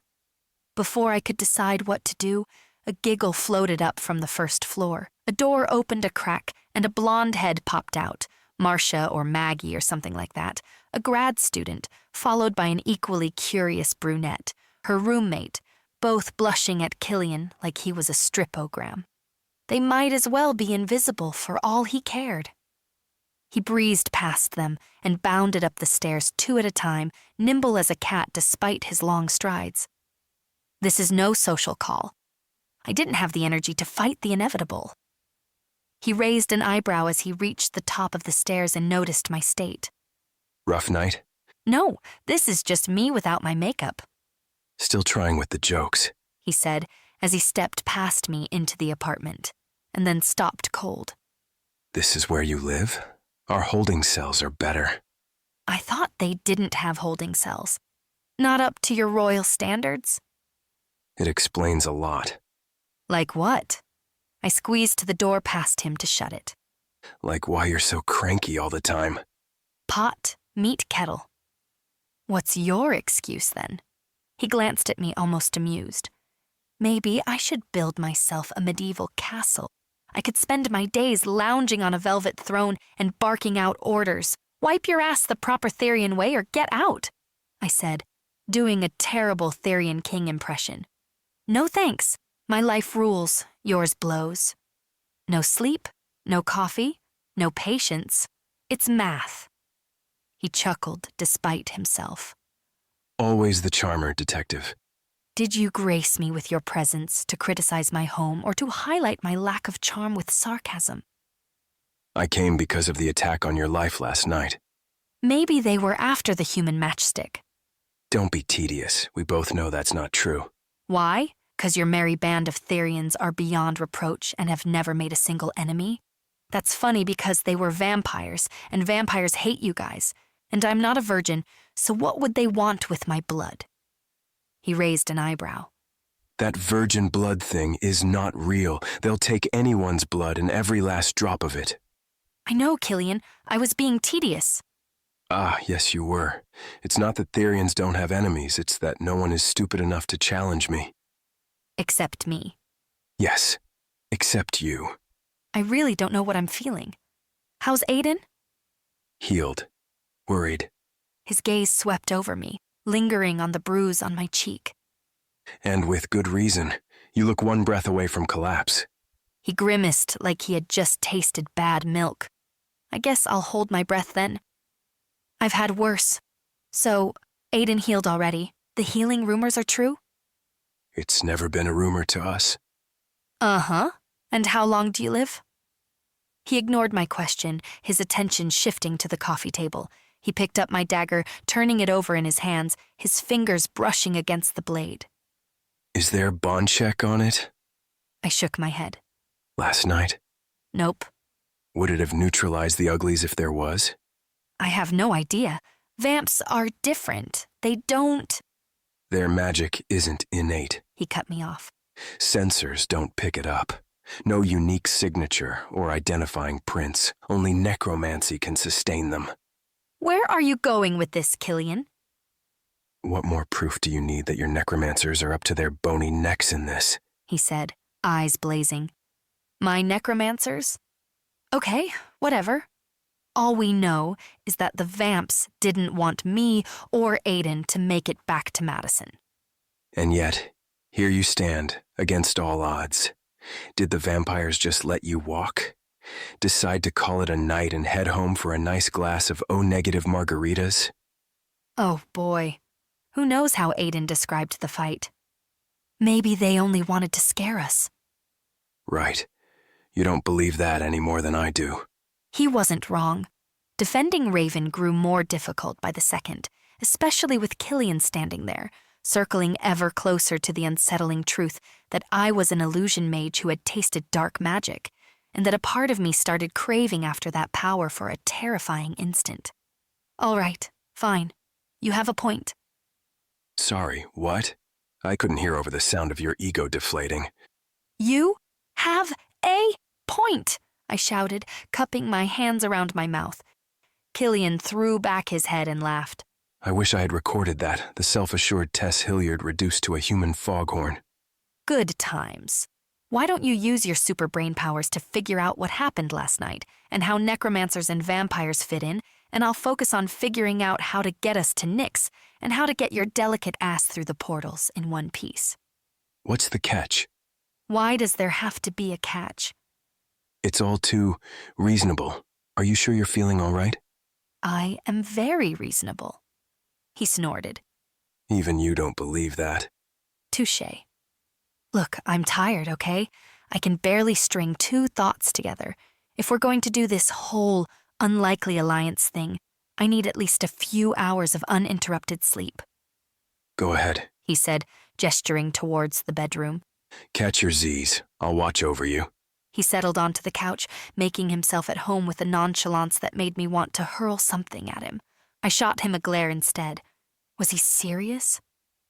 You're so gullible. He pushed himself off the couch, his eyes lingering on mine for a moment. Relax, detective. Just messing with you. But he wasn't. I could see it in his eyes. He would have stayed, planted himself on my lumpy couch while I slept if I'd welcomed it.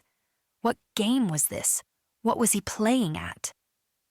Killian, you could have sent your people to check on me.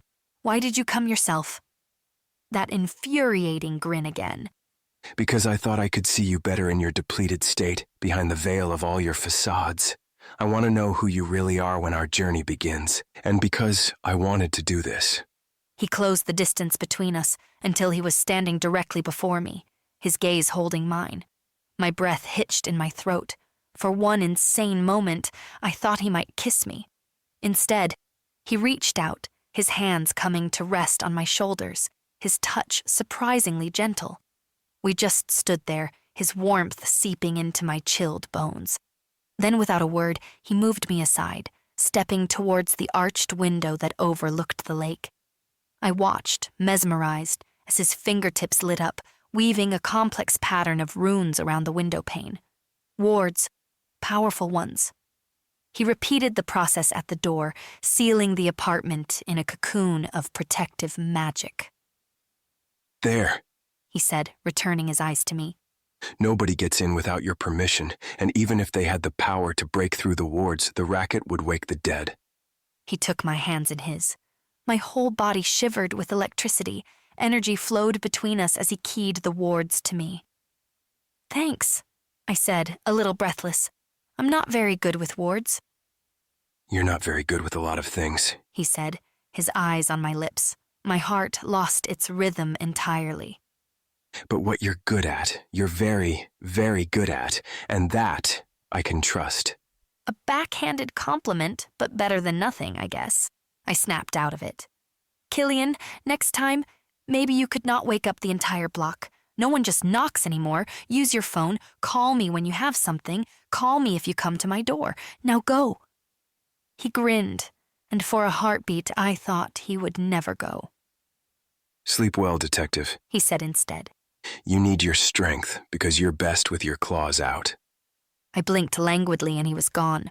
I stood there for a moment, staring at the empty doorway, the ward residue of his power tingling my skin. Claws out, huh? As if our every interaction wasn't a battle of wills more than wit. As if dealing with rogue vamps, meddling Therian kings, and the seductive lure of dark magic wasn't enough excitement for a lifetime. As if whatever the hell just happened wasn't utterly confounding. Too tired to think. But there was one last thing I needed to do before sliding under the blankets. If Killian thought I was going to step aside and let him chase the vampire shadows on his own, well, sorry, big guy. I fished out the scrap of paper with Raven's phone number. Curling up on the edge of the bed, phone in hand, I typed a short, carefully worded text message. Need to talk. It's urgent. Can we meet? Tess. I hit send and tossed the phone aside. The moment my head hit the pillow, I went out like a light. I woke to darkness. The day had been lost. The streetlights painted silver stripes across the ceiling. I fumbled for my phone. 8:17 p.m. I'd gloriously slept for 12 straight hours, but it wasn't the ridiculous amount of sleep that had me bolt upright in bed. Raven had replied to my message. Not today. Tomorrow. 4 p.m. Ulbrich Botanical Gardens. Thai Pavilion. Chapter 16. Showing up at Izzy's door on a Sunday morning felt desperate. I would have been more at ease summoning a demon. I was afraid to call ahead because I might have chickened out and started spinning some tale instead of sticking to the straight truth. Showing up in person at an empath's house left no room for anything but honesty. Izzy would have seen right through me. Yasmin opened the door. Her welcoming smile calmed my nerves. I'd met Izzy's partner a few times, always in passing. "Hey there," she greeted me. "Hey, Yaz, I'm Tess. Is Izzy in?" "I know who you are, silly. We've met before," she said, pulling me into a hug. "Your timing is perfect. Izzy's wrestling with a pie crust while succumbing to existential dread. She could use a pleasant distraction." I stepped inside. "Wasn't sure you'd remember me." "How could I forget? You're one of Izzy's favorite topics of conversation." Yasmin was a little shorter than me, with sleek black hair, vibrant dark brown eyes, and the kind of effortless warmth that made you feel right at home. Izzy had won the lottery in the life partner department, and vice versa. She led me through a small, cozy sitting room to a bright kitchen that at that moment resembled a culinary war zone. Cartons, boxes, and cans littered the counters. Pots bubbled ominously on the stove, filling the room with aromas of cinnamon, nutmeg, and something distinctly sour. The island counter was buried under a mountain of cookbooks, scattered flour, and a turkey baster that looked like it might have been used in battle. Izzy stood in the middle of this culinary apocalypse with her back to us, a cloud of flour hovering around her like a halo. She spun as we entered, eyes wide with surprise, not because of my injuries. I'd covered all that up with an extra thick illusion veil. Izzy was shocked simply because I was standing right there in her house. "Look what the cat dragged in," Yasmin said. "Hey, I said with a grin. Izzy wiped her hands with a dish towel, then rubbed her face, leaving a white streak across her cheek. "Tess, it's Sunday, hun. Thanksgiving isn't until Thursday." "I know Thanksgiving is a Thursday. Sheesh." "Okay, well, are you okay?" Izzy gestured towards her flour-splattered apron. "I'd give you a hug, but this thing might be a biohazard." "As long as it's not strychnine, you're good." She chuckled, then pulled me into a hug that smelled faintly of vanilla and pumpkin spice. It felt good, this easy affection. No hidden agendas, no tests of loyalty, no veiled threats. Just a hug. "Maybe we should move this to the living room. It's a mess here. Let me take that apron." "Actually," I said, fixing my gaze on Izzy, "this is not exactly a social call. I need some professional advice, Izzy." Yasmin's eyebrows shot up, but she just smiled. "I'll be in the bedroom imposing order on the sock drawer, if such a thing is possible." As soon as Yasmin disappeared down the hallway, Izzy turned to me, pulling off her apron and tossing it onto the counter with a sigh. "So, what's all this?" I said. "Are you throwing a party tonight?" No, I've never cooked a Thanksgiving meal from scratch before, so this is a practice run." She winced. "It's not going well." "Wow, that's ambitious, even for you. What are you going to do with all this experimental food?" "Share with friends, donate to shelters, grab anything you fancy." I reached for a tray of biscuits on the counter and bit into one. It was surprisingly crunchy and dry, very, very dry. "What do you think?" Very interesting texture," I managed, trying to swallow the mouthful of sawdust without choking. "You hate it, don't you?" "No, love it is," I said, taking another bite for good measure. "Yummy." Izzy rolled her eyes. That was a blatant lie. What's going on, Tess? Why the surprise visit? "I need your expertise, both as a researcher and an empath." Her smile faded. "Is this for a case?" "You could say that, but it's not a shadow chaser's case." "The Bureau, then?" "Sort of." Izzy leaned back against the counter. "All right, Tess, out with it. What's got you so spooked you'd brave a visit to my home for the first time ever?" "It's complicated." "Isn't it always? Hit me. What do you need?" "The netherworld," I blurted out. "Specifically, Nyx." The coffee mug Izzy had just picked up clattered back onto the counter. "Nyx? You know what they say about Nyx, Tess. Even demons don't leave a forwarding address when they flee Nyx." Yeah, one of the darkest nether realms I know. I pushed a stray crumb across the counter. "I need your research genius." Researching the nether realms is like trying to herd cats, blindfolded, while riding a unicycle on a tightrope over a pit of lava. I bit back a laugh. "I know. That's why I need you." "This isn't for a research paper, is it? I smell danger, Tess. Not the fun send a fuzzy creature back to its realm kind, but real danger." "I need to determine the safest portal sequence to Nyx and figure out how to get someone else there. Someone who can't do it on their own." Izzy frowned. "This better be a bad joke, because I want no part in getting you killed or imprisoned. You no doubt have access to maps for every dimension tucked away in some secret bureau vault." I sensed a tiny bit of resentment in her voice. Damn her empathic senses. She knew I was holding back, hiding things from her. "My resources are limited just now," I said, avoiding her eyes. "And time is an immutable factor." I couldn't risk going anywhere near the Bureau's archives, and Izzy, bless her bookish heart, had privileged access to the Runestone Academy's library as a junior researcher, a treasure trove of arcane knowledge that even the Bureau envied. "You're considering going to Nyx yourself, aren't you?" "Ah, that's fluid. It's all speculative." I tried to remain as vague as possible. Lying to Izzy was like tap dancing on a minefield, risky and guaranteed to blow up in my face. "That brings me to my second ask. I need your help figuring out something about someone." "If you're not specific, how can I be, Tess?" I took a deep breath. "I need to know if someone is lying to me." Her face hardened. "Empathy isn't a parlor trick. Prying into someone's mind without their permission is forbidden. I don't do that."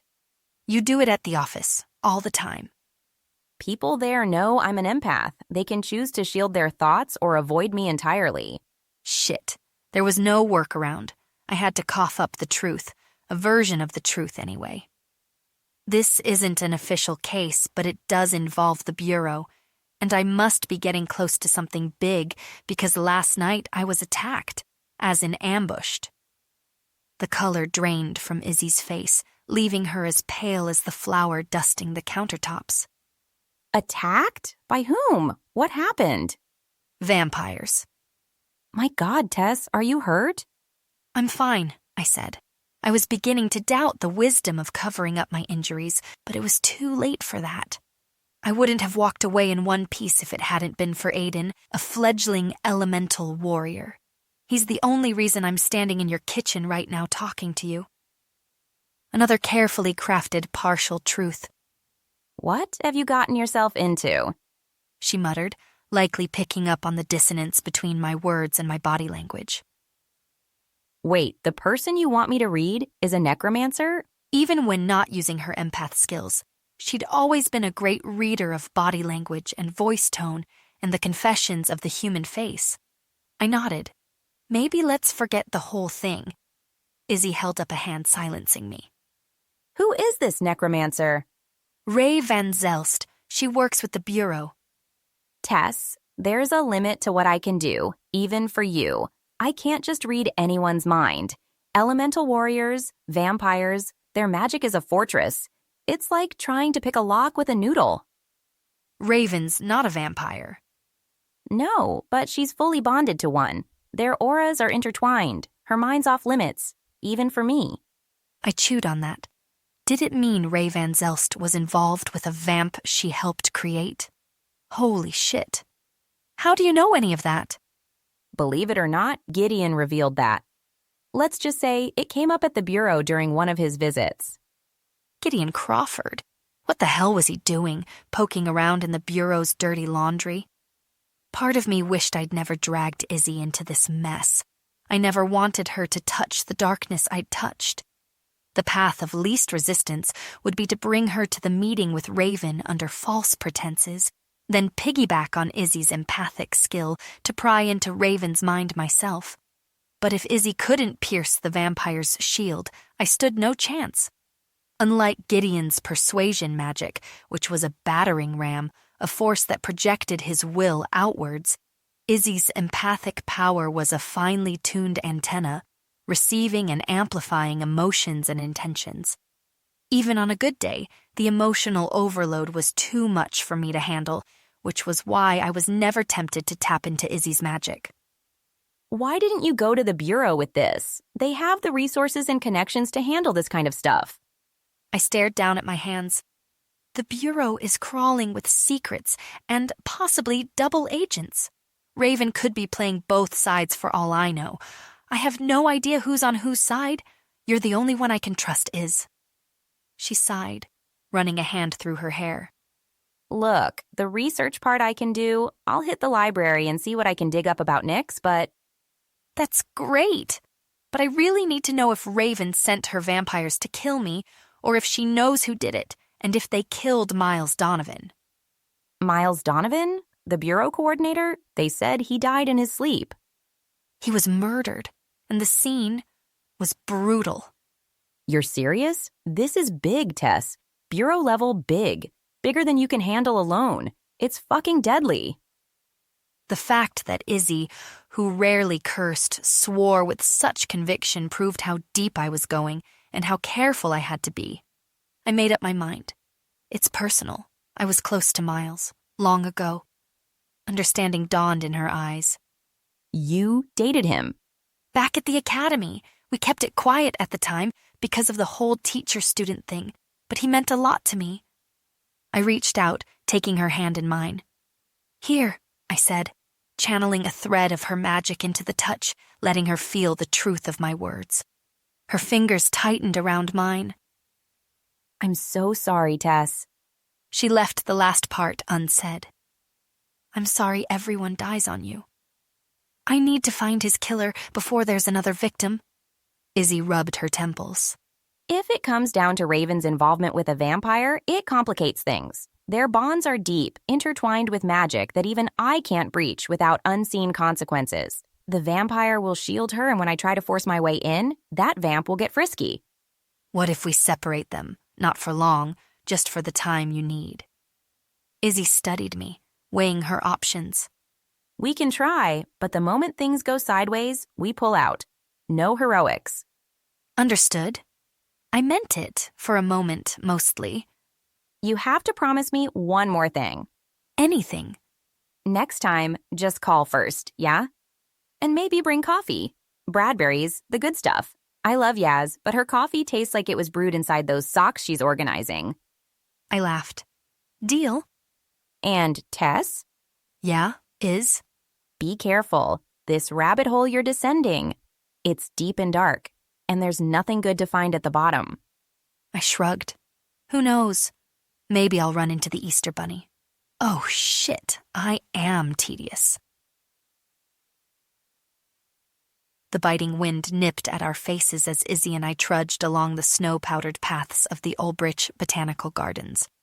We crossed the arched bridge to the Thai Garden, and the golden pavilion came into view, a stunning splash of color against a white winter wonderland accented by desolate trees and striking frost-glazed branches. The Thai pavilion in absolute silence, Izzy said, her breath misting. Either Raven's hopelessly romantic, or she's angling for creepy isolation. Those are the same thing to her, I said, my senses on high alert. The air felt different here, denser, charged with a malign energy that prickled my skin like static electricity. I could sense them out there, lurking behind trees and thickets, vampires. Raven leaned against a pillar under the pavilion's red ceiling, which was decorated with gilded lotus blossoms. Her long, dark hair hung loose, framing a face that was beautiful in a sharp, haunting way. Her blue eyes were fixed on the frozen pond in front of the pavilion. She projected a profound sadness. I imagined her tears were made of sapphire. Dressed in a long black coat, she had the dark sorcerer look down to a T. Her pale as porcelain skin seemed almost luminescent in the dim light filtering through the winter clouds. Even from a distance, I could feel the necromantic power thrumming around her, triggering an unwanted memory, the intoxicating surge of dark magic flooding my own core. But it was the chilling lack of emotion in the immaculate, chiseled features of the man standing behind her that truly unsettled me.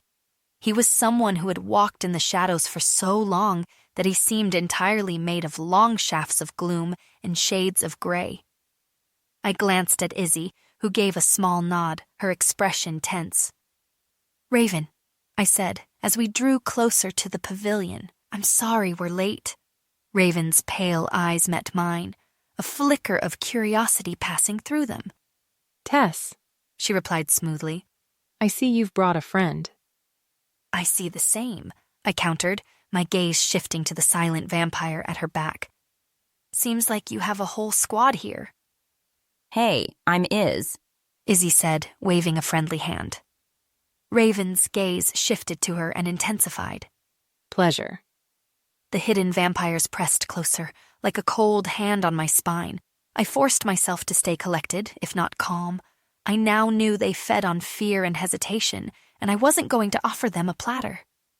"The pavilion is breathtaking in winter," I said, breaking the ice. Raven's lips curved into a smile. "An elegance within the wild."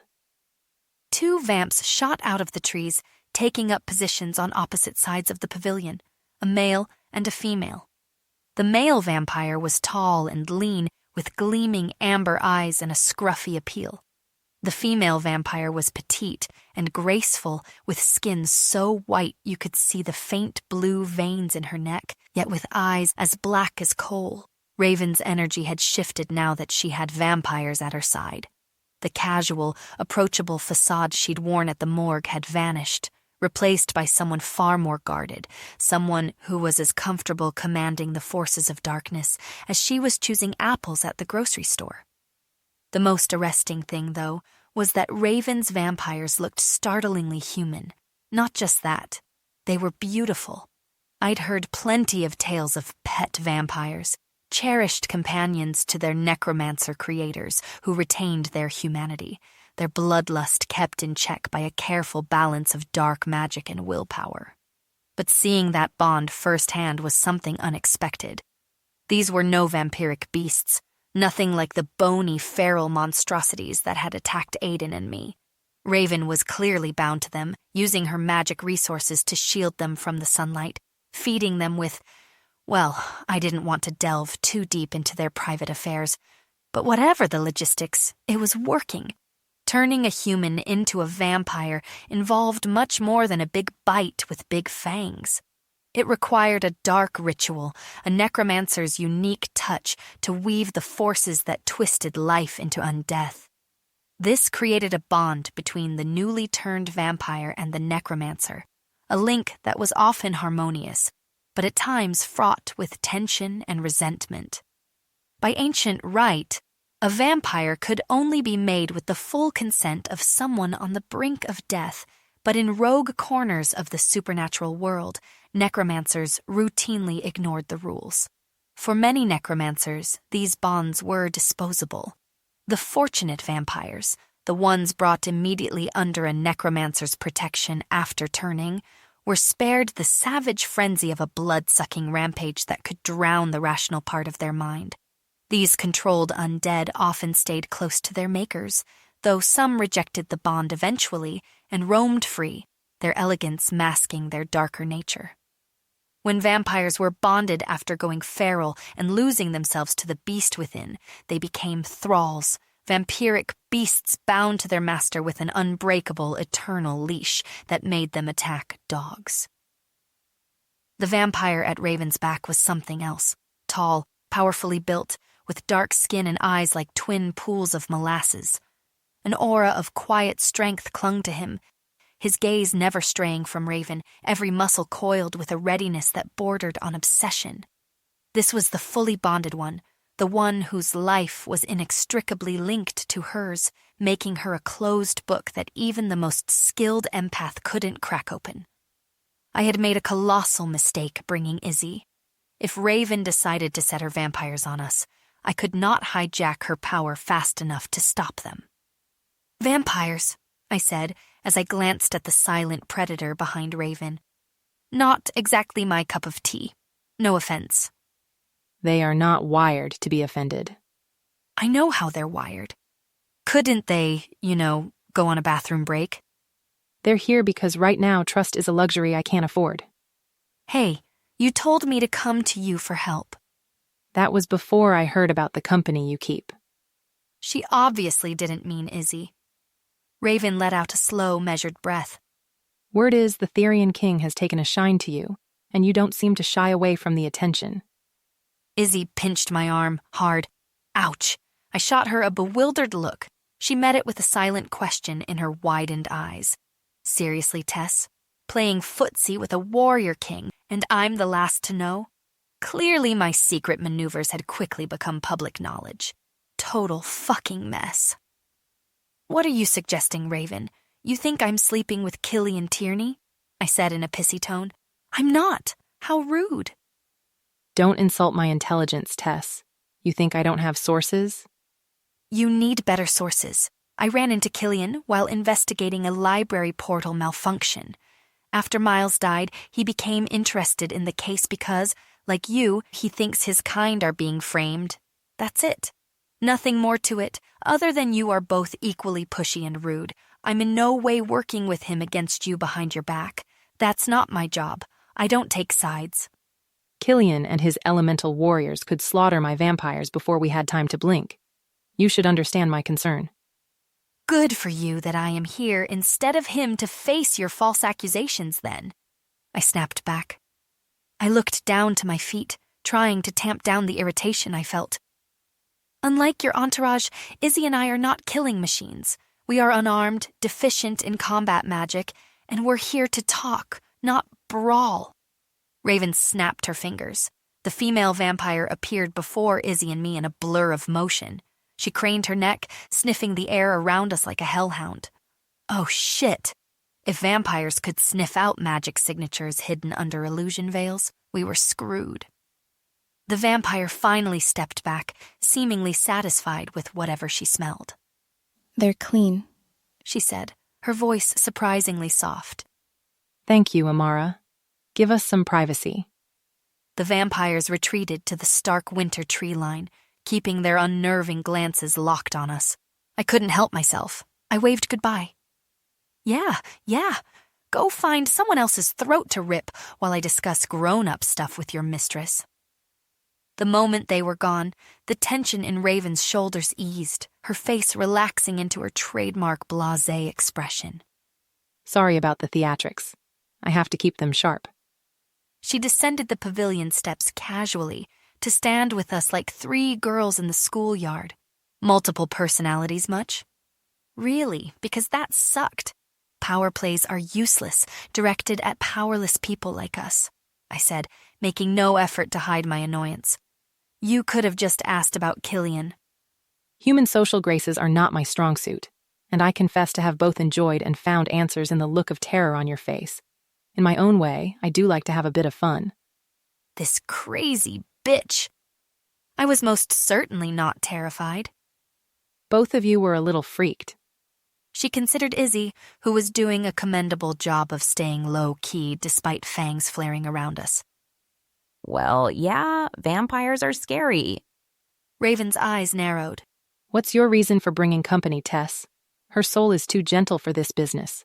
She is not adequate backup. Izzy works with me at my agency. I trust her with my life, and she thinks I need a babysitter. And, well, she was dead on.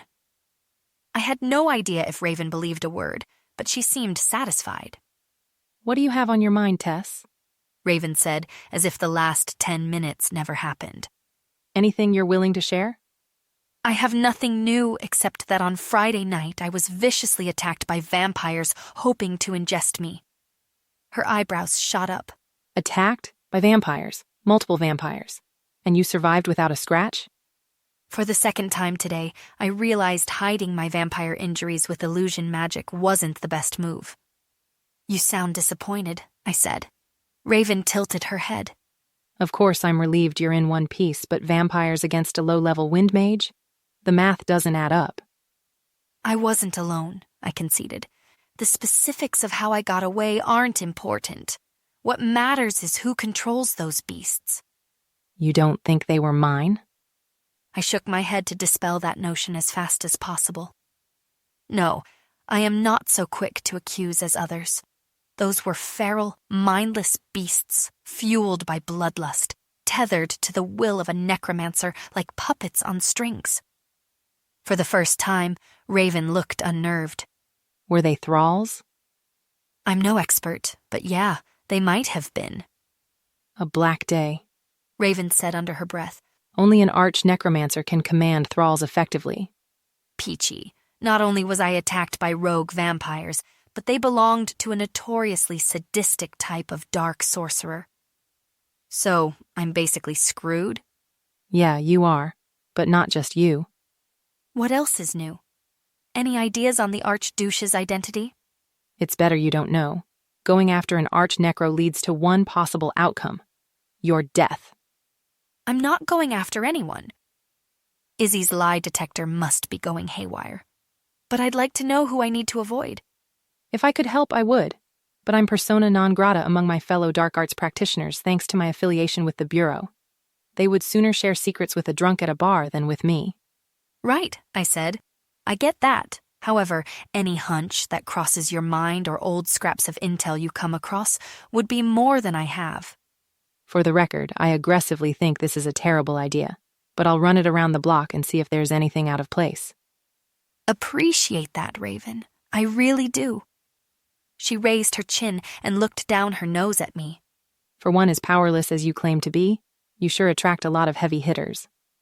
That's her one special power, Izzy chimed in. Butting her cute little nose in to where it most certainly does not belong. I glared at her. She shrugged, unrepentant. Raven, one last thing. The missing codex page at the Corinth Library. She crossed her arms.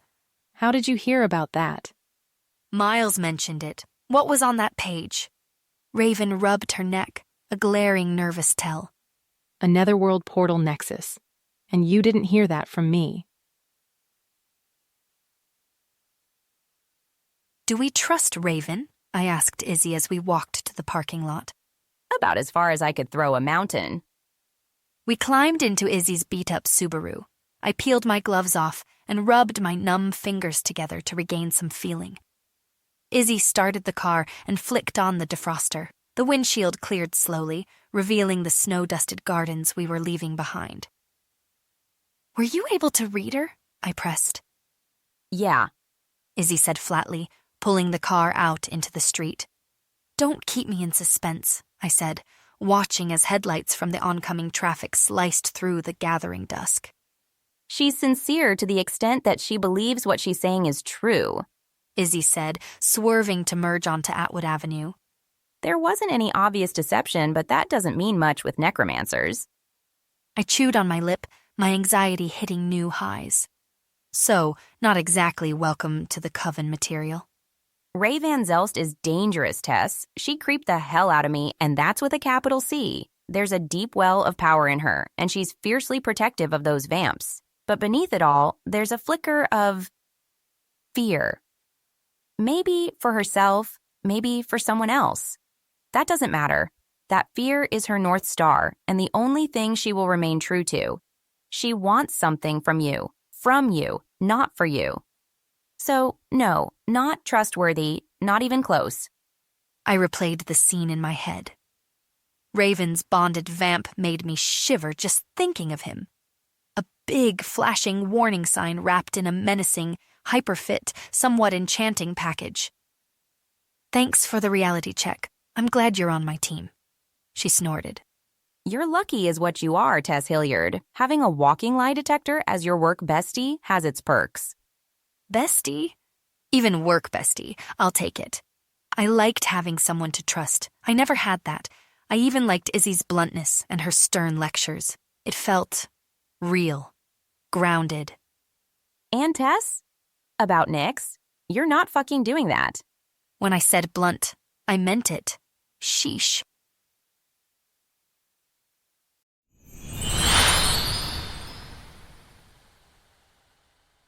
Thank you for listening to the first part of the Vanishing Tome, the first book in the Netherworld archives. I hope you enjoyed it. To continue with the story, check out the second and final part of the book. If you enjoyed this audiobook, subscribe to Stella's channel to keep up to date with new books as they are uploaded. For more information on the series and how to download extra scenes and chapters, visit stellafitzsimons.com. This is a work of fiction. Names, characters, places, and incidents are the product of the author's imagination or are used fictitiously. Any resemblance to actual persons, living or dead, events or locales is entirely coincidental. This production is copyright 2025 Stella Fitzsimons. All rights reserved. No part of this book may be reproduced or used in any manner without written permission of the copyright owner, except for the use of quotations in a book review. Published in the United States by Butterfly Electric Press.